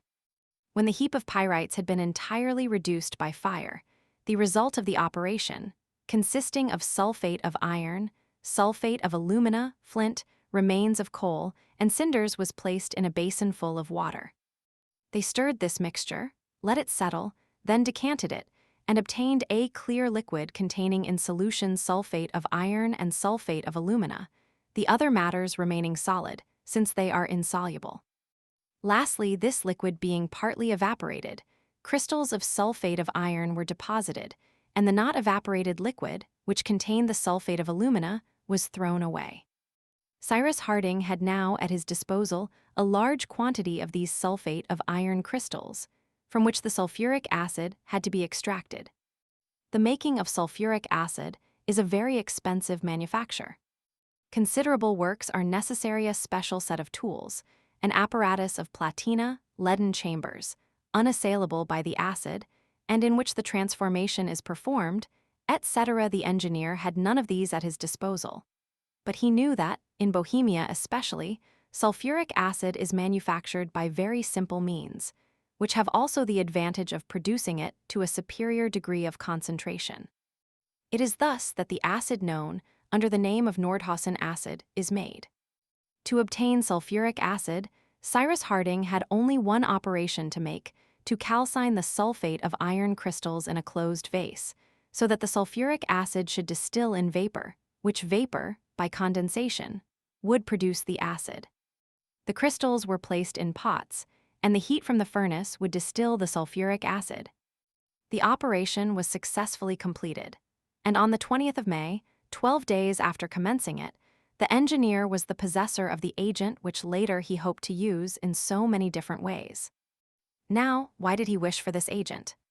Simply to produce azotic acid, and that was easy since saltpeter, attacked by sulfuric acid, gives azotic or nitric acid by distillation. But after all, how was he going to employ this azotic acid? His companions were still ignorant of this, for he had not informed them of the result at which he aimed. However, the engineer had nearly accomplished his purpose, and by a last operation he would procure the substance which had given so much trouble. Taking some azotic acid, he mixed it with glycerine, which had been previously concentrated by evaporation, subjected to the water bath, and he obtained, without even employing a refrigerant mixture, several pints of an oily yellow mixture. This last operation Cyrus Harding had made alone, in a retired place, at a distance from the chimneys, for he feared the danger of an explosion. And when he showed a bottle of this liquid to his friends, he contented himself with saying, "Here is nitroglycerine." It was really this terrible production, of which the explosive power is perhaps tenfold that of ordinary powder, and which has already caused so many accidents. However, since a way has been found to transform it into dynamite, that is to say, to mix with it some solid substance, clay or sugar, porous enough to hold it, the dangerous liquid has been used with some security. But dynamite was not yet known at the time when the settlers worked on Lincoln Island. "And is it that liquid that is going to blow up our rocks?" said Pencroft incredulously. "Yes, my friend," replied the engineer, "and this nitroglycerine will produce so much the more effect, as the granite is extremely hard and will oppose a greater resistance to the explosion." "And when shall we see this, Captain?" "Tomorrow, as soon as we have dug a hole for the mine," replied the engineer. The next day, the 21st of May, at daybreak, the miners went to the point which formed the eastern shore of Lake Grant, and was only 500 feet from the coast. At this place, the plateau inclined downwards from the waters, which were only restrained by their granite case. Therefore, if this case was broken, the water would escape by the opening and form a stream, which, flowing over the inclined surface of the plateau, would rush on to the beach. Consequently, the level of the lake would be greatly lowered, and the opening where the water escaped would be exposed, which was their final aim. Under the engineer's directions, Pencroft, armed with a pickaxe, which he handled skillfully and vigorously, attacked the granite. The hole was made on the point of the shore, slanting, so that it should meet a much lower level than that of the water of the lake. In this way, the explosive force, by scattering the rock, would open a large place for the water to rush out. The work took some time, for the engineer, wishing to produce a great effect, intended to devote not less than 7 quarts of nitroglycerine to the operation. But Pencroft, relieved by Neb, did so well that towards 4 o'clock in the evening the mine was finished. Now the question of setting fire to the explosive substance was raised. Generally, nitroglycerine is ignited by caps of fulminate, which in bursting cause the explosion. A shock is therefore needed to produce the explosion, for, simply lighted, this substance would burn without exploding. Cyrus Harding could certainly have fabricated a percussion cap. In default of fulminate, he could easily obtain a substance similar to gunkin, since he had azotic acid at his disposal. This substance, pressed in a cartridge and introduced among the nitroglycerine, would burst by means of a fuse and cause the explosion. But Cyrus Harding knew that nitroglycerine would explode by a shock. He resolved to employ this means and try another way if this did not succeed. In fact, the blow of a hammer on a few drops of nitroglycerine, spread out on a hard surface, was enough to create an explosion.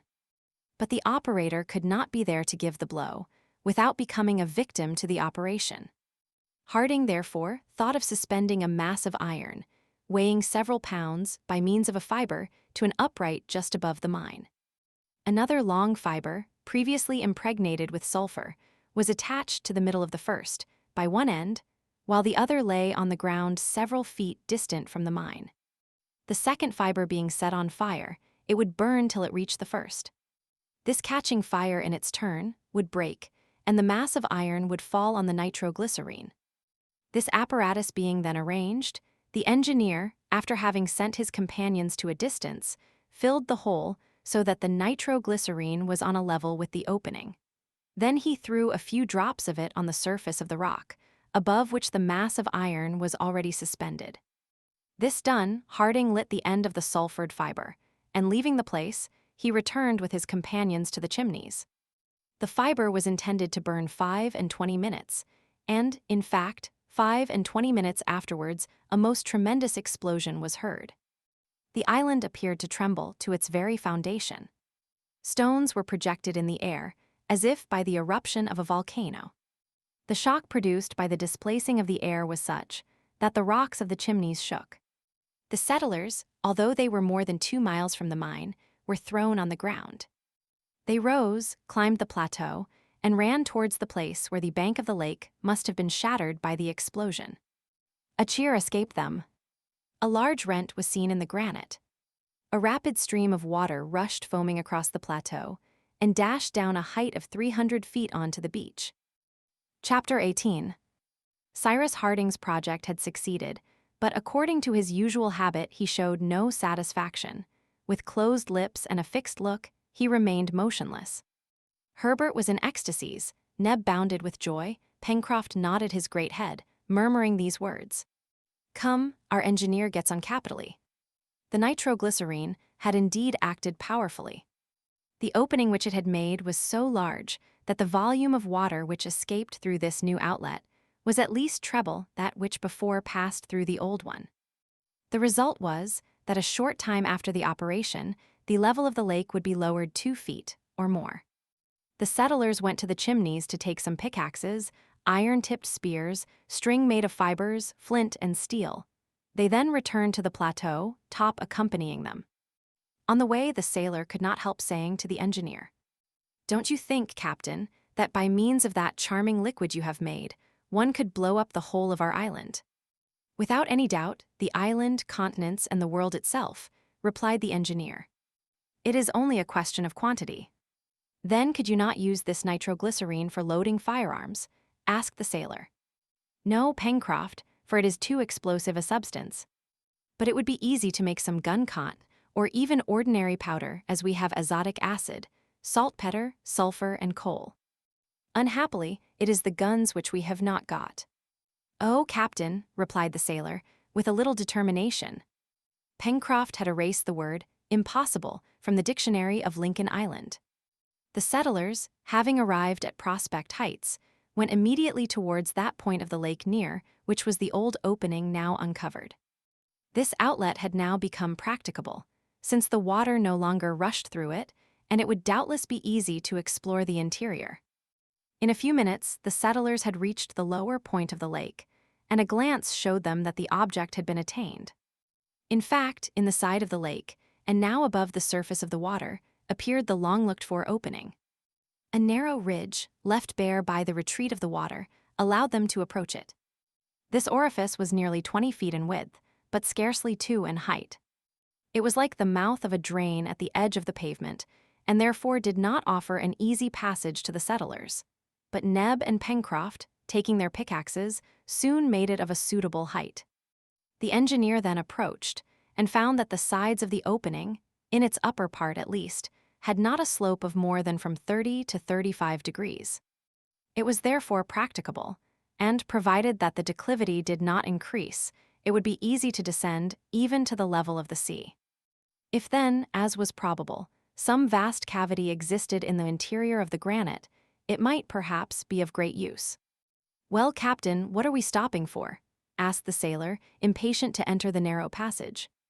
"You see Top has got before us." "Very well," replied the engineer. "But we must see our way. Neb, go and cut some resinous branches."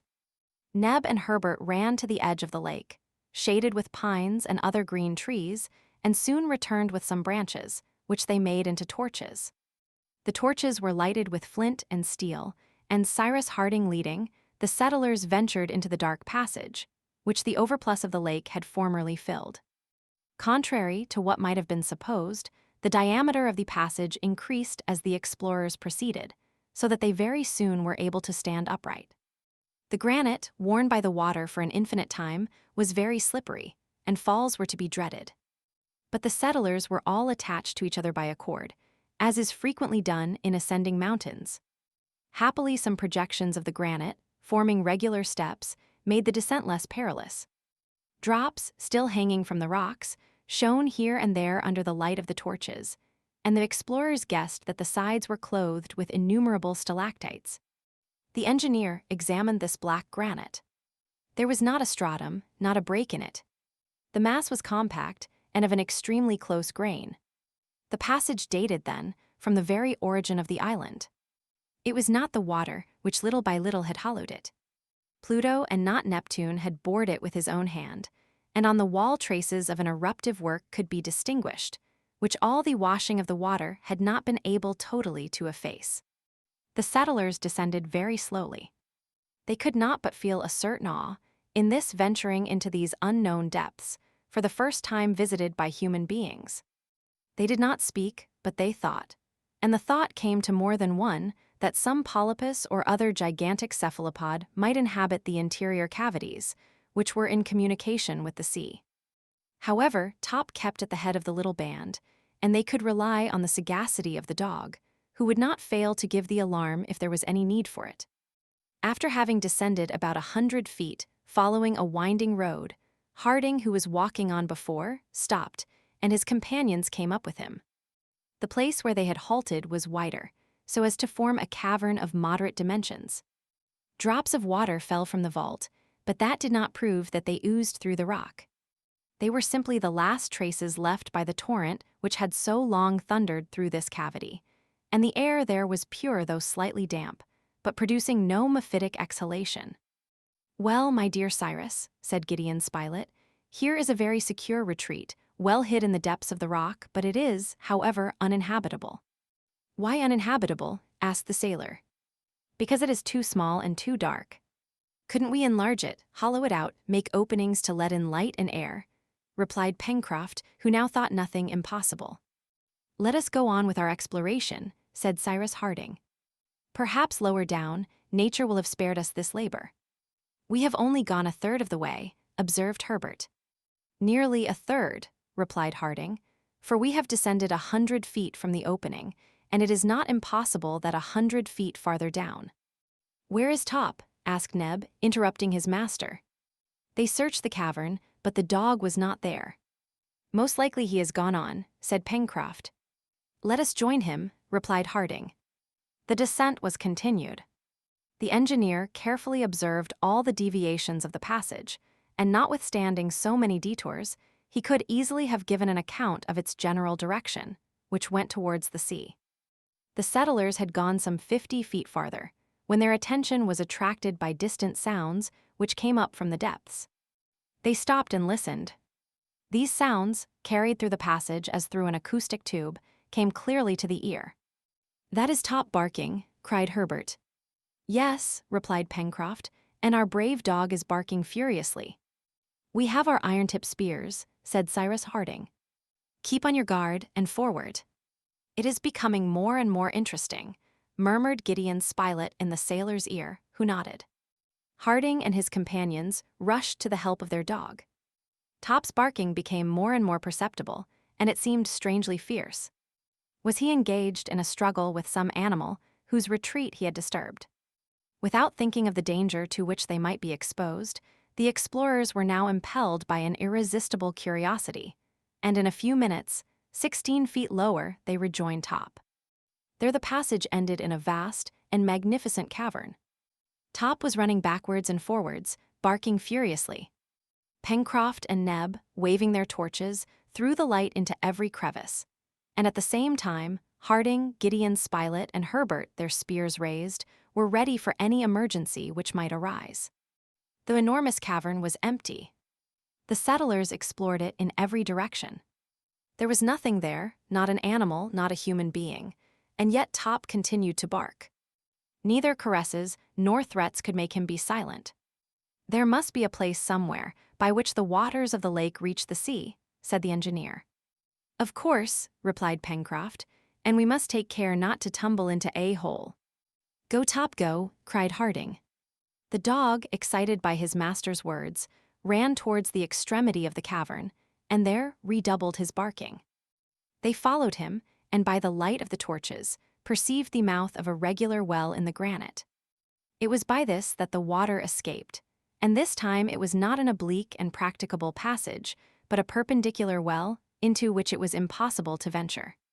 The torches were held over the opening, nothing could be seen. Harding took a lighted branch and threw it into the abyss. The blazing resin, whose illuminating power increased still more by the rapidity of its fall, lighted up the interior of the well, but yet nothing appeared. The flame then went out with a slight hiss, which showed that it had reached the water, that is to say, the level of the sea. The engineer, calculating the time employed in its fall, was able to calculate the depth of the well, which was found to be about 90 feet. The floor of the cavern must thus be situated 90 feet above the level of the sea. "Here is our dwelling," said Cyrus Harding. "But it was occupied by some creature," replied Gideon Spilett, whose curiosity was not yet satisfied. "Well, the creature, amphibious or otherwise, has made off through this opening," replied the engineer, "and has left the place for us." "Never mind," added the sailor. "I should like very much to be Top just for a quarter of an hour, for he doesn't bark for nothing." Cyrus Harding looked at his dog, and those of his companions who were near him might have heard him murmur these words. "Yes, I believe that Top knows more than we do about a great many things." However, the wishes of the settlers were for the most part satisfied. Chance, aided by the marvelous sagacity of their leader, had done them great service. They had now at their disposal a vast cavern, the size of which could not be properly calculated by the feeble light of their torches, but it would certainly be easy to divide it into rooms by means of brick partitions, or to use it, if not as a house, at least as a spacious apartment. The water which had left it could not return. The place was free. Two difficulties remained. Firstly, the possibility of lighting this excavation in the midst of solid rock. Secondly, the necessity of rendering the means of access more easy. It was useless to think of lighting it from above, because of the enormous thickness of the granite which composed the ceiling, but perhaps the outer wall next the sea might be pierced. Cyrus Harding, during the descent, had roughly calculated its obliqueness, and consequently the length of the passage, and was therefore led to believe that the outer wall could not be very thick.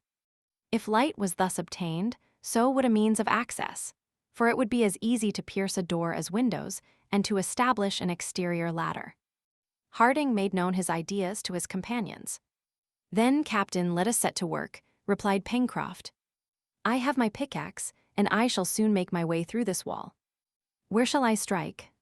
"Here," replied the engineer, showing the sturdy sailor a considerable recess in the side, which would much diminish the thickness. Pencroft attacked the granite, and for half an hour, by the light of the torches, he made the splinters fly around him. Neb relieved him, then Spilett took Neb's place. This work had lasted 2 hours, and they began to fear that at this spot the wall would not yield to the pickaxe, when at a last blow given by Gideon Spilett, the instrument, passing through the rock, fell outside. "Hurrah! Hurrah!" cried Pencroft. The wall only measured their 3 feet in thickness. Harding applied his eye to the aperture, which overlooked the ground from a height of 80 feet. Before him was extended the sea-coast, the islet, and beyond the open sea. Floods of light entered by this hole, inundating the splendid cavern and producing a magic effect. On its left side, it did not measure more than 30 feet in height and breadth, but on the right it was enormous, and its vaulted roof rose to a height of more than 80 feet. In some places, granite pillars, irregularly disposed, supported the vaulted roof, as those in the nave of a cathedral, here forming lateral piers, their elliptical arches, adorned with pointed moldings, losing themselves in dark bays, amid the fantastic arches of which glimpses could be caught in the shade, covered with a profusion of projections formed like so many pendants. This cavern was a picturesque mixture of all the styles of Byzantine, Roman, or Gothic architecture ever produced by the hand of man. And yet this was only the work of nature. She alone had hollowed this very Alhambra in a mass of granite. The settlers were overwhelmed with admiration. Where they had only expected to find a narrow cavity, they had found a sort of marvelous palace, and Neb had taken off his hat, as if he had been transported into a temple.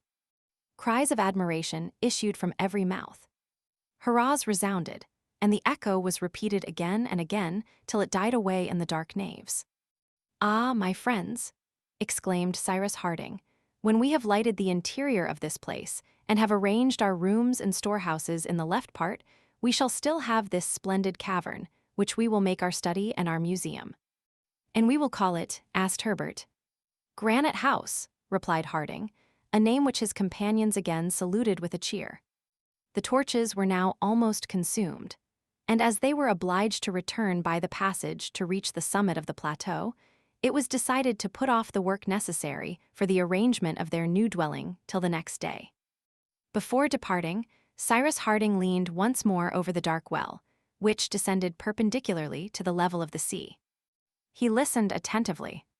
No noise was heard, not even that of the water, which the undulations of the surge must sometimes agitate in its depths. A flaming branch was again thrown in. The sides of the well were lighted up for an instant, but as at the first time, nothing suspicious was seen. If some marine monster had been surprised unawares by the retreat of the water, he would by this time have regained the sea by the subterranean passage, before the new opening had been offered to him. Meanwhile, the engineer was standing motionless, his eyes fixed on the gulf, without uttering a word. The sailor approached him, and touching his arm, "Captain," said he. "What do you want, my friend?" asked the engineer, as if he had returned from the land of dreams. "The torches will soon go out." "Forward," replied Cyrus Harding. The little band left the cavern, and began to ascend through the dark passage. Top closed the rear, still growling every now and then. The ascent was painful enough. The settlers rested a few minutes in the upper grotto, which made a sort of landing place halfway up the long granite staircase. Then they began to climb again. Soon fresher air was felt. The drops of water, dried by evaporation, no longer sparkled on the walls. The flaring torches began to grow dim.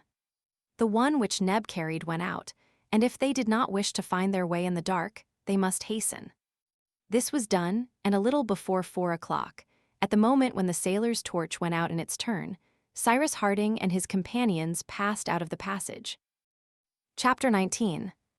The next day, the 22nd of May, the arrangement of their new dwelling was commenced.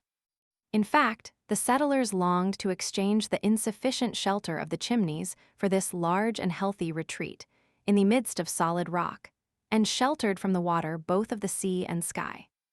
Their former dwelling was not, however, to be entirely abandoned, for the engineer intended to make a manufactory of it for important works. Cyrus Harding's first care was to find out the position of the front of Granite House from the outside.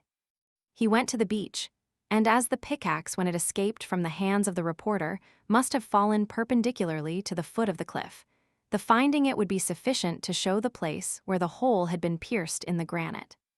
The pickaxe was easily found, and the hole could be seen in a perpendicular line above the spot where it was stuck in the sand. Some rock pigeons were already flying in and out of the narrow opening. They evidently thought that Granite House had been discovered on purpose for them.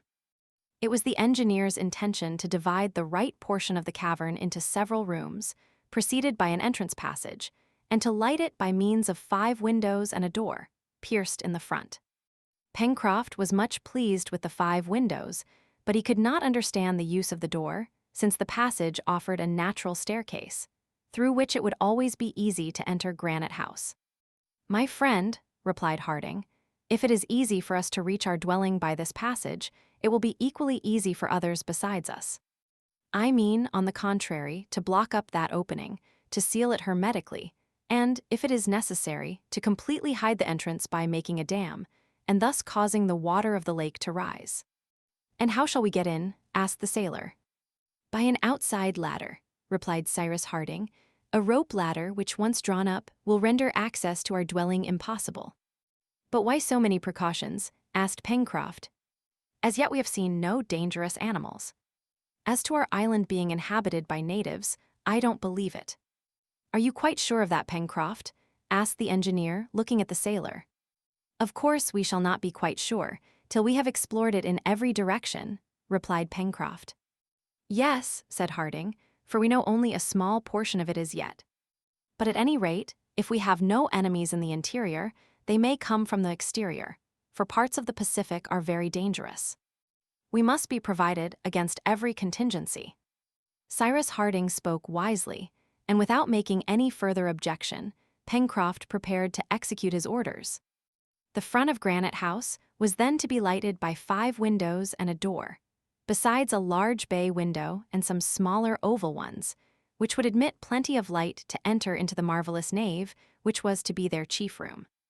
This facade, situated at a height of 80 feet above the ground, was exposed to the east, and the rising sun saluted it with its first rays. It was found to be just at that part of the cliff which was between the projection at the mouth of the Mercy and a perpendicular line traced above the heap of rocks which formed the chimneys. Thus the winds from the northeast would only strike it obliquely, for it was protected by the projection. Besides, until the window frames were made, the engineer meant to close the openings with thick shutters, which would prevent either wind or rain from entering, and which could be concealed in need. The first work was to make the openings. This would have taken too long with the pickaxe alone, and it is known that Harding was an ingenious man. He had still a quantity of nitroglycerine at his disposal, and he employed it usefully. By means of this explosive substance, the rock was broken open at the very places chosen by the engineer. Then, with the pickaxe and spade, the windows and doors were properly shaped, the jagged edges were smoothed off, and a few days after the beginning of the work, Granite House was abundantly lighted by the rising sun, whose rays penetrated into its most secret recesses. Following the plan proposed by Cyrus Harding, the space was to be divided into 5 compartments looking out on the sea. To the right, an entry with a door which would meet the ladder, then a kitchen 30 feet long, a dining room measuring 40 feet, a sleeping room of equal size, and lastly, a visitor's room, petitioned for by Pencroft, and which was next to the Great Hall. These rooms, or rather this suite of rooms, would not occupy all the depth of the cave. There would be also a corridor and a storehouse, in which their tools, provisions, and stores would be kept. All the productions of the island, the flora as well as the fauna, were to be there in the best possible state of preservation, and completely sheltered from the damp. There was no want of space, so that each object could be methodically arranged. Besides, the colonists had still at their disposal the little grotto above the great cavern, which was like the garret of the new dwelling. This plan settled, it had only to be put into execution. The miners became brickmakers again, then the bricks were brought to the foot of Granite House. Till then, Harding and his companions had only entered the cavern by the long passage. This mode of communication obliged them first to climb Prospect Heights, making a detour by the river's bank, and then to descend 200 feet through the passage, having to climb as far when they wished to return to the plateau. This was a great loss of time, and was also very fatiguing. Cyrus Harding, therefore, resolved to proceed without any further delay to the fabrication of a strong rope ladder, which, once raised, would render Granite House completely inaccessible. This ladder was manufactured with extreme care, and its uprights, formed of the twisted fibers of a species of cane, had the strength of a thick cable. As to the rounds, they were made of a sort of red cedar, with light, strong branches, and this apparatus was wrought by the masterly hand of Pencroft. Other ropes were made with vegetable fibers, and a sort of crane with a tackle was fixed at the door. In this way, bricks could easily be raised into Granite House. The transport of the materials being thus simplified, the arrangement of the interior could begin immediately. There was no want of lime, and some thousands of bricks were there ready to be used. The framework of the partitions was soon raised, very roughly at first, and in a short time the cave was divided into rooms and storehouses, according to the plan agreed upon. These different works progressed rapidly under the direction of the engineer, who himself handled the hammer and the trowel. No labor came amiss to Cyrus Harding, who thus set an example to his intelligent and zealous companions.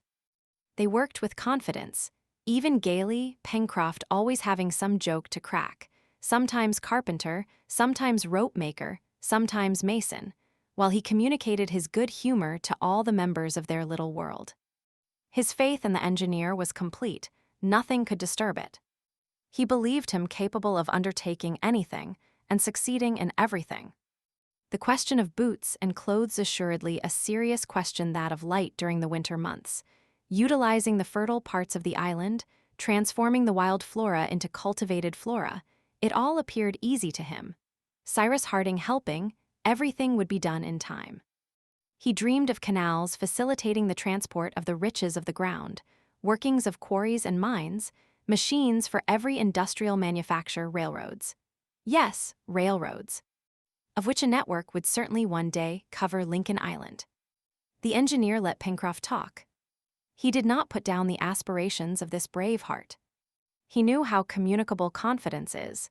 He even smiled to hear him speak, and said nothing of the uneasiness for the future which he felt. In fact, in that part of the Pacific, out of the course of vessels, it was to be feared that no help would ever come to them. It was on themselves alone, that the settlers must depend, for the distance of Lincoln Island from all other land was such, that to hazard themselves in a boat, of a necessarily inferior construction, would be a serious and perilous thing. But, as the sailor said, they quite took the wind out of the sails of the Robinsons, for whom everything was done by a miracle. In fact, they were energetic. An energetic man will succeed where an indolent one would vegetate and inevitably perish. Herbert distinguished himself in these works. He was intelligent and active, understanding quickly, he performed well, and Cyrus Harding became more and more attached to the boy. Herbert had a lively and reverent love for the engineer. Pencroft saw the close sympathy which existed between the two, but he was not in the least jealous. Neb was Neb. He was what he would be always: courage, zeal, devotion, self-denial personified. He had the same faith in his master that Pencroft had, but he showed it less vehemently. When the sailor was enthusiastic, Neb always looked as if he would say, nothing could be more natural. Pencroft and he were great friends. As to Gideon Spilett, he took part in the common work, and was not less skillful in it than his companions, which always rather astonished the sailor. A journalist, clever, not only in understanding, but in performing everything. The ladder was finally fixed on the 28th of May. There were not less than 100 rounds in this perpendicular height of 80 feet. Harding had been able, fortunately, to divide it in two parts, profiting by an overhanging of the cliff, which made a projection 40 feet above the ground. This projection, carefully leveled by the pickaxe, made a sort of platform, to which they fixed the first ladder, of which the oscillation was thus diminished 1/2, and a rope permitted it to be raised to the level of Granite House.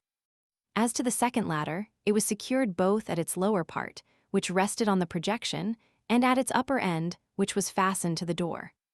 In short, the ascent had been made much easier. Besides, Cyrus Harding hoped later to establish an hydraulic apparatus, which would avoid all fatigue and loss of time for the inhabitants of Granite House.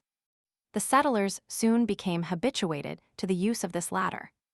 They were light and active, and Pencroft, as a sailor, accustomed to run up the masts and shrouds, was able to give them lessons. But it was also necessary to give them to Top. The poor dog, with his forepaws, was not formed for this sort of exercise. But Pencroft was such a zealous master that Top ended by properly performing his ascents, and soon mounted the ladder as readily as his brethren in the circus. It need not be said that the sailor was proud of his pupil. However, more than once Pencroft hoisted him on his back, which Top never complained of. It must be mentioned here that during these works, which were actively conducted, for the bad season was approaching, the alimentary question was not neglected. Every day, the reporter and Herbert, who had been voted purveyors to the colony, devoted some hours to the chase. As yet, they only hunted in Jacamar Wood, on the left of the river, because, for want of a bridge or boat, the Mersey had not yet been crossed. All the immense woods, to which the name of the forests of the far west had been given, were not explored. They reserved this important excursion for the first fine days of the next spring. But Jacamar Wood was full of game, kangaroos and boars abounded, and the hunters, iron-tipped spears and bows and arrows did wonders. Besides, Herbert discovered towards the southwest point of the lagoon a natural warren, a slightly damp meadow, covered with willows and aromatic herbs which scented the air, such as thyme, basil, savory, all the sweet-scented species of the labiated plants, which the rabbits appeared to be particularly fond of. On the reporter observing that since the table was spread for the rabbits, it was strange that the rabbits themselves should be wanting, the two sportsmen carefully explored the warren. At any rate, it produced an abundance of useful plants, and a naturalist would have had a good opportunity of studying many specimens of the vegetable kingdom. Herbert gathered several shoots of the basil, rosemary, balm, betony, etc., which possess different medicinal properties, some pectoral, astringent, febrifuge, others antispasmodic or antirheumatic. When afterwards, Pencroft asked the use of this collection of herbs. "For medicine," replied the lad, "to treat us when we are ill." "Why should we be ill, since there are no doctors in the island?" asked Pencroft quite seriously. There was no reply to be made to that, but the lad went on with his collection all the same, and it was well received at Granite House. Besides these medicinal herbs, he added a plant known in North America as Oswego tea, which made an excellent beverage. At last, by searching thoroughly, the hunters arrived at the real site of the warren. There the ground was perforated like a sieve. "Here are the burrows," cried Herbert. "Yes," replied the reporter, "so I see. But are they inhabited? That is the question." This was soon answered. Almost immediately, hundreds of little animals, similar to rabbits, fled in every direction, with such rapidity that even Top could not overtake them. Hunters and dog ran in vain; these rodents escaped them easily. But the reporter resolved not to leave the place until he had captured at least half a dozen of the quadrupeds. He wished to stock their larder first, and domesticate those which they might take later. It would not have been difficult to do this, with a few snares stretched at the openings of the burrows. But at this moment they had neither snares, nor anything to make them of. They must, therefore, be satisfied with visiting each hole, and rummaging in it with a stick, hoping by dint of patience to do what could not be done in any other way. At last, after half an hour, 4 rodents were taken in their holes. They were similar to their European brethren, and are commonly known by the name of American rabbits. This produce of the chase was brought back to Granite House, and figured at the evening repast. The tenants of the warren were not at all to be despised, for they were delicious. It was a valuable resource of the colony, and it appeared to be inexhaustible. On the 31st of May, the partitions were finished. The rooms had now only to be furnished, and this would be work for the long winter days. A chimney was established in the first room, which served as a kitchen. The pipe destined to conduct the smoke outside gave some trouble to these amateur bricklayers. It appeared simplest to Harding to make it of brick clay. As creating an outlet for it to the upper plateau was not to be thought of, a hole was pierced in the granite above the window of the kitchen, and the pipe met it like that of an iron stove. Perhaps the winds which blew directly against the facade would make the chimney smoke, but these winds were rare, and besides, Master Neb, the cook, was not so very particular about that. When these interior arrangements were finished, the engineer occupied himself in blocking up the outlet by the lake, so as to prevent any access by that way. Masses of rock were rolled to the entrance and strongly cemented together. Cyrus Harding did not yet realize his plan of drowning this opening under the waters of the lake, by restoring them to their former level by means of a dam. He contented himself with hiding the obstruction with grass and shrubs, which were planted in the interstices of the rocks, and which next spring would sprout thickly. However, he used the waterfall so as to lead a small stream of fresh water to the new dwelling. A little trench, made below their level, produced this result, and this derivation from a pure and inexhaustible source yielded 25 or 30 gallons a day. There would never be any want of water at Granite House. At last all was finished, and it was time, for the bad season was near. Thick shutters closed the windows of the facade, until the engineer had time to make glass. Gideon Spilett had very artistically arranged on the rocky projections around the windows plants of different kinds, as well as long streaming grass, so that the openings were picturesquely framed in green, which had a pleasing effect. The inhabitants of this solid, healthy, and secure dwelling could not but be charmed with their work. The view from the windows extended over a boundless horizon, which was closed by the two Mandible Capes on the north and Claw Cape on the south. All Union Bay was spread before them. Yes, our brave settlers had reason to be satisfied, and Pencroft was lavish in his praise of what he humorously called his apartments on the 5th floor above the ground. Chapter 20. The winter season set in with the month of June, which corresponds with the month of December in the northern hemisphere. It began with showers and squalls, which succeeded each other without intermission. The tenants of Granite House could appreciate the advantages of a dwelling which sheltered them from the inclement weather.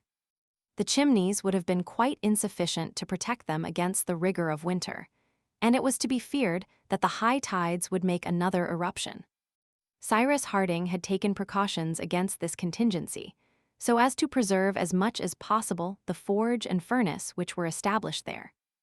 During the whole of the month of June, the time was employed in different occupations, which excluded neither hunting nor fishing, the larder being, therefore, abundantly supplied. Pencroft, so soon as he had leisure, proposed to set some traps, from which he expected great results. He soon made some snares with creepers, by the aid of which the warren henceforth every day furnished its quota of rodents.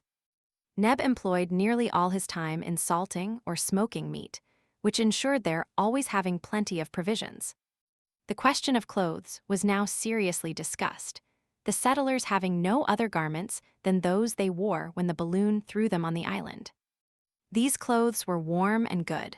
They had taken great care of them as well as of their linen, and they were perfectly whole, but they would soon need to be replaced. Moreover, if the winter was severe, the settlers would suffer greatly from cold.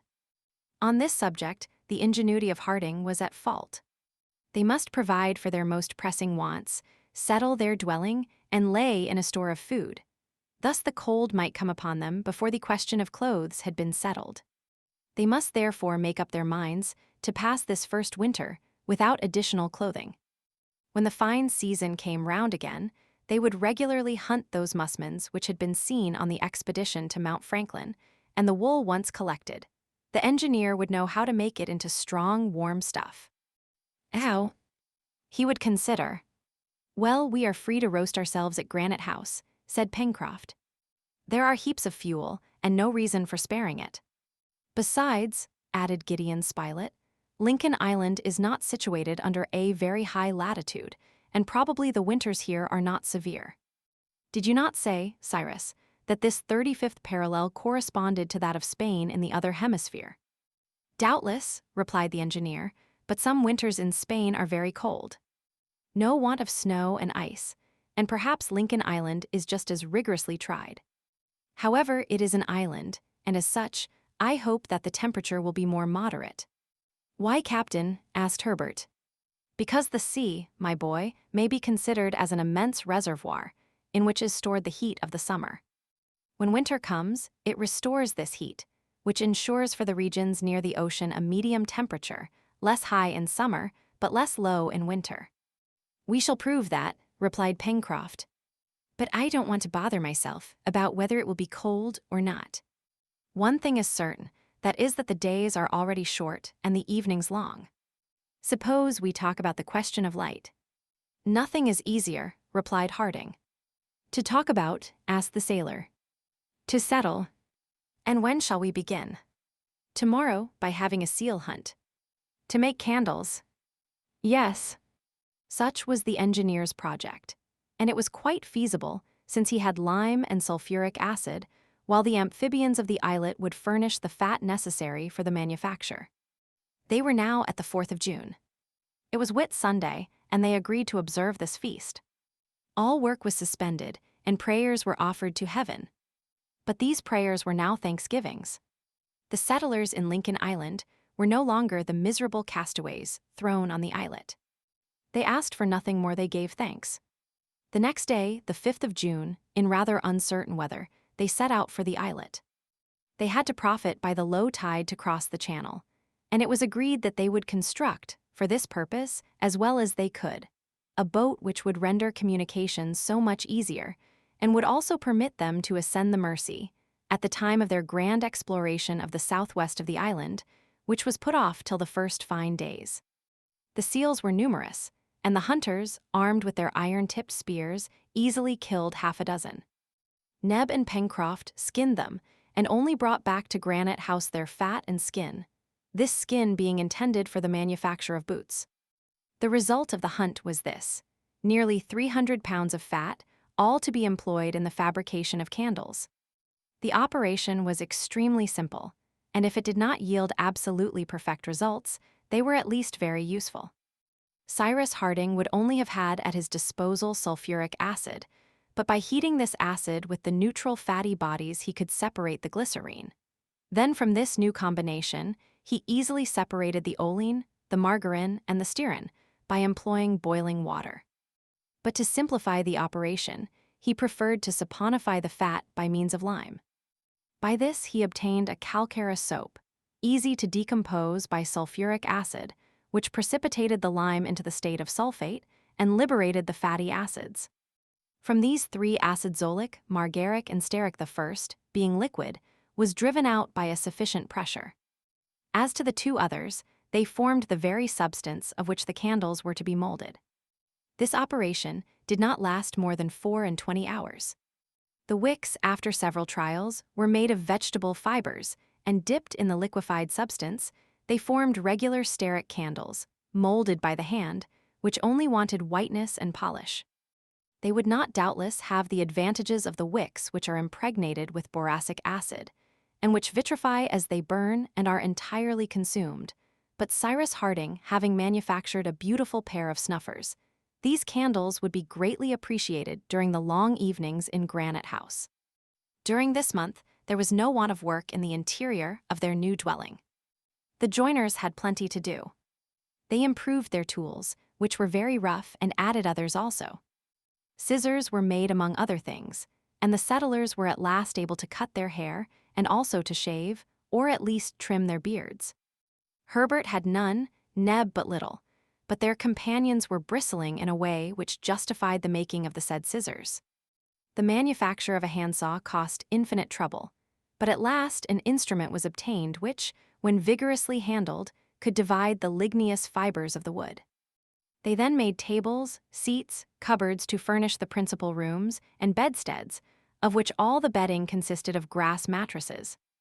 The kitchen, with its shelves, on which rested the cooking utensils, its brick stove, looked very well, and Neb worked away there as earnestly as if he was in a chemist's laboratory.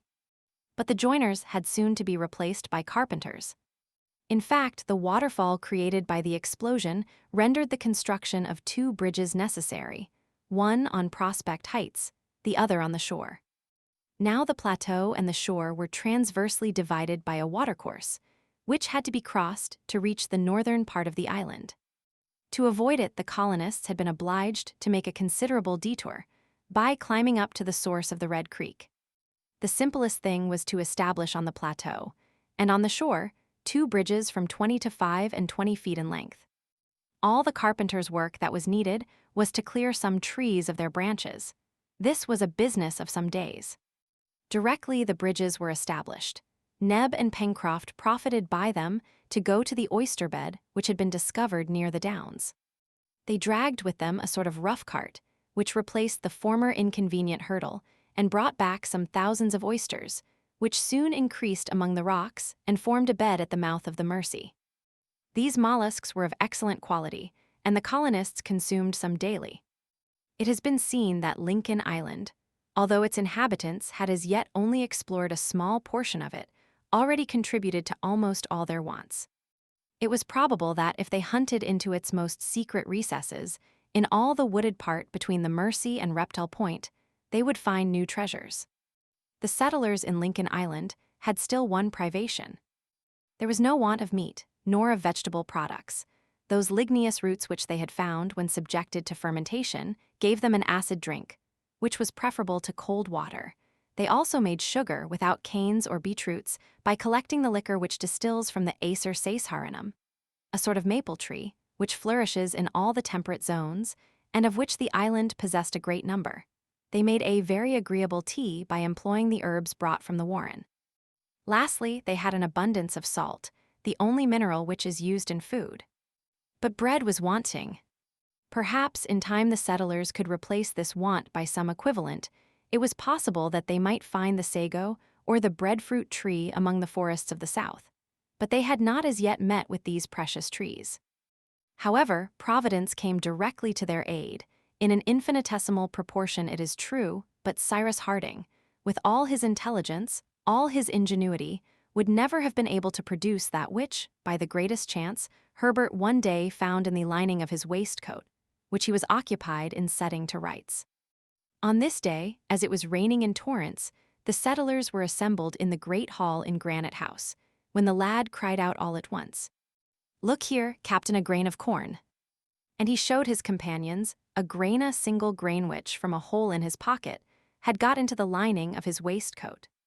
The presence of this grain was explained by the fact that Herbert, when at Richmond, used to feed some pigeons, of which Pencroft had made him a present. "A grain of corn," said the engineer quickly. "Yes, Captain, but only one." "Well, my boy," said Pencroft, laughing, "we're getting on capitally, upon my word. What shall we make with 1 grain of corn?" "We will make bread of it," replied Cyrus Harding. "Bread, cakes, tarts," replied the sailor. "Come, the bread that this grain of corn will make won't choke us very soon."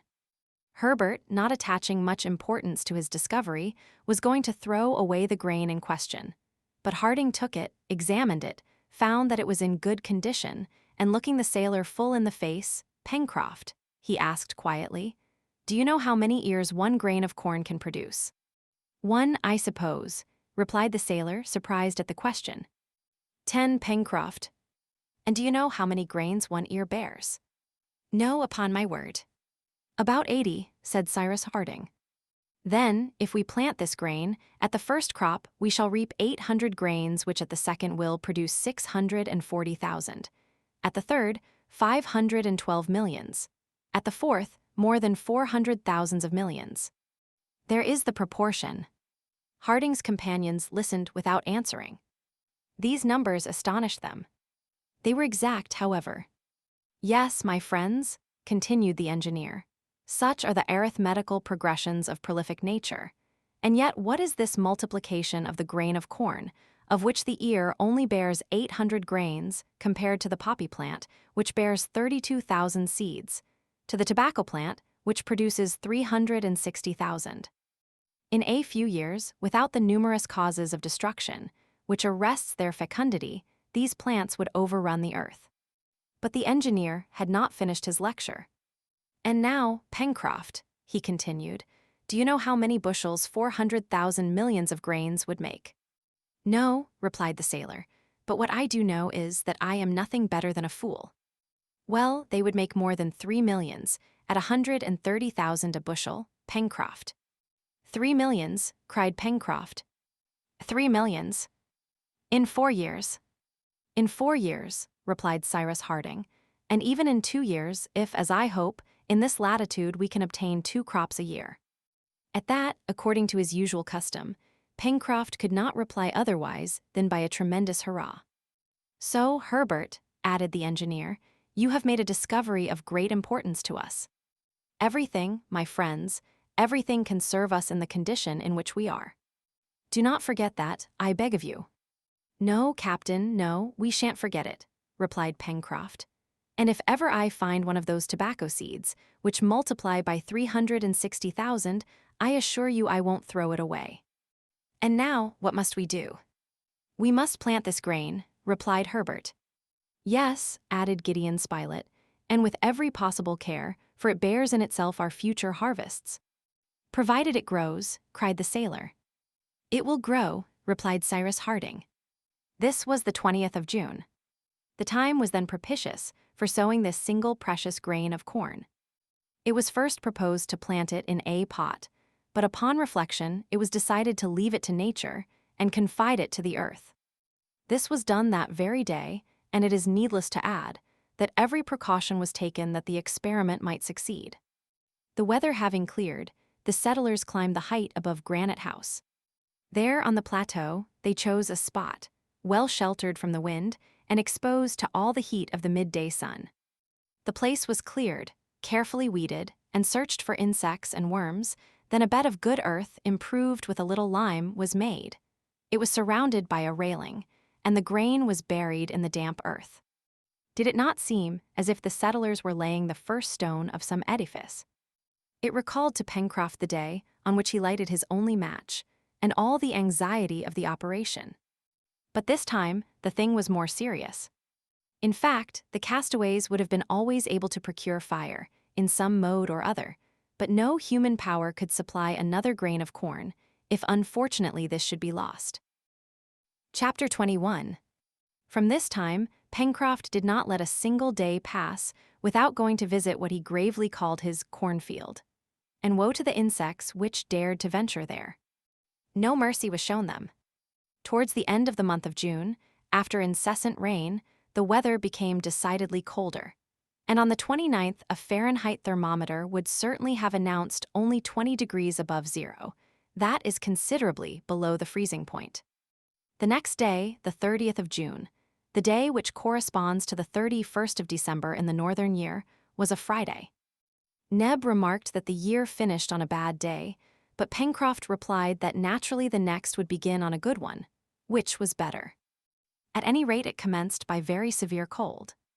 Ice accumulated at the mouth of the Mersey, and it was not long before the whole expanse of the lake was frozen. The settlers had frequently been obliged to renew their store of wood. Pencroft also had wisely not waited till the river was frozen, but had brought enormous rafts of wood to their destination. The current was an indefatigable moving power, and it was employed in conveying the floating wood to the moment when the frost enchained it. To the fuel which was so abundantly supplied by the forest, they added several cartloads of coal, which had to be brought from the foot of the spurs of Mount Franklin. The powerful heat of the coal was greatly appreciated in the low temperature, which on the 4th of July fell to 8 degrees of Fahrenheit, that is, 13 degrees below zero. A second fireplace had been established in the dining room, where they all worked together at their different avocations. During this period of cold, Cyrus Harding had great cause to congratulate himself on having brought to Granite House the little stream of water from Lake Grant. Taken below the frozen surface and conducted through the passage, it preserved its fluidity and arrived at an interior reservoir which had been hollowed out at the back part of the storeroom, while the overflow ran through the well to the sea. About this time, the weather being extremely dry, the colonists, clothed as warmly as possible, resolved to devote a day to the exploration of that part of the island between the Mersey and Claw Cape. It was a wide extent of marshy land, and they would probably find good sport, for water birds ought to swarm there. They reckoned that it would be about 8 or 9 miles to go there, and as much to return, so that the whole of the day would be occupied.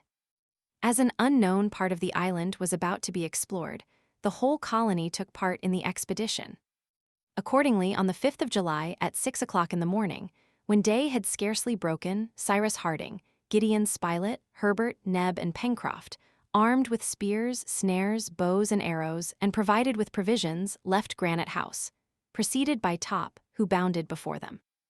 Their shortest way was to cross the Mersey on the ice, which then covered it. But, as the engineer justly observed, that could not take the place of a regular bridge. So, the construction of a regular bridge was noted in the list of future works. It was the first time that the settlers had set foot on the right bank of the Mersey, and ventured into the midst of those gigantic and superb coniferae now sprinkled over with snow. But they had not gone half a mile when from a thicket a whole family of quadrupeds, who had made a home there, disturbed by Top, rushed forth into the open country. "Ah, I should say those are foxes," cried Herbert when he saw the troop rapidly decamping. They were foxes, but of a very large size, who uttered a sort of barking, at which Top seemed to be very much astonished, for he stopped short in the chase and gave the swift animals time to disappear. The dog had reason to be surprised, as he did not know natural history. But by their barking, these foxes, with reddish-gray hair, black tails terminating in a white tuft, had betrayed their origin. So Herbert was able, without hesitating, to give them their real name of Arctic foxes. They are frequently met with in Chile, in the Falkland Islands, and in all parts of America traversed by the 30th and 40th parallels. Herbert much regretted that Top had not been able to catch one of these carnivora. "Are they good to eat?" asked Pencroft, who only regarded the representatives of the fauna in the island from one special point of view. "No," replied Herbert, "but zoologists have not yet found out if the eye of these foxes is diurnal or nocturnal, or whether it is correct to class them in the genus dog, properly so called." Harding could not help smiling on hearing the lad's reflection, which showed a thoughtful mind.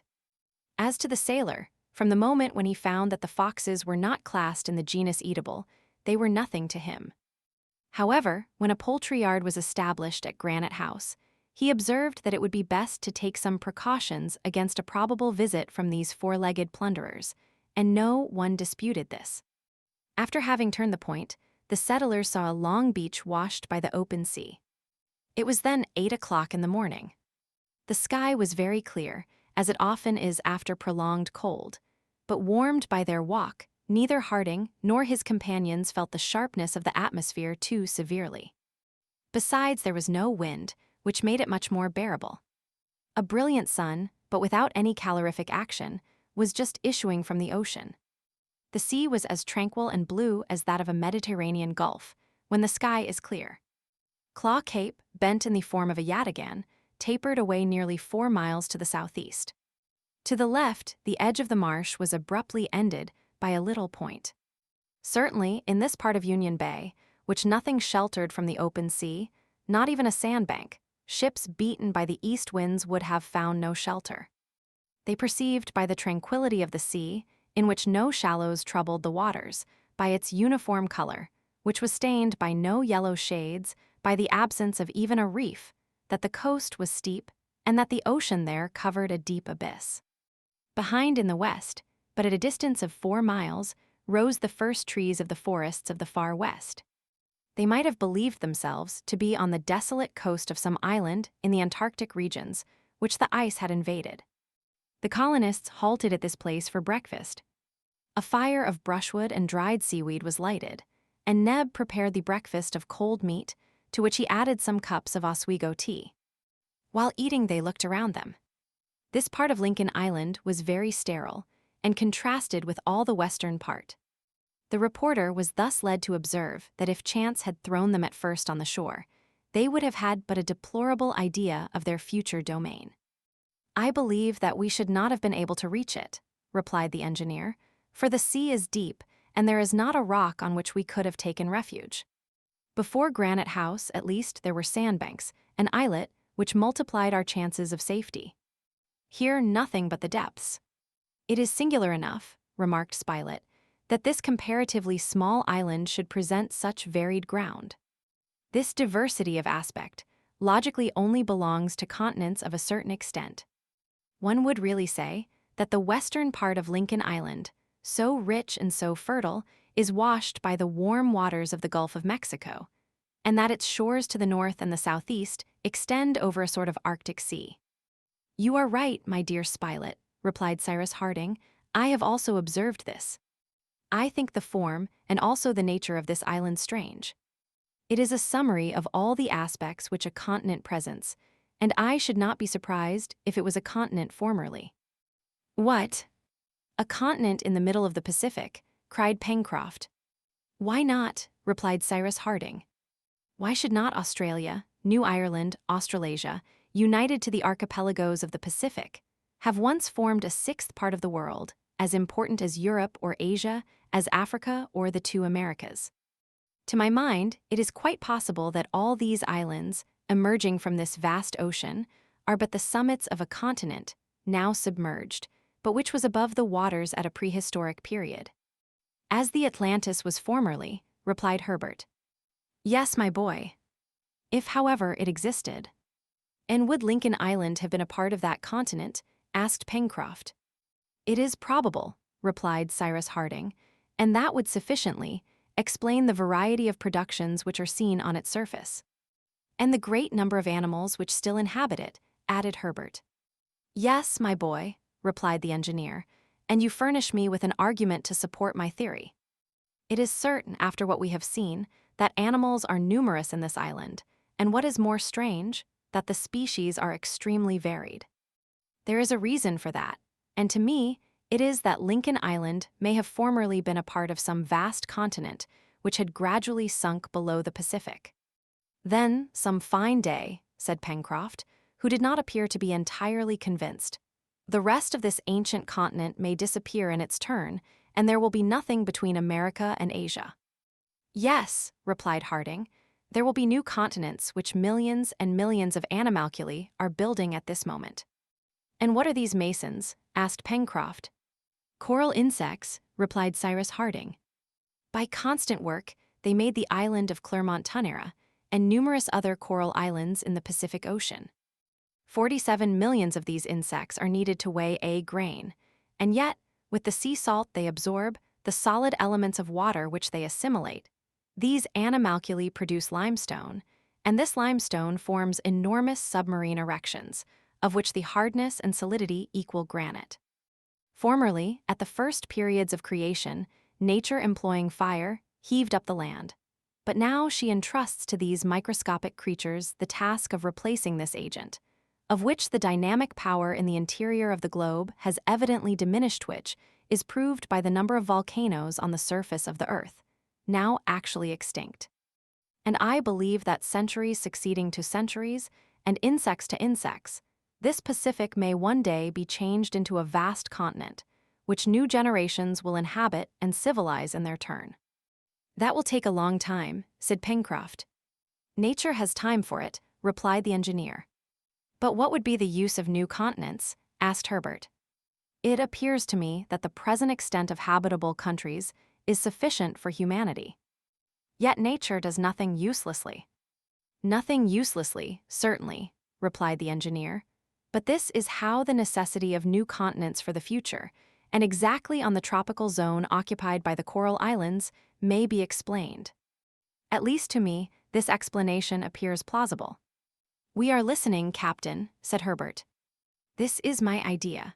Philosophers generally admit that someday our globe will end, or rather that animal and vegetable life will no longer be possible, because of the intense cold to which it will be subjected. What they are not agreed upon is the cause of this cold. Some think that it will arise from the falling of the temperature, which the sun will experience after millions of years. Others, from the gradual extinction of the fires in the interior of our globe, which have a greater influence on it than is generally supposed. I hold to this last hypothesis, grounding it on the fact that the moon is really a cold star, which is no longer habitable, although the sun continues to throw on its surface the same amount of heat. If then the moon has become cold, it is because the interior fires to which, as do all the stars of the stellar world, it owes its origin, are completely extinct. Lastly, whatever may be the cause, our globe will become cold someday, but this cold will only operate gradually. What will happen then? The temperate zones, at a more or less distant period, will not be more habitable than the polar regions now are. Then the population of men, as well as the animals, will flow towards the latitudes which are more directly under the solar influence. An immense emigration will take place. Europe, Central Asia, North America will gradually be abandoned, as well as Australasia and the lower parts of South America. The vegetation will follow the human emigration. The flora will retreat towards the equator at the same time as the fauna. The central parts of South America and Africa will be the continents chiefly inhabited. The Laplanders and the Samites will find the climate of the polar regions on the shores of the Mediterranean. Who can say that at this period the equatorial regions will not be too small to contain and nourish terrestrial humanity? Now may not provident nature, so as to give refuge to all the vegetable and animal emigration, be at present laying the foundation of a new continent under the equator, and may she not have entrusted these insects with the construction of it? I have often thought of all these things, my friends, and I seriously believe that the aspect of our globe will someday be completely changed. That by the raising of new continents, the sea will cover the old, and that, in future ages, Columbus will go to discover the islands of Chimborazo, of the Himalayas, or of Mont Blanc, remains of a submerged America, Asia, and Europe. Then these new continents will become, in their turn, uninhabitable. Heat will die away, as does the heat from a body when the soul has left it, and life will disappear from the globe, if not forever, at least for a period. Perhaps then, our spheroid will be left to death to revive some day, under superior conditions. But all that, my friends, is the secret of the author of all things, and beginning by the work of the insects, I have perhaps let myself be carried too far in investigating the secrets of the future. My dear Cyrus, replied Spilett, these theories are prophecies to me, and they will be accomplished some day. That is the secret of God, said the engineer. All that is well and good, then said Pencroft, who had listened with all his might. But will you tell me, Captain, if Lincoln Island has been made by your insects? No, replied Harding, it is of a purely volcanic origin. Then it will disappear some day. That is probable. I hope we won't be here then. No, don't be uneasy, Pencroft. We shall not be here then, as we have no wish to die here, and hope to get away some time. In the meantime, replied Gideon Spilett, let us establish ourselves here as if forever. There is no use in doing things by halves. This ended the conversation. Breakfast was finished, the exploration was continued, and the settlers arrived at the border of the marshy region. It was a marsh of which the extent, to the rounded coast which terminated the island at the southeast, was about 20 square miles. The soil was formed of clayey flint earth, mingled with vegetable matter, such as the remains of rushes, reeds, grass, etc. here, and their beds of grass, thick as a carpet, covered it. In many places, icy pools sparkled in the sun. Neither rain nor any river, increased by a sudden swelling, could supply these ponds. They therefore naturally concluded that the marsh was fed by the infiltrations of the soil, and it was really so. It was also to be feared that during the heat miasmas would arise, which might produce fevers. Above the aquatic plants, on the surface of the stagnant water, fluttered numbers of birds. Wild duck, teal, snipe lived there in flocks, and those fearless birds allowed themselves to be easily approached. One shot from a gun would certainly have brought down some dozen of the birds, they were so close together. The explorers were, however, obliged to content themselves with bows and arrows. The result was less, but the silent arrow had the advantage of not frightening the birds, while the noise of firearms would have dispersed them to all parts of the marsh. the hunters were satisfied, for this time, with a dozen ducks, which had white bodies with a band of cinnamon, a green head, wings black, white, and red, and flattened beak. Herbert called them tadorns. Top helped in the capture of these birds, whose name was given to this marshy part of the island. The settlers had here an abundant reserve of aquatic game. At some future time, they meant to explore it more carefully, and it was probable that some of the birds there might be domesticated or at least brought to the shores of the lake, so that they would be more within their reach. About 5 o'clock in the evening, Cyrus Harding and his companions retraced their steps to their dwelling by traversing Tadorn's fens and crossed the Mersey on the ice bridge. At 8 in the evening, they all entered Granite House. Chapter 22. This intense cold lasted till the 15th of August, without, however, passing the degree of Fahrenheit already mentioned. When the atmosphere was calm, the low temperature was easily borne, but when the wind blew, the poor settlers, insufficiently clothed, felt it severely. Pencroft regretted that Lincoln Island was not the home of a few families of bears, rather than of so many foxes and seals. "Bears," said he, "are generally very well dressed, and I ask no more than to borrow for the winter the warm cloaks which they have on their backs." "But," replied Neb, laughing, "perhaps the bears would not consent to give you their cloaks, Pencroft. These beasts are not St. Martin's." "We would make them do it, Neb, we would make them," replied Pencroft, in quite an authoritative tone. But these formidable carnivora did not exist in the island, or at any rate they had not yet shown themselves. In the meanwhile, Herbert, Pencroft, and the reporter occupied themselves with making traps on Prospect Heights and at the border of the forest. According to the sailor, any animal, whatever it was, would be a lawful prize, and the rodents or carnivora which might get into the new snares would be well received at Granite House. The traps were besides extremely simple, being pits dug in the ground, a platform of branches and grass above, which concealed the opening, and at the bottom some bait, the scent of which would attract animals. It must be mentioned also that they had not been dug at random, but at certain places where numerous footprints showed that quadrupeds frequented the ground. They were visited every day, and at 3 different times, during the first days, specimens of those Antarctic foxes which they had already seen on the right bank of the Mersey were found in them. "Why, there are nothing but foxes in this country," cried Pencroft, when for the 3rd time he drew one of the animals out of the pit. Looking at it in great disgust, he added, "Beasts which are good for nothing." "Yes," said Gideon Spilett, "they are good for something." "And what is that?" "To make bait to attract other creatures." The reporter was right, and the traps were henceforward baited with the foxes' carcasses. The sailor had also made snares from the long, tough fibers of a certain plant, and they were even more successful than the traps. Rarely a day passed without some rabbits from the warren being caught. It was always rabbit, but Neb knew how to vary his sauces, and the settlers did not think of complaining. However, once or twice in the 2nd week of August, the traps supplied the hunters with other animals more useful than foxes, namely, several of those small wild boars which had already been seen to the north of the lake. Pencroft had no need to ask if these beasts were eatable. He could see that by their resemblance to the pig of America and Europe. "But these are not pigs," said Herbert to him. "I warn you of that, Pencroft." "My boy," replied the sailor, bending over the trap and drawing out one of these representatives of the family of sus by the little appendage which served it as a tail. "Let me believe that these are pigs." "Why?" "Because that pleases me." "Are you very fond of pig then, Pencroft?" "I am very fond of pig," replied the sailor, "particularly of its feet, and if it had 8 instead of 4, I should like it twice as much."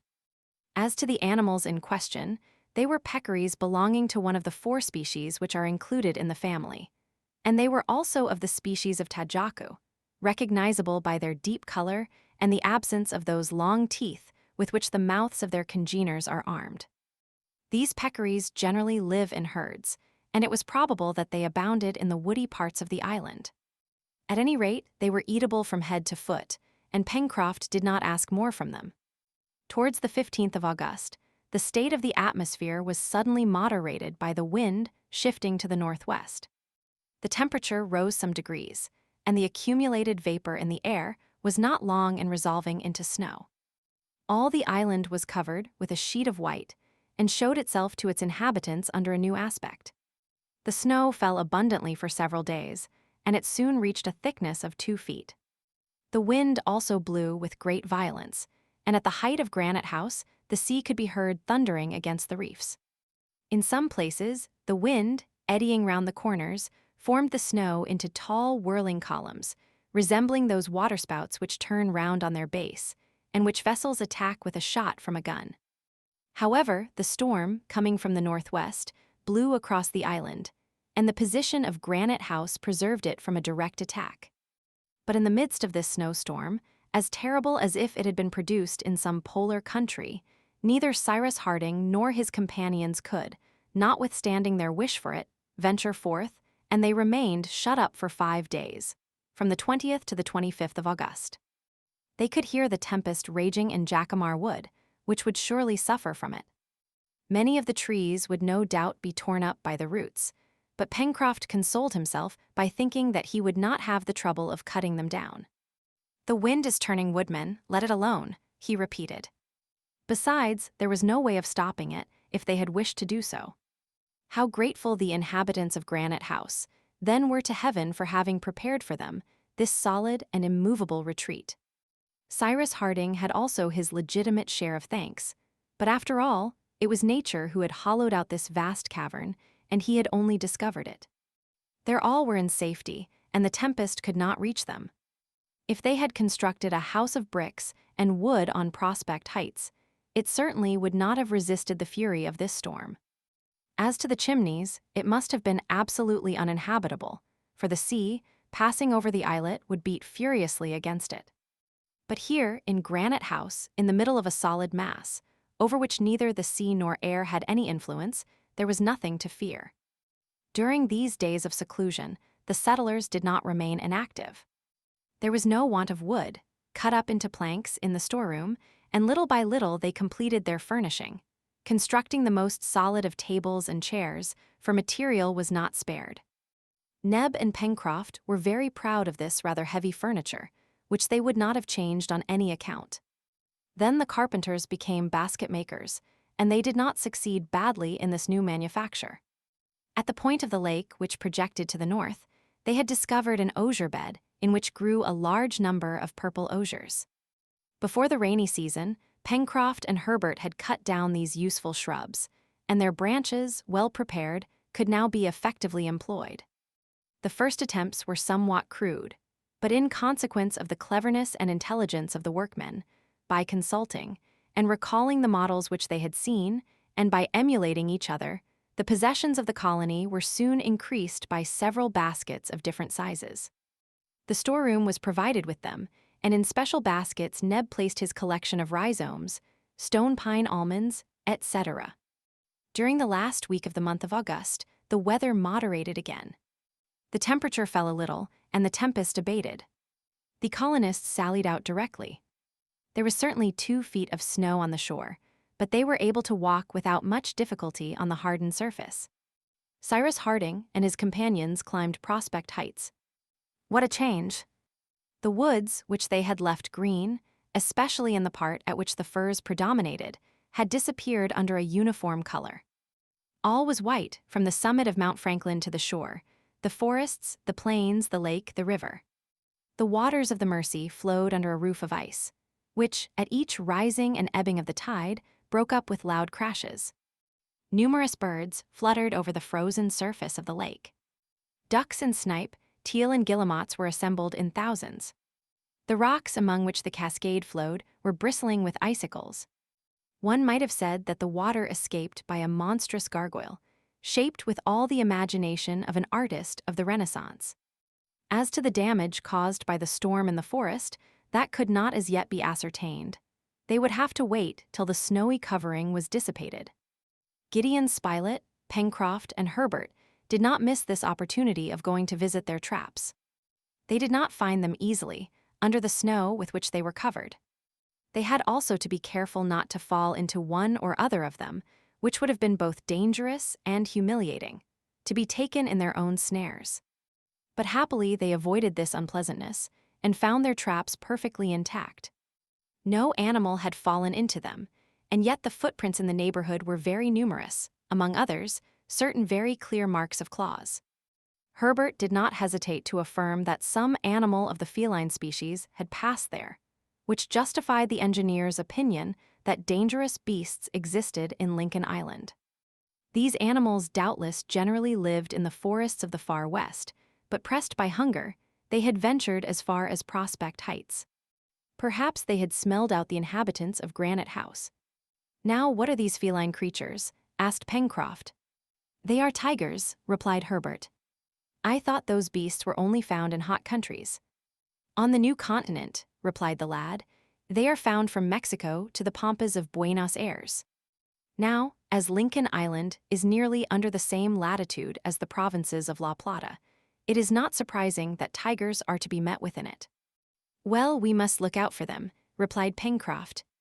However, the snow soon disappeared, quickly dissolving under the influence of the rising temperature.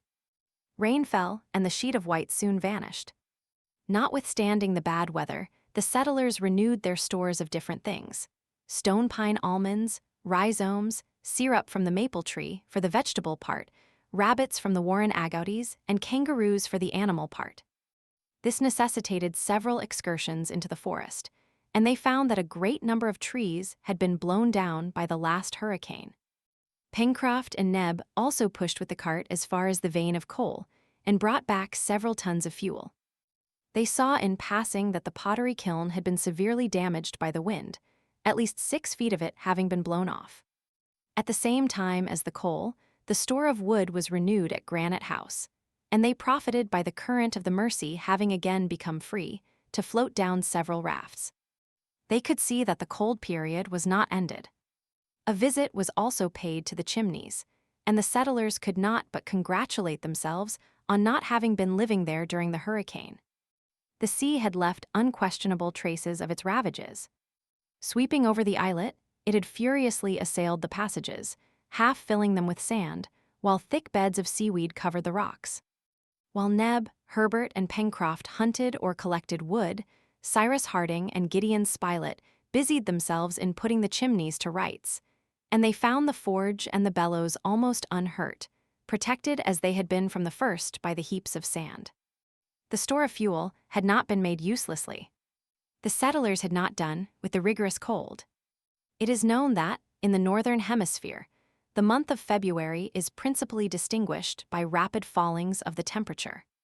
It is the same in the southern hemisphere, and the end of the month of August, which is the February of North America, does not escape this climatic law. About the 25th, after another change from snow to rain, the wind shifted to the southeast, and the cold became, suddenly, very severe. According to the engineer's calculation, the mercurial column of a Fahrenheit thermometer would not have marked less than 8 degrees below zero. And this intense cold, rendered still more painful by a sharp gale, lasted for several days.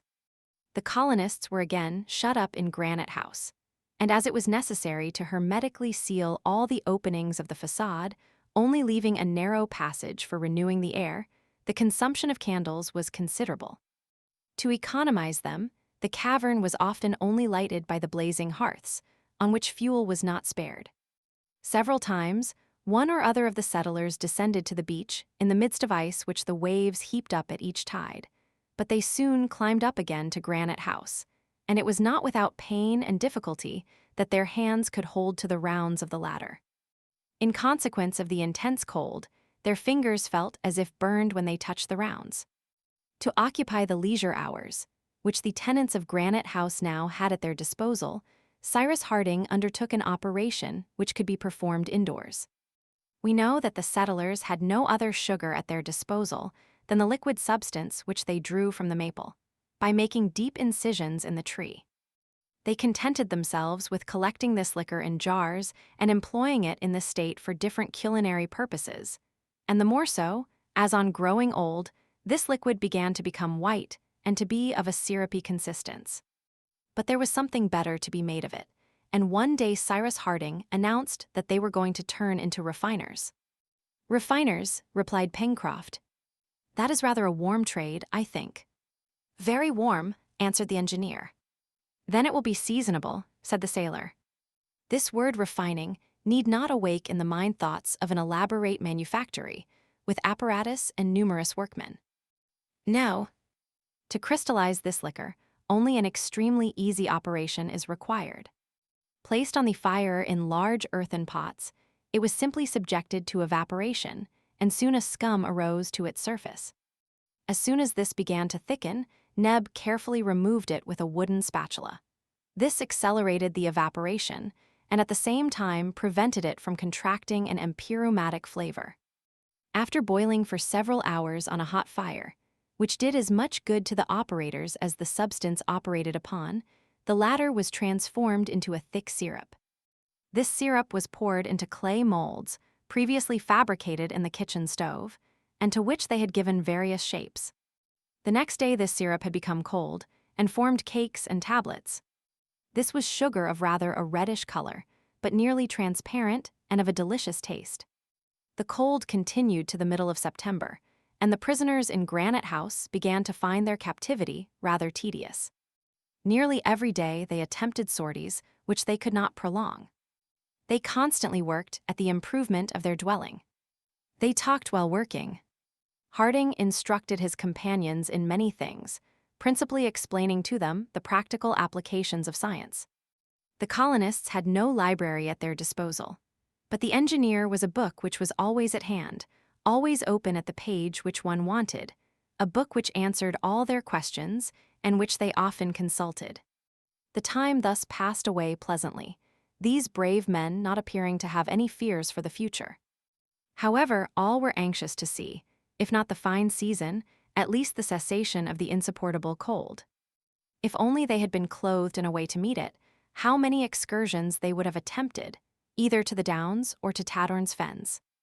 Game would have been easily approached, and the chase would certainly have been most productive.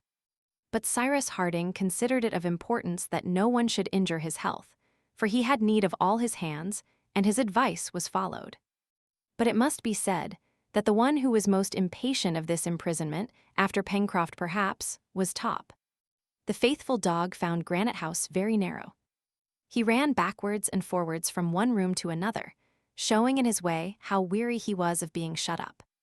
Harding often remarked that when he approached the dark well which communicated with the sea, and of which the orifice opened at the back of the storeroom, Top uttered singular growlings.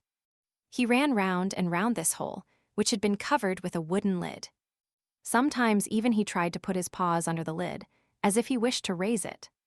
He then yelped in a peculiar way, which showed at once anger and uneasiness. The engineer observed this maneuver several times. What could there be in this abyss to make such an impression on the intelligent animal? The well led to the sea, that was certain. Could narrow passages spread from it through the foundations of the island? Did some marine monster come from time to breathe at the bottom of this well?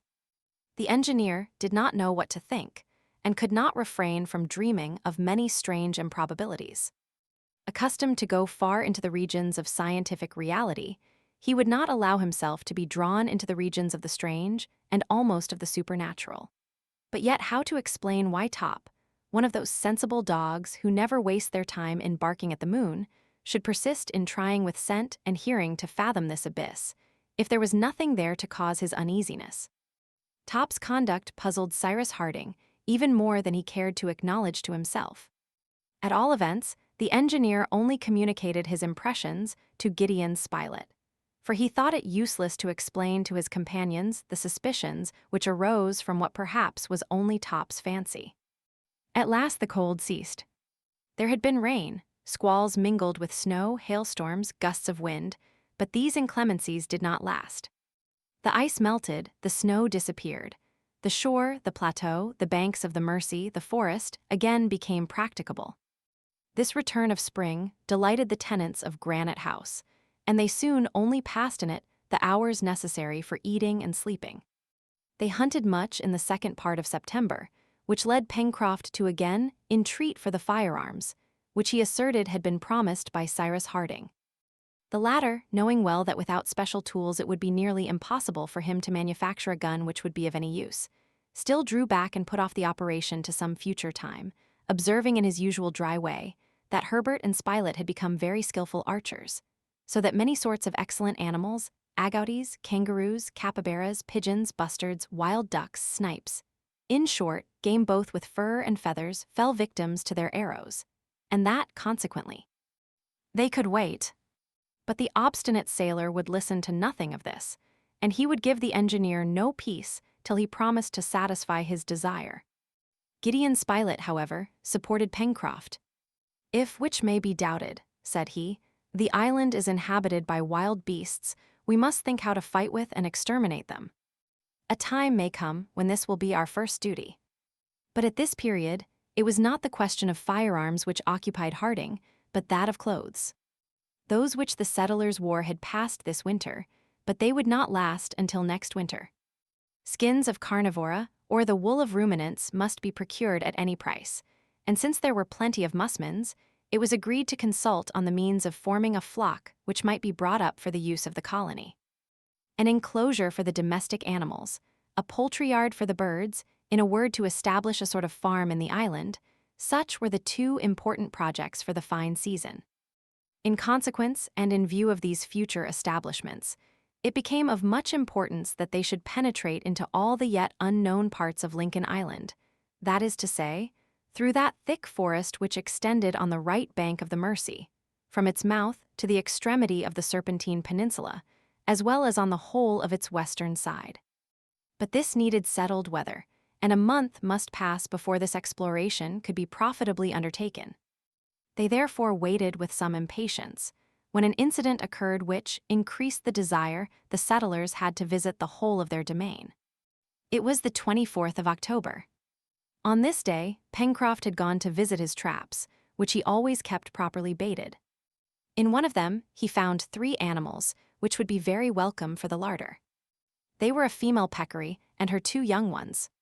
Pencroft then returned to Granite House, enchanted with his capture, and, as usual, he made a great show of his game. "Come, we shall have a grand feast, Captain," he exclaimed.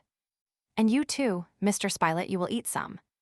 "I shall be very happy," replied the reporter, "but what is it that I am going to eat?" "Suckling pig." "Oh, indeed, suckling pig, Pencroft. To hear you, I thought that you were bringing back a young partridge stuffed with truffles." "What?" cried Pencroft. "Do you mean to say that you turn up your nose at suckling pig?" "No," replied Gideon Spilett, without showing any enthusiasm, "provided one doesn't eat too much."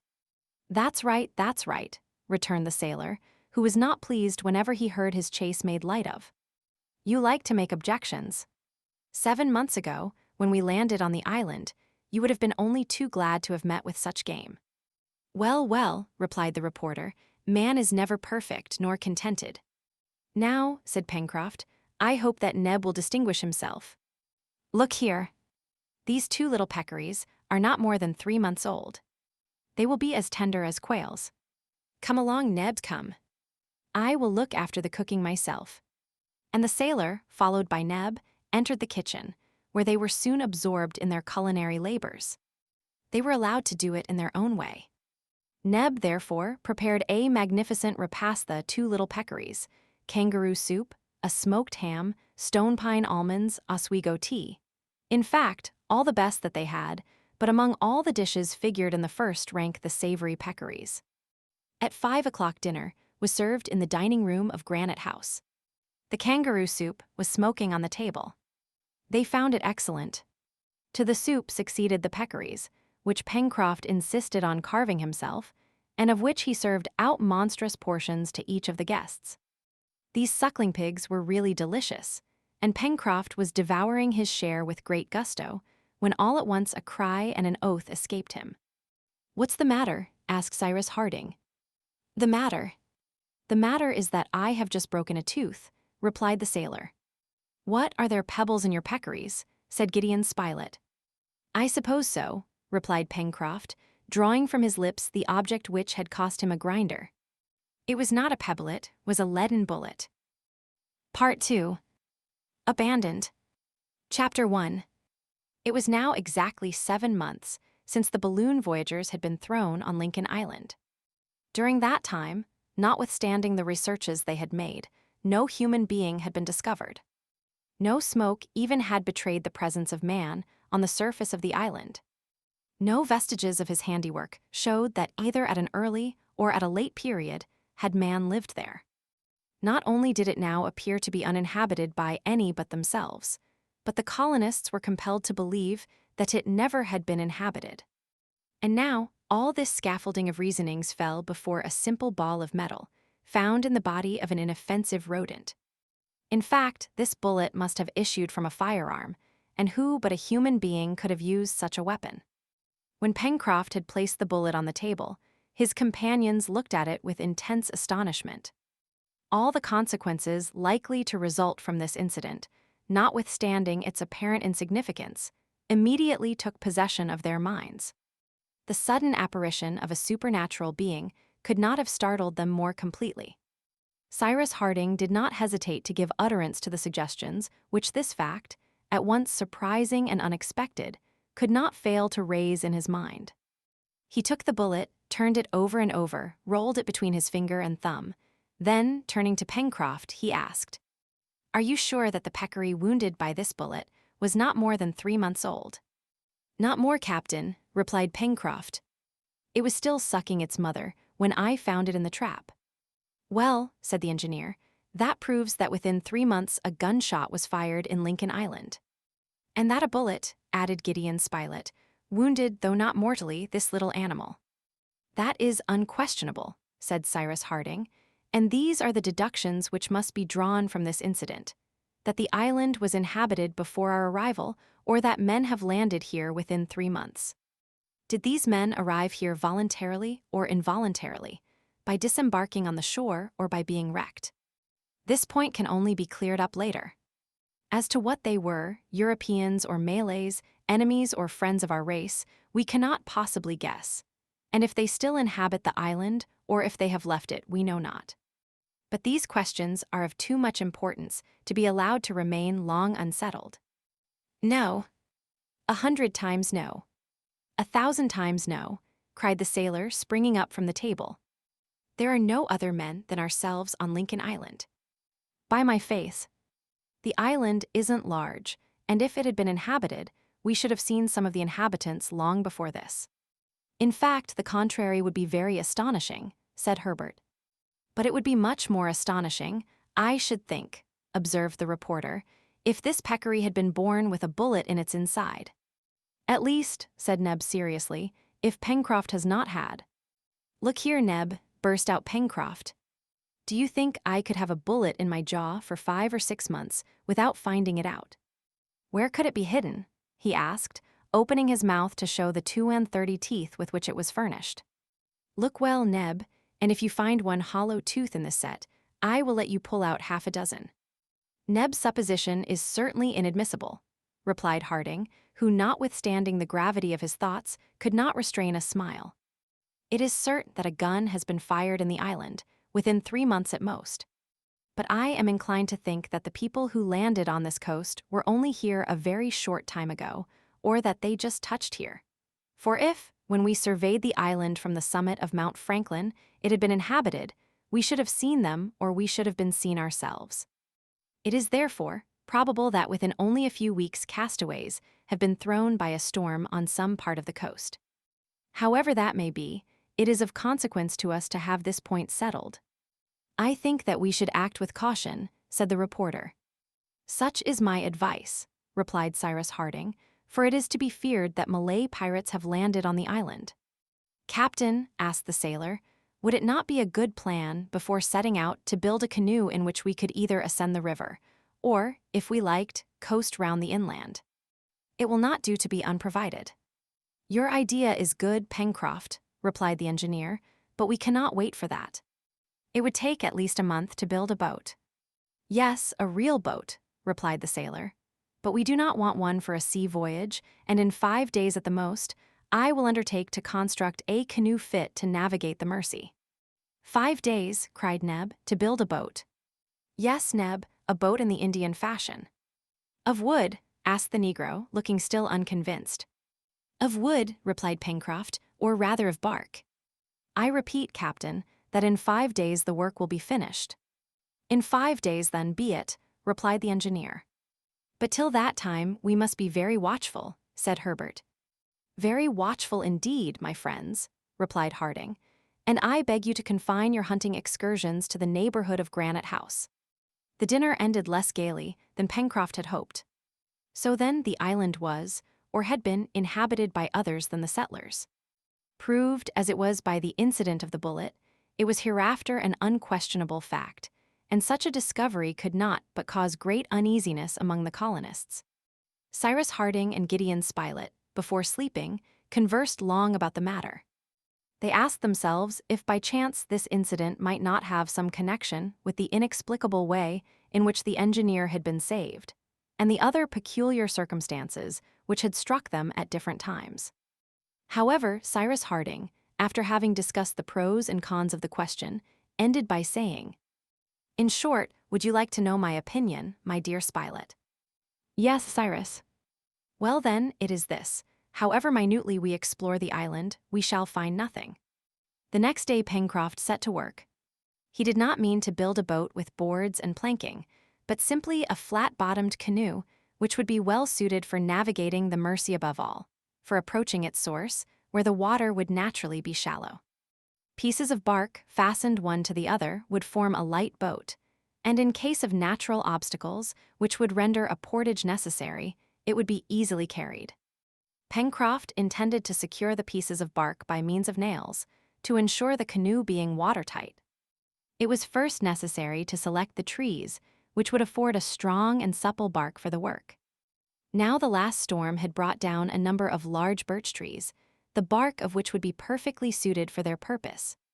Some of these trees lay on the ground, and they had only to be barked, which was the most difficult thing of all, owing to the imperfect tools which the settlers possessed.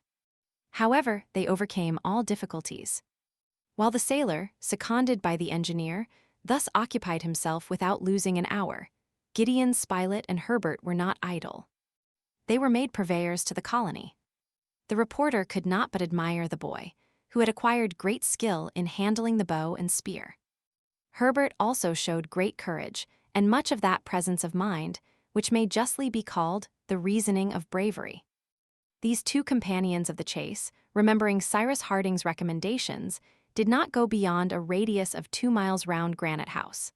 But the borders of the forest furnished a sufficient tribute of agoutis, capybaras, kangaroos, peccaries, etc.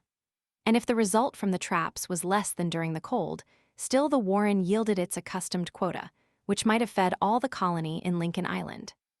Often during these excursions, Herbert talked with Gideon Spilett on the incident of the bullet, and the deductions which the engineer drew from it, and one day it was the 26th of October he said, "But, Mr. Spilett, do you not think it very extraordinary that, if any castaways have landed on the island, they have not yet shown themselves near Granite House?" "Very astonishing if they are still here," replied the reporter, "but not astonishing at all if they are here no longer." "So you think that these people have already quitted the island?" returned Herbert.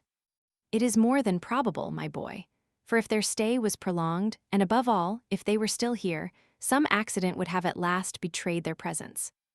"But if they were able to go away," observed the lad, "they could not have been castaways." "No, Herbert, or at least, they were what might be called provisional castaways. It is very possible that a storm may have driven them to the island without destroying their vessel, and that, the storm over, they went away again." "I must acknowledge one thing," said Herbert.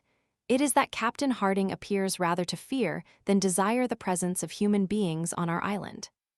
"In short," responded the reporter, "there are only Malays who frequent these seas, and those fellows are ruffians which it is best to avoid." "It is not impossible, Mr. Spilett," said Herbert, "that some day or other we may find traces of their landing." "I do not say no, my boy. A deserted camp, the ashes of a fire, would put us on the track, and this is what we will look for in our next expedition." The day on which the hunters spoke thus, they were in a part of the forest near the Mersey, remarkable for its beautiful trees. There, among others, rose, to a height of nearly 200 feet above the ground, some of those superb coniferae, to which, in New Zealand, the natives give the name of kauris. "I have an idea, Mr. Spilett," said Herbert. "If I were to climb to the top of one of these cowries, I could survey the country for an immense distance round." "The idea is good," replied the reporter, "but could you climb to the top of those giants?" "I can at least try," replied Herbert.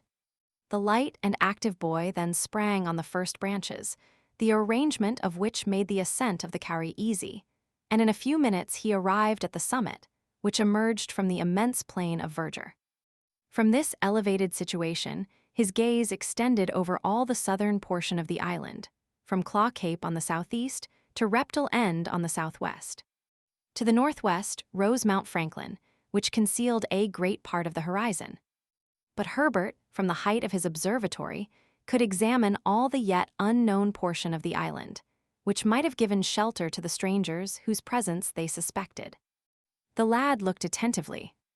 There was nothing in sight on the sea, not a sail, neither on the horizon nor near the island. However, as the bank of trees hid the shore, it was possible that a vessel, especially if deprived of her masts, might lie close to the land and thus be invisible to Herbert. Neither in the forests of the far west was anything to be seen. The wood formed an impenetrable screen, measuring several square miles, without a break or an opening. It was impossible even to follow the course of the Mersey, or to ascertain in what part of the mountain it took its source. Perhaps other creeks also ran towards the west, but they could not be seen. But at last, if all indication of an encampment escaped Herbert's sight, could he not even catch a glimpse of smoke, the faintest trace of which would be easily discernible in the pure atmosphere? For an instant Herbert thought he could perceive a slight smoke in the west, but a more attentive examination showed that he was mistaken. He strained his eyes in every direction, and his sight was excellent. No, decidedly there was nothing there. Herbert descended to the foot of the cowrie, and the two sportsmen returned to Granite House. There Cyrus Harding listened to the lad's account, shook his head, and said nothing. It was very evident that no decided opinion could be pronounced on this question until after a complete exploration of the island. 2 days after the 28th of October another incident occurred, for which an explanation was again required. While strolling along the shore about 2 miles from Granite House, Herbert and Neb were fortunate enough to capture a magnificent specimen of the order of Colonia. It was a turtle of the species Midas, the edible green turtle, so called from the color both of its shell and fat. Herbert caught sight of this turtle as it was crawling among the rocks to reach the sea. "Help, Neb's help," he cried. Neb ran up. "What a fine animal," said Neb, "but how are we to catch it?" "Nothing is easier, Neb," replied Herbert. "We have only to turn the turtle on its back, and it cannot possibly get away. Take your spear and do as I do." The reptile, aware of danger, had retired between its carapace and plastron. They no longer saw its head or feet, and it was motionless as a rock. Herbert and Neb then drove their sticks underneath the animal, and by their united efforts managed without difficulty to turn it on its back. The turtle, which was 3 feet in length, would have weighed at least 400 pounds. "Capital," cried Neb. "This is something which will rejoice friend Pencroft's heart." In fact, the heart of friend Pencroft could not fail to be rejoiced, for the flesh of the turtle, which feeds on rack grass, is extremely savory. At this moment the creature's head could be seen, which was small, flat, but widened behind by the large temporal fosse hidden under the long roof. "And now what shall we do with our prize?" said Neb. "We can't drag it to Granite House." "Leave it here, since it cannot turn over," replied Herbert, "and we will come back with the cart to fetch it." "That is the best plan." However, for greater precaution, Herbert took the trouble, which Neb deemed superfluous, to wedge up the animal with great stones. After which the two hunters returned to Granite House, following the beach, which the tide had left uncovered. Herbert, wishing to surprise Pencroft, said nothing about the superb specimen of a Colonian, which they had turned over on the sand. But 2 hours later, he and Neb returned with the cart to the place where they had left it. The superb specimen of a Colonian was no longer there. Neb and Herbert stared at each other first, then they stared about them. It was just at this spot that the turtle had been left. The lad even found the stones which he had used, and therefore he was certain of not being mistaken. "Well," said Neb, "these beasts can turn themselves over then." "It appears so," replied Herbert, who could not understand it at all, and was gazing at the stones scattered on the sand. "Well, Pencroft will be disgusted. And Captain Harding will perhaps be very perplexed how to explain this disappearance," thought Herbert. "Look here," said Neb, who wished to hide his ill luck, "we won't speak about it." "On the contrary, Neb, we must speak about it," replied Herbert. And the two, taking the cart, which there was now no use for, returned to Granite House. Arrived at the dockyard, where the engineer and the sailor were working together, Herbert recounted what had happened. "Oh, the stupids," cried the sailor, "to have let at least 50 meals escape." "But Pencroft," replied Neb, "it wasn't our fault that the beast got away. As I tell you, we had turned it over on its back." "Then you didn't turn it over enough," returned the obstinate sailor. "Not enough," cried Herbert. And he told how he had taken care to wedge up the turtle with stones. "It is a miracle, then," replied Pencroft. "I thought, Captain," said Herbert, "that turtles, once placed on their backs, could not regain their feet, especially when they are of a large size." "That is true, my boy," replied Cyrus Harding. "Then how did it manage?" "At what distance from the sea did you leave this turtle?" asked the engineer, who, having suspended his work, was reflecting on this incident. 15 feet at the most," replied Herbert. "And the tide was low at the time?" "Yes, Captain." "Well," replied the engineer, "what the turtle could not do on the sand, it might have been able to do in the water. It turned over when the tide overtook it, and then quietly returned to the deep sea." "Oh, what stupids we were," cried Neb. "That is precisely what I had the honor of telling you before," returned the sailor. Cyrus Harding had given this explanation, which no doubt was admissible. But was he himself convinced of the accuracy of this explanation? It cannot be said that he was. Chapter 2. On the 9th of October, the bark canoe was entirely finished. Pencroft had kept his promise, and a light boat, the shell of which was joined together by the flexible twigs of the crejimba, had been constructed in 5 days. A seat in the stern, a second seat in the middle to preserve the equilibrium, a third seat in the bows, rowlocks for the 2 oars, a scull to steer with completed the little craft, which was 12 feet long and did not weigh more than 200 pounds. The operation of launching it was extremely simple. The canoe was carried to the beach and laid on the sand before Granite House, and the rising tide floated it. Pencroft, who leaped in directly, maneuvered it with the scull and declared it to be just the thing for the purpose to which they wished to put it. "Hurrah!" cried the sailor, who did not disdain to celebrate thus his own triumph. "With this we could go round." "The world?" asked Gideon Spilett. "No, the island. Some stones for ballast, a mast and a sail, which the captain will make for us some day, and we shall go splendidly." "Well, Captain, and you, Mr. Spilett, and you, Herbert, and you, Neb, aren't you coming to try our new vessel?" "Come along. We must see if it will carry all 5 of us." This was certainly a trial which ought to be made. Pencroft soon brought the canoe to the shore by a narrow passage among the rocks, and it was agreed that they should make a trial of the boat that day by following the shore as far as the first point at which the rocks of the south ended.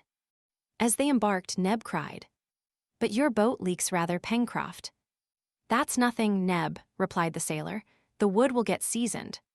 In 2 days there won't be a single leak, and our boat will have no more water in her than there is in the stomach of a drunkard. Jump in." They were soon all seated, and Pencroft shoved off. The weather was magnificent, the sea as calm as if its waters were contained within the narrow limits of a lake. Thus the boat could proceed with as much security as if it was ascending the tranquil current of the Mersey. Neb took one of the oars, Herbert the other, and Pencroft remained in the stern in order to use the scull. The sailor first crossed the channel and steered close to the southern point of the islet. A light breeze blew from the south.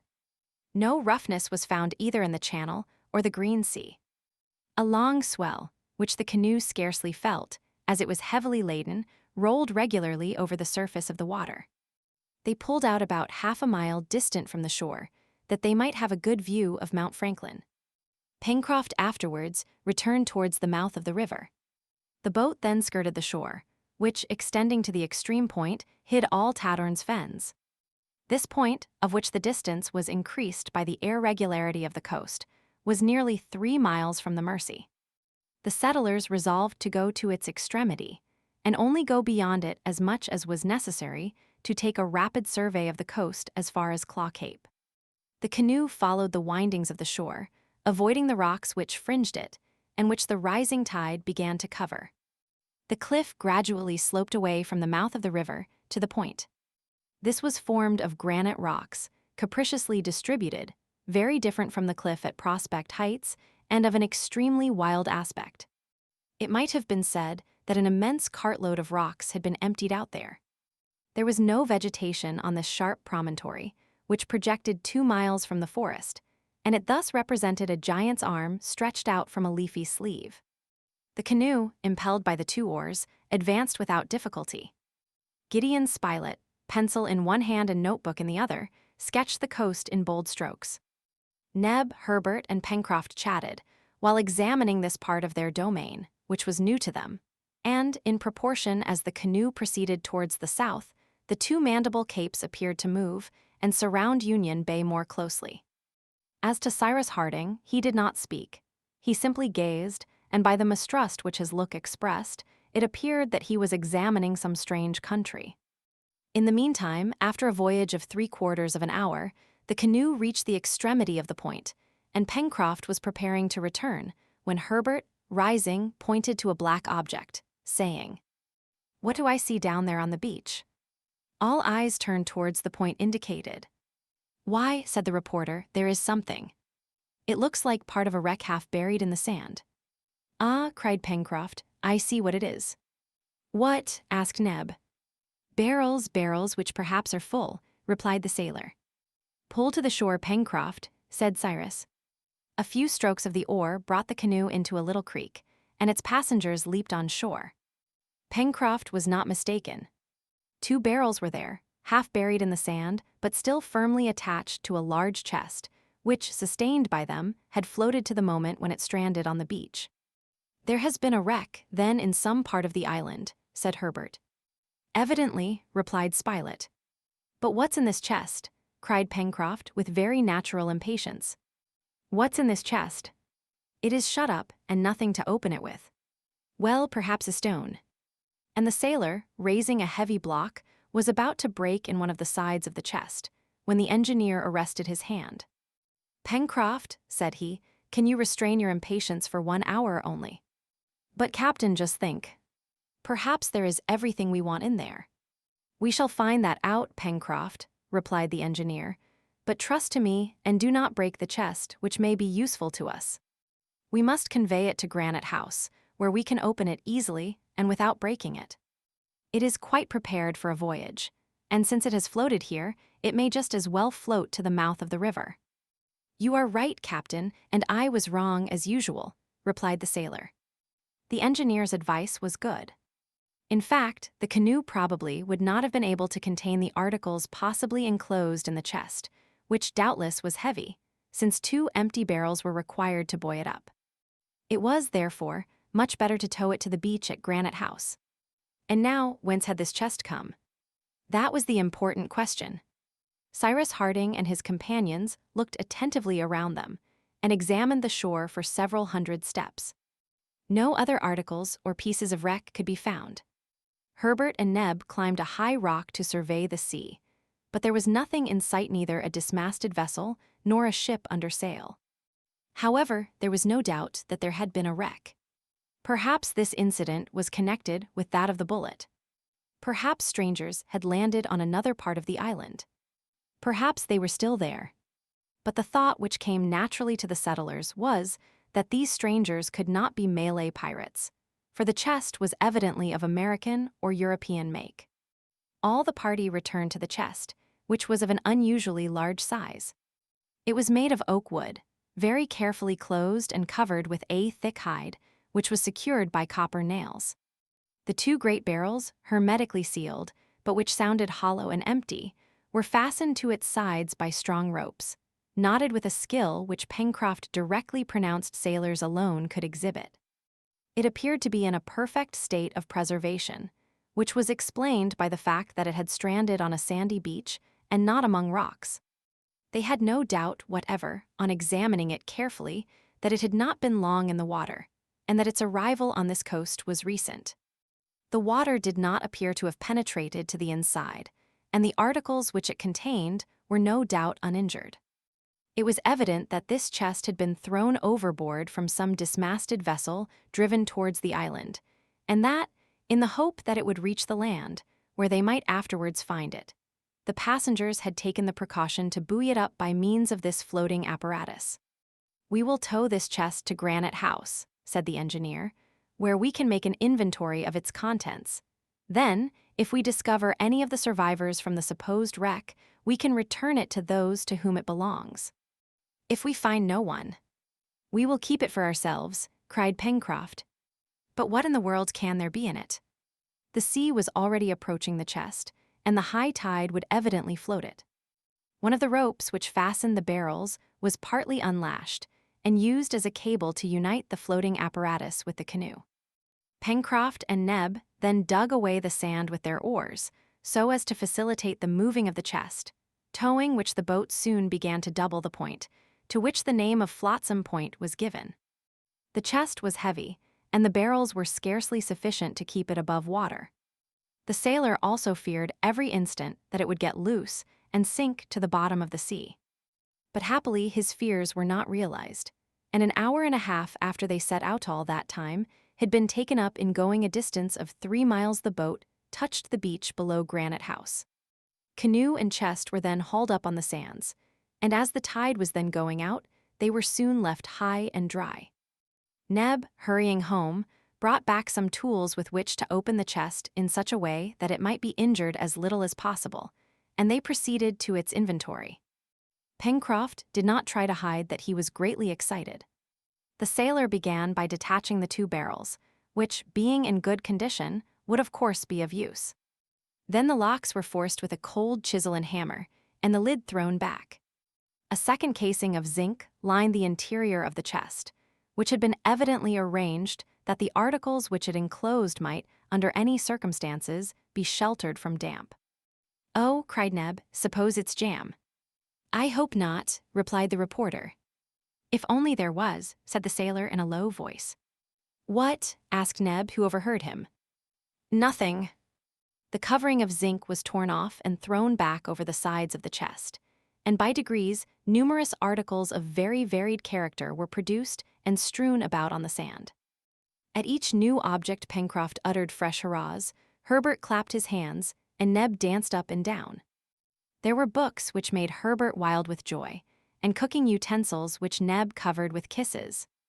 In short, the colonist had reason to be extremely satisfied, for this chest contained tools, weapons, instruments, clothes, books, and this is the exact list of them as stated in Gideon Spilett's notebook. Tools: 3 knives with several blades, 2 woodman's axes, 2 carpenter's hatchets, 3 planes, 2 adzes, 1 twibble or mattock, 6 chisels, 2 files, 3 hammers, 3 gimlets, 2 augers, 10 bags of nails and screws, 3 saws of different sizes, 2 boxes of needles.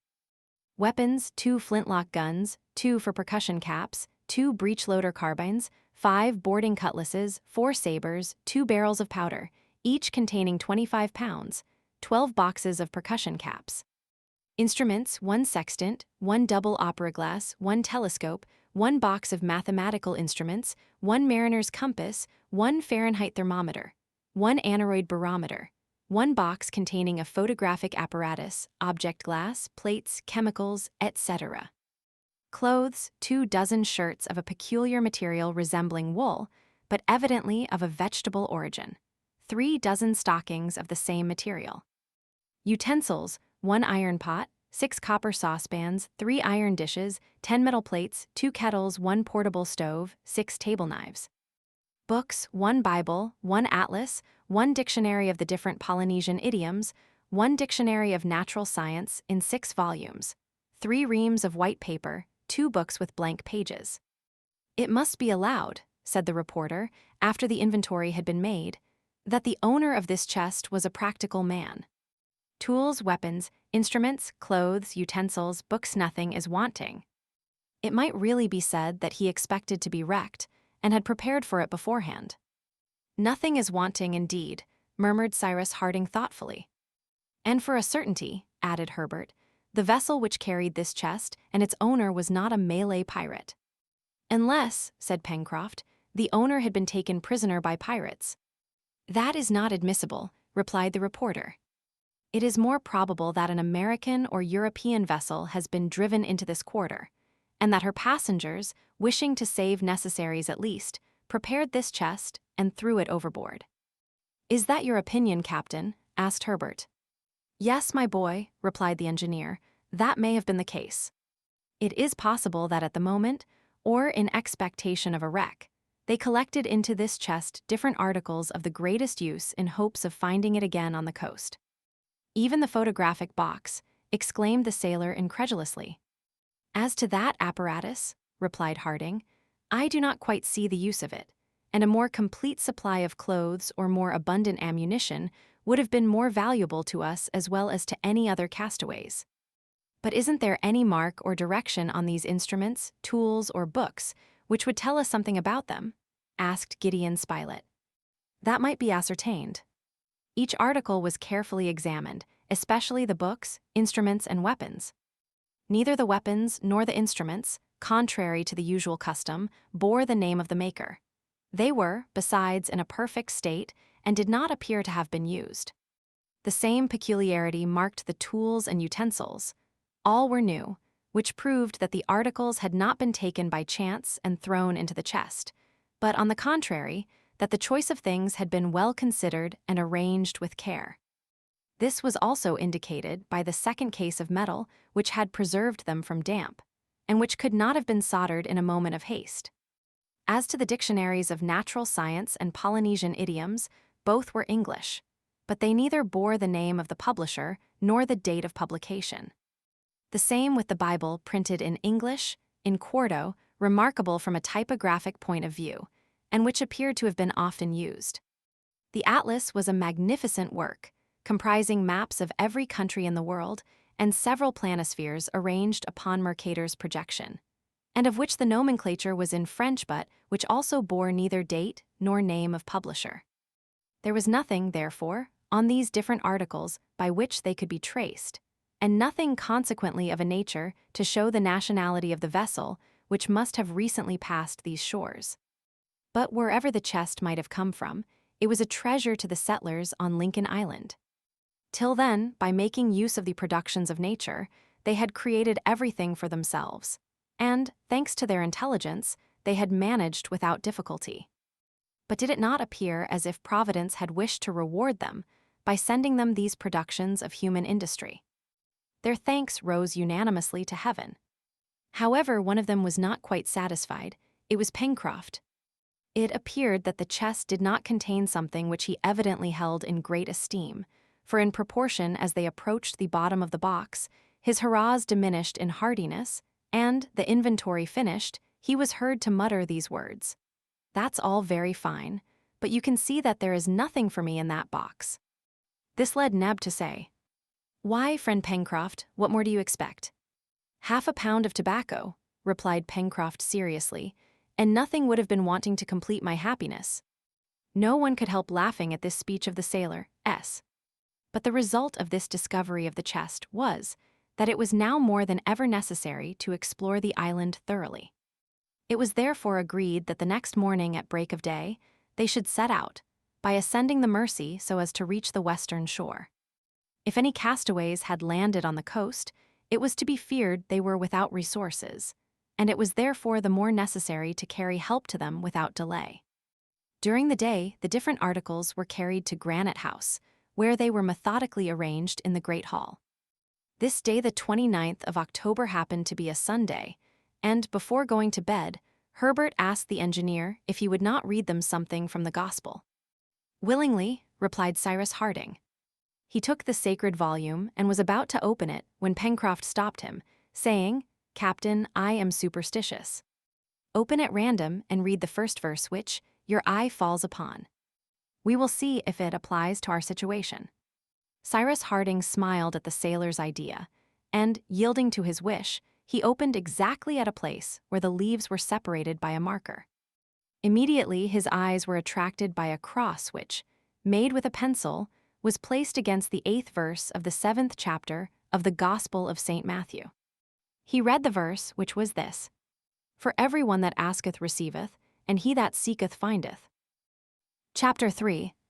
The next day, the 30th of October, all was ready for the proposed exploring expedition, which recent events had rendered so necessary.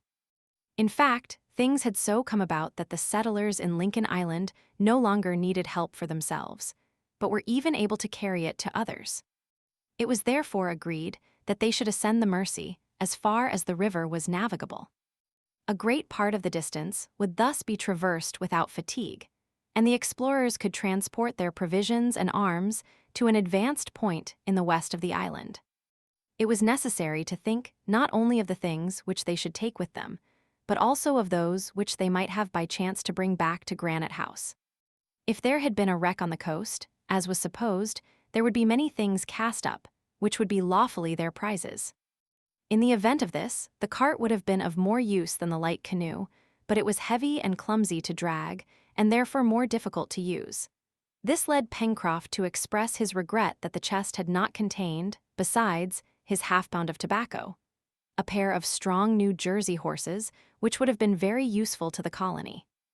The provisions, which Neb had already packed up, consisted of a store of meat and of several gallons of beer, that is to say enough to sustain them for 3 days, the time which Harding assigned for the expedition. They hoped besides to supply themselves on the road, and Neb took care not to forget the portable stove. The only tools the settlers took were the 2 woodmen's axes, which they could use to cut a path through the thick forests, as also the instruments, the telescope, and pocket compass. For weapons, they selected the 2 flintlock guns, which were likely to be more useful to them than the percussion fowling pieces, the first only requiring flints which could be easily replaced, and the latter needing fulminating caps, a frequent use of which would soon exhaust their limited stock. However, they took also one of the carbines and some cartridges.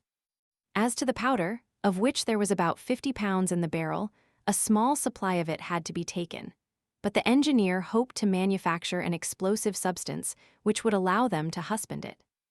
To the firearms were added the 5 cutlasses well sheathed in leather, and, thus supplied, the settlers could venture into the vast forest with some chance of success. It is useless to add that Pencroft, Herbert, and Neb, thus armed, were at the summit of their happiness, although Cyrus Harding made them promise not to fire a shot unless it was necessary. At 6 in the morning the canoe put off from the shore.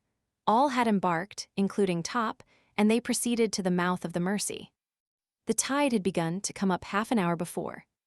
For several hours, therefore, there would be a current, which it was well to profit by, for later the ebb would make it difficult to ascend the river.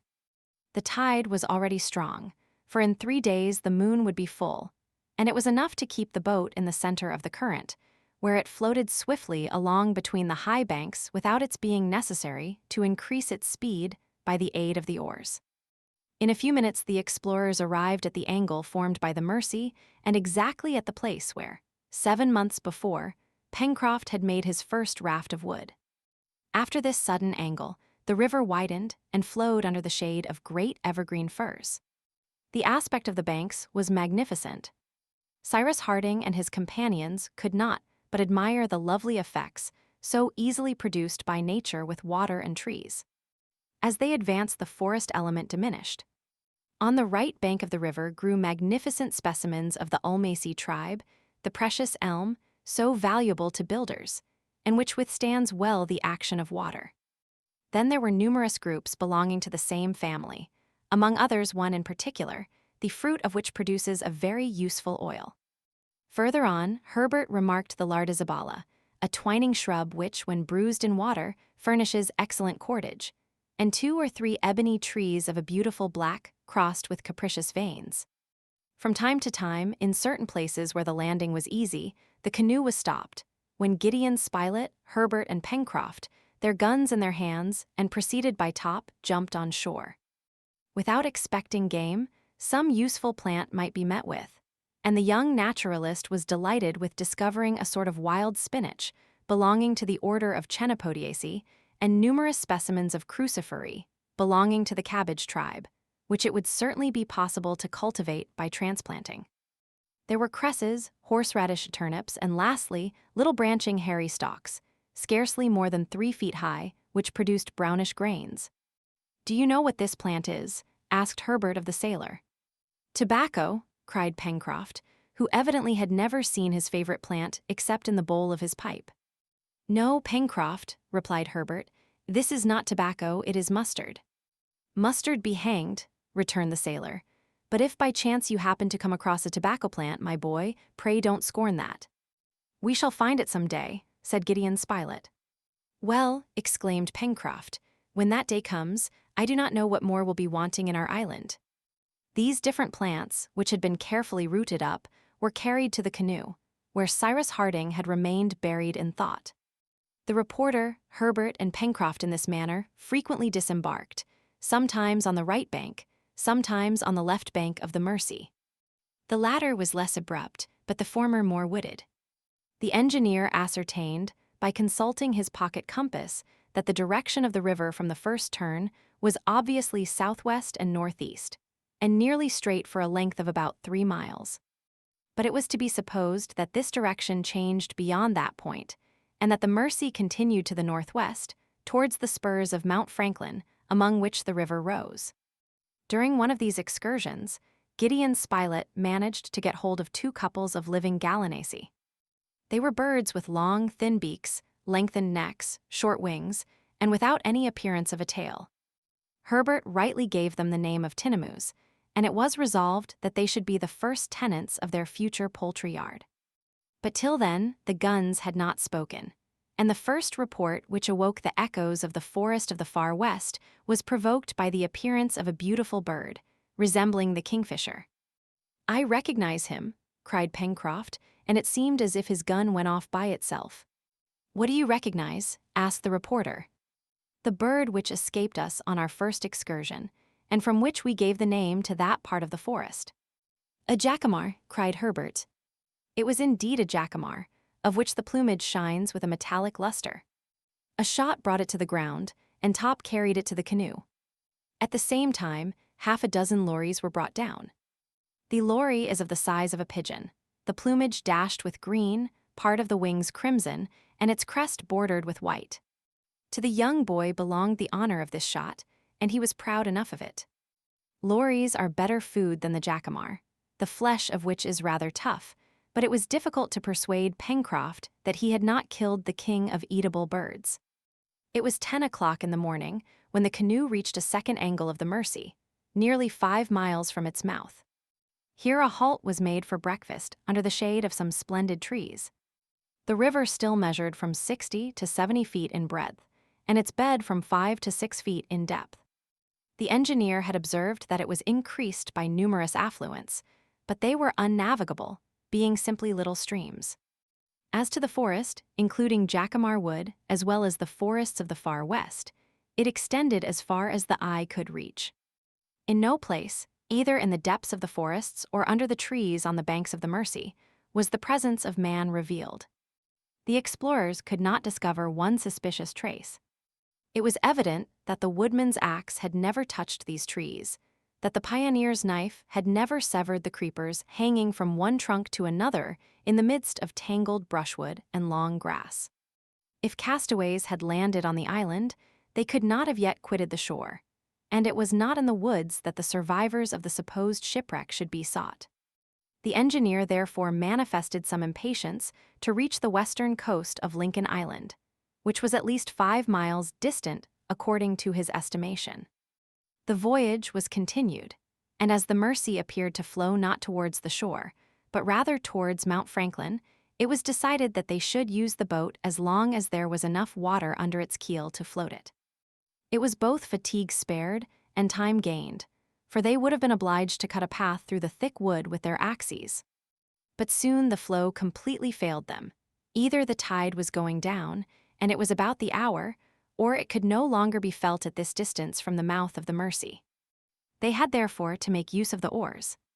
Herbert and Neb each took one, and Pencroft took the scull. The forest soon became less dense, the trees grew further apart and often quite isolated. but the further they were from each other, the more magnificent they appeared, profiting, as they did, by the free, pure air which circulated around them. What splendid specimens of the flora of this latitude! Certainly, their presence would have been enough for a botanist to name, without hesitation, the parallel which traversed Lincoln Island. Eucalypti, cried Herbert. They were, in fact, those splendid trees, the giants of the extratropical zone, the congeners of the Australian and New Zealand eucalyptus, both situated under the same latitude as Lincoln Island. Some rose to a height of 200 feet. Their trunks at the base measured 20 feet in circumference, and their bark was covered by a network of farrows containing a red, sweet-smelling gum. Nothing is more wonderful or more singular than those enormous specimens of the order of the Myrtaceae, with their leaves placed vertically and not horizontally, so that an edge and not a surface looks upwards, the effect being that the sun's rays penetrate more freely among the trees. The ground at the foot of the eucalypti was carpeted with grass, and from the bushes escaped flights of little birds, which glittered in the sunlight like winged rubies. "These are something like trees," cried Neb, "but are they good for anything?" "Pooh," replied Pencroft. "Of course there are vegetable giants as well as human giants, and they are no good, except to show themselves at fairs." "I think that you are mistaken, Pencroft," replied Gideon Spilett, "and that the wood of the eucalyptus has begun to be very advantageously employed in cabinet making." "And I may add," said Herbert, "that the eucalyptus belongs to a family which comprises many useful members: the guava tree, from whose fruit guava jelly is made; the clove tree, which produces the spice; the pomegranate tree, which bears pomegranates; the eugetia cauliflora, the fruit of which is used in making a tolerable wine; the Uguy myrtle, which contains an excellent alcoholic liquor; the Caryophyllus myrtle, of which the bark forms an esteemed cinnamon; the Eugenia pimenta, from whence comes Jamaica pepper; the common myrtle, from whose buds and berries spice is sometimes made; the Eucalyptus mannifera, which yields a sweet sort of manna; the Guinea eucalyptus, the sap of which is transformed into beer by fermentation. In short, all those trees known under the name of gum trees or ironbark trees in Australia belong to this family of the Myrtaceae, which contains 46 genera and 1,300 species. The lad was allowed to run on, and he delivered his little botanical lecture with great animation. Cyrus Harding listened smiling, and Pencroft with an indescribable feeling of pride. "Very good, Herbert," replied Pencroft, "but I could swear that all those useful specimens you have just told us about are none of them giants like these." "That is true, Pencroft." "That supports what I said," returned the sailor, "namely, that these giants are good for nothing." "There you are wrong, Pencroft," said the engineer. "These gigantic eucalypti which shelter us are good for something." "And what is that?" "To render the countries which they inhabit healthy." "Do you know what they are called in Australia and New Zealand?" "No, Captain." "They are called fever trees." "Because they give fevers." "No, because they prevent them." "Good. I must note that," said the reporter. "Note it then, my dear Spilett, for it appears proved that the presence of the eucalyptus is enough to neutralize miasmas. This natural antidote has been tried in certain countries in the middle of Europe and the north of Africa, where the soil was absolutely unhealthy, and the sanitary condition of the inhabitants has been gradually ameliorated. No more intermittent fevers prevail in the regions now covered with forests of the Myrtaceae. This fact is now beyond doubt, and it is a happy circumstance for us settlers in Lincoln Island." "Ah, what an island! What a blessed island!" cried Pencroft. "I tell you, it wants nothing unless it is." "That will come, Pencroft, that will be found," replied the engineer. "But now we must continue our voyage and push on as far as the river will carry our boat." The exploration was therefore continued for another 2 miles in the midst of country covered with eucalypti, which predominated in the woods of this portion of the island. The space which they occupied extended as far as the eye could reach on each side of the Mersey, which wound along between high green banks. The bed was often obstructed by long weeds and even by pointed rocks, which rendered the navigation very difficult. The action of the oars was prevented, and Pencroft was obliged to push with a pole. They found also that the water was becoming shallower and shallower, and that the canoe must soon stop. The sun was already sinking towards the horizon, and the trees threw long shadows on the ground. Cyrus Harding, seeing that he could not hope to reach the western coast of the island in one journey, resolved to camp at the place where any further navigation was prevented by want of water. He calculated that they were still 5 or 6 miles from the coast, and this distance was too great for them to attempt during the night in the midst of unknown woods. The boat was pushed on through the forest, which gradually became thicker again and appeared also to have more inhabitants. For if the eyes of the sailor did not deceive him, he thought he saw bands of monkeys springing among the trees. Sometimes even 2 or 3 of these animals stopped at a little distance from the canoe and gazed at the settlers without manifesting any terror, as if, seeing men for the first time, they had not yet learned to fear them. It would have been easy to bring down one of these quadrumani with a gunshot, and Pencroft was greatly tempted to fire, but Harding opposed so useless a massacre. This was prudent, for the monkeys, or apes rather, appearing to be very powerful and extremely active, it was useless to provoke an unnecessary aggression, and the creatures might, ignorant of the power of the explorers' firearms, have attacked them. It is true that the sailor considered the monkeys from a purely alimentary point of view, for those animals which are herbivorous make very excellent game. But since they had an abundant supply of provisions, it was a pity to waste their ammunition. Towards 4 o'clock, the navigation of the Mercy became exceedingly difficult, for its course was obstructed by aquatic plants and rocks. The banks rose higher and higher, and already they were approaching the spurs of Mount Franklin. The source could not be far off, since it was fed by the water from the southern slopes of the mountain. "In a quarter of an hour," said the sailor, "we shall be obliged to stop, Captain." "Very well, we will stop, Pencroft, and we will make our encampment for the night." "At what distance are we from Granite House?" asked Herbert. "About 7 miles," replied the engineer, "taking into calculation, however, the detours of the river, which has carried us to the northwest." "Shall we go on?" asked the reporter. "Yes, as long as we can," replied Cyrus Harding. "Tomorrow, at break of day, we will leave the canoe, and in 2 hours, I hope, we shall cross the distance which separates us from the coast, and then we shall have the whole day in which to explore the shore." "Go ahead," replied Pencroft. But soon the boat grated on the stony bottom of the river, which was now not more than 20 feet in breadth. The trees met like a bower overhead and caused a half-darkness. They also heard the noise of a waterfall, which showed that a few hundred feet up the river there was a natural barrier. Presently, after a sudden turn of the river, a cascade appeared through the trees. The canoe again touched the bottom, and in a few minutes it was moored to a trunk near the right bank. It was nearly 5 o'clock. The last rays of the sun gleamed through the thick foliage and glanced on the little waterfall, making the spray sparkle with all the colors of the rainbow. Beyond that, the Mercy was lost in the bushwood, where it was fed from some hidden source.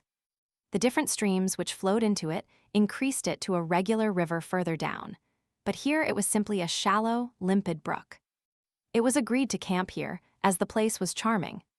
The colonists disembarked, and a fire was soon lighted under a clump of trees, among the branches of which Cyrus Harding and his companions could, if it was necessary, take refuge for the night. Supper was quickly devoured, for they were very hungry, and then there was only sleeping to think of. But as roarings of rather a suspicious nature had been heard during the evening, a good fire was made up for the night, so as to protect the sleepers with its crackling flames. Neb and Pencroft also watched by turns, and did not spare fuel. They thought they saw the dark forms of some wild animals prowling round the camp among the bushes, but the night passed without incident, and the next day, the 31st of October, at 5 o'clock in the morning, all were on foot, ready for a start. Chapter 4. It was 6 o'clock in the morning when the settlers, after a hasty breakfast, set out to reach by the shortest way the western coast of the island. And how long would it take to do this? Cyrus Harding had said 2 hours, but of course that depended on the nature of the obstacles they might meet with. As it was probable that they would have to cut a path through the grass, shrubs, and creepers, they marched axe in hand, and with guns also ready, wisely taking warning from the cries of the wild beasts heard in the night. The exact position of the encampment could be determined by the bearing of Mount Franklin, and as the volcano arose in the north at a distance of less than 3 miles, they had only to go straight towards the southwest to reach the western coast. They set out, having first carefully secured the canoe. Pencroft and Neb carried sufficient provision for the little band for at least 2 days. It would not thus be necessary to hunt. The engineer advised his companions to refrain from firing, that their presence might not be betrayed to anyone near the shore. The first hatchet blows were given among the brushwood in the midst of some mastic trees, a little above the cascade, and his compass in his hand, Cyrus Harding led the way. The forest here was composed for the most part of trees, which had already been met with near the lake and on Prospect Heights. There were deodars, Douglas firs, casuarinas, gum trees, eucalypti, hibiscus, cedars, and other trees, generally of a moderate size, for their number prevented their growth. Since their departure, the settlers had descended the slopes which constituted the mountain system of the island, on to a dry soil, but the luxuriant vegetation of which indicated it to be watered either by some subterranean marsh or by some stream. However, Cyrus Harding did not remember having seen, at the time of his excursion to the crater, any other watercourses but the Red Creek and the Mercy. During the first part of their excursion, they saw numerous troops of monkeys who exhibited great astonishment at the sight of men, whose appearance was so new to them. Gideon Spilett jokingly asked whether these active and merry quadrupeds did not consider him and his companions as degenerate brothers. And certainly, pedestrians, hindered at each step by bushes, caught by creepers, barred by trunks of trees, did not shine beside those supple animals, who, bounding from branch to branch, were hindered by nothing on their course. The monkeys were numerous, but happily they did not manifest any hostile disposition. Several pigs, agoutis, kangaroos, and other rodents were seen, also 2 or 3 koalas, at which Pencroft longed to have a shot. "But," said he, "you may jump and play just now. We shall have 1 or 2 words to say to you on our way back." At 9:30, the way was suddenly found to be barred by an unknown stream, from 30 to 40 feet broad, whose rapid current dashed foaming over the numerous rocks which interrupted its course. This creek was deep and clear, but it was absolutely unnavigable. "We are cut off," cried Neb. "No," replied Herbert, "it is only a stream, and we can easily swim over." "What would be the use of that?" returned Harding. "This creek evidently runs to the sea. Let us remain on this side and follow the bank, and I shall be much astonished if it does not lead us very quickly to the coast." "Forward." "1 minute," said the reporter. "The name of this creek, my friends. Do not let us leave our geography incomplete." "All right," said Pencroft.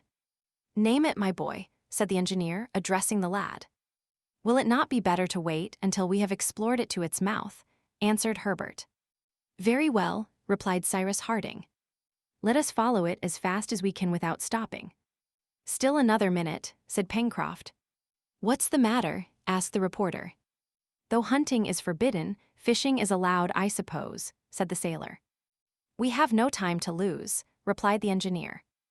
"Oh, 5 minutes," replied Pencroft. "I only ask for 5 minutes to use in the interest of our breakfast." And Pencroft, lying down on the bank, plunged his arm into the water, and soon pulled up several dozen of fine crayfish from among the stones. "These will be good," cried Neb, going to the sailor's aid. "As I said, there is everything in this island, except tobacco," muttered Pencroft with a sigh. The fishing did not take 5 minutes, for the crayfish were swarming in the creek. A bag was filled with the crustacea, whose shells were of a cobalt blue. The settlers then pushed on. They advanced more rapidly and easily along the bank of the river than in the forest.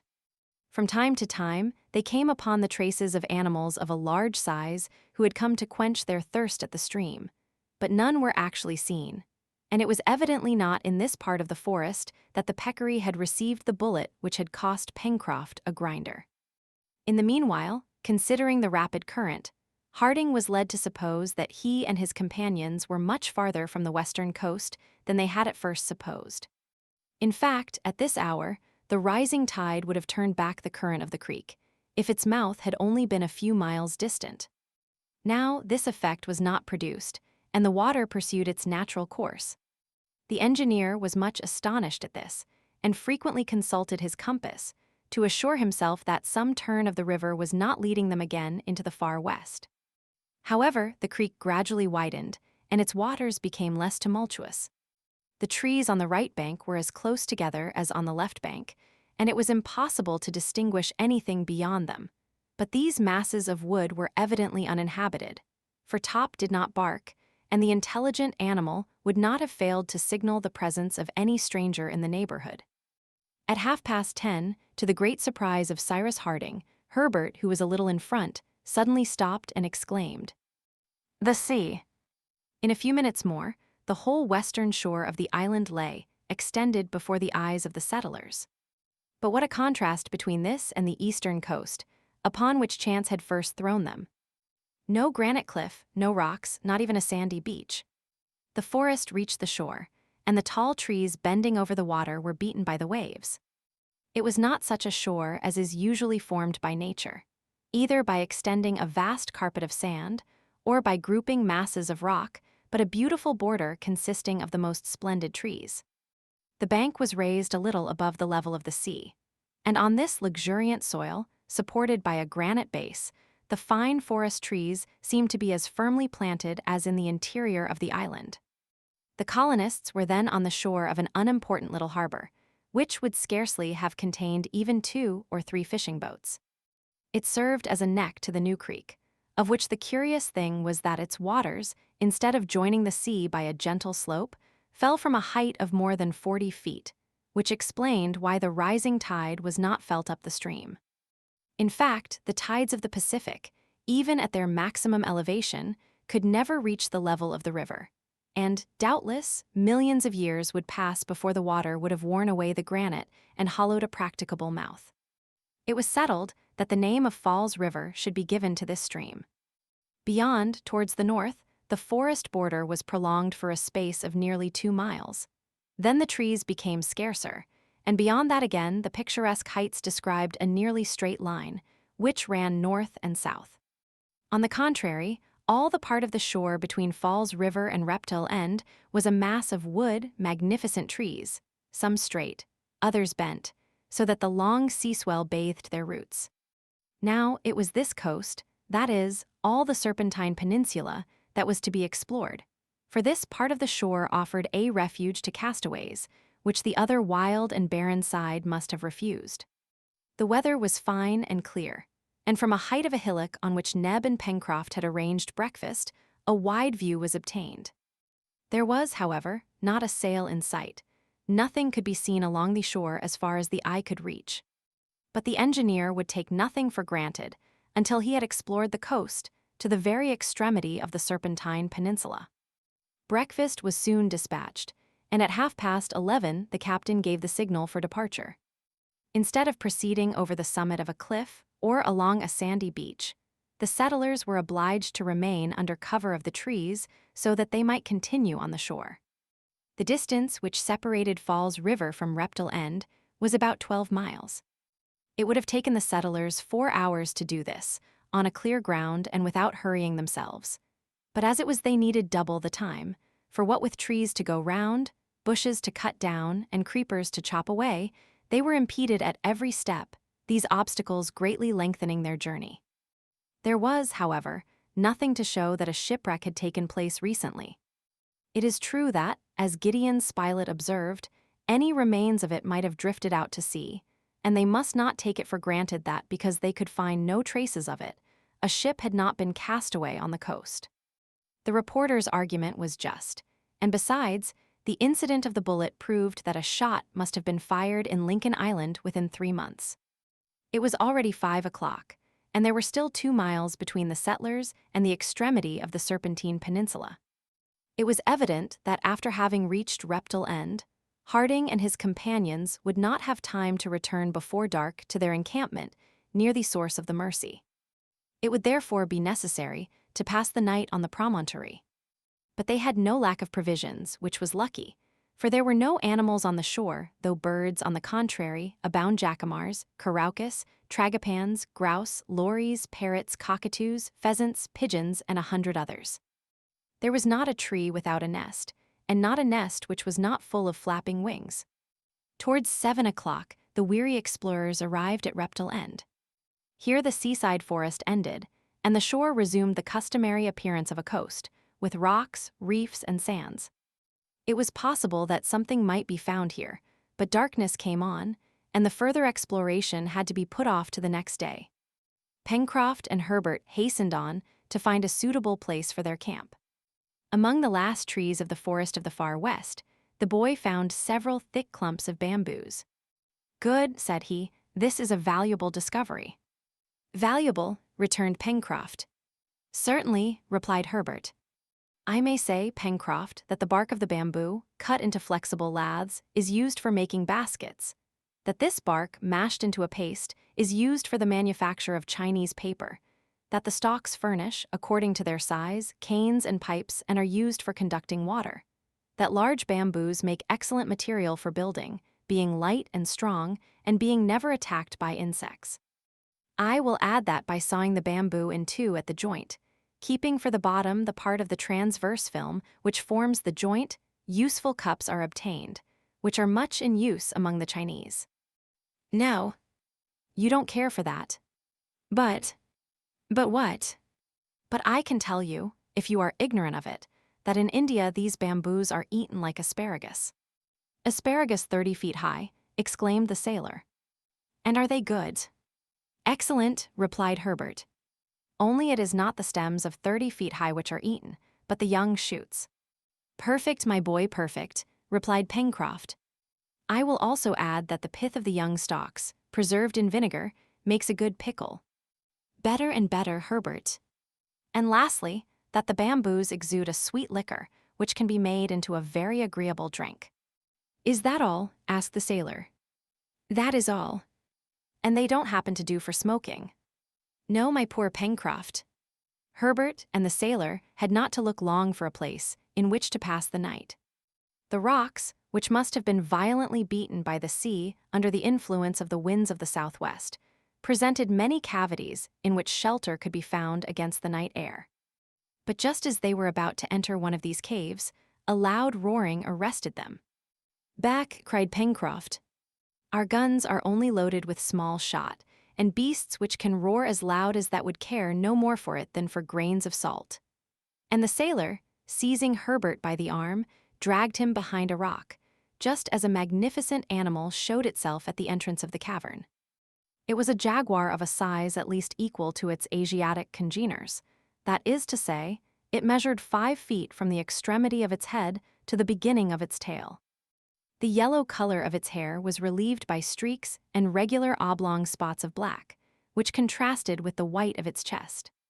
Herbert recognized it as the ferocious rival of the tiger, as formidable as the puma, which is the rival of the largest wolf. The jaguar advanced and gazed around him with blazing eyes, his hair bristling as if this was not the first time he had scented men.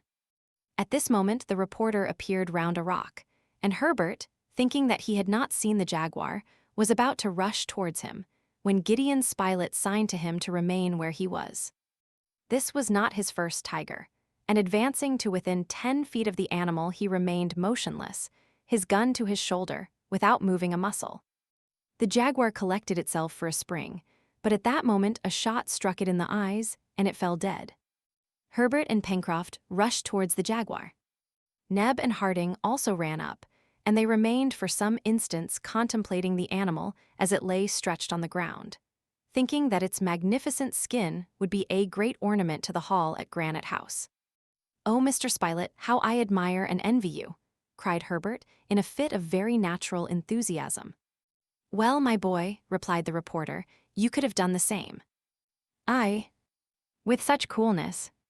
"Imagine to yourself, Herbert, that the jaguar is only a hare, and you would fire as quietly as possible." "That is," rejoined Pencroft, "that it is not more dangerous than a hare."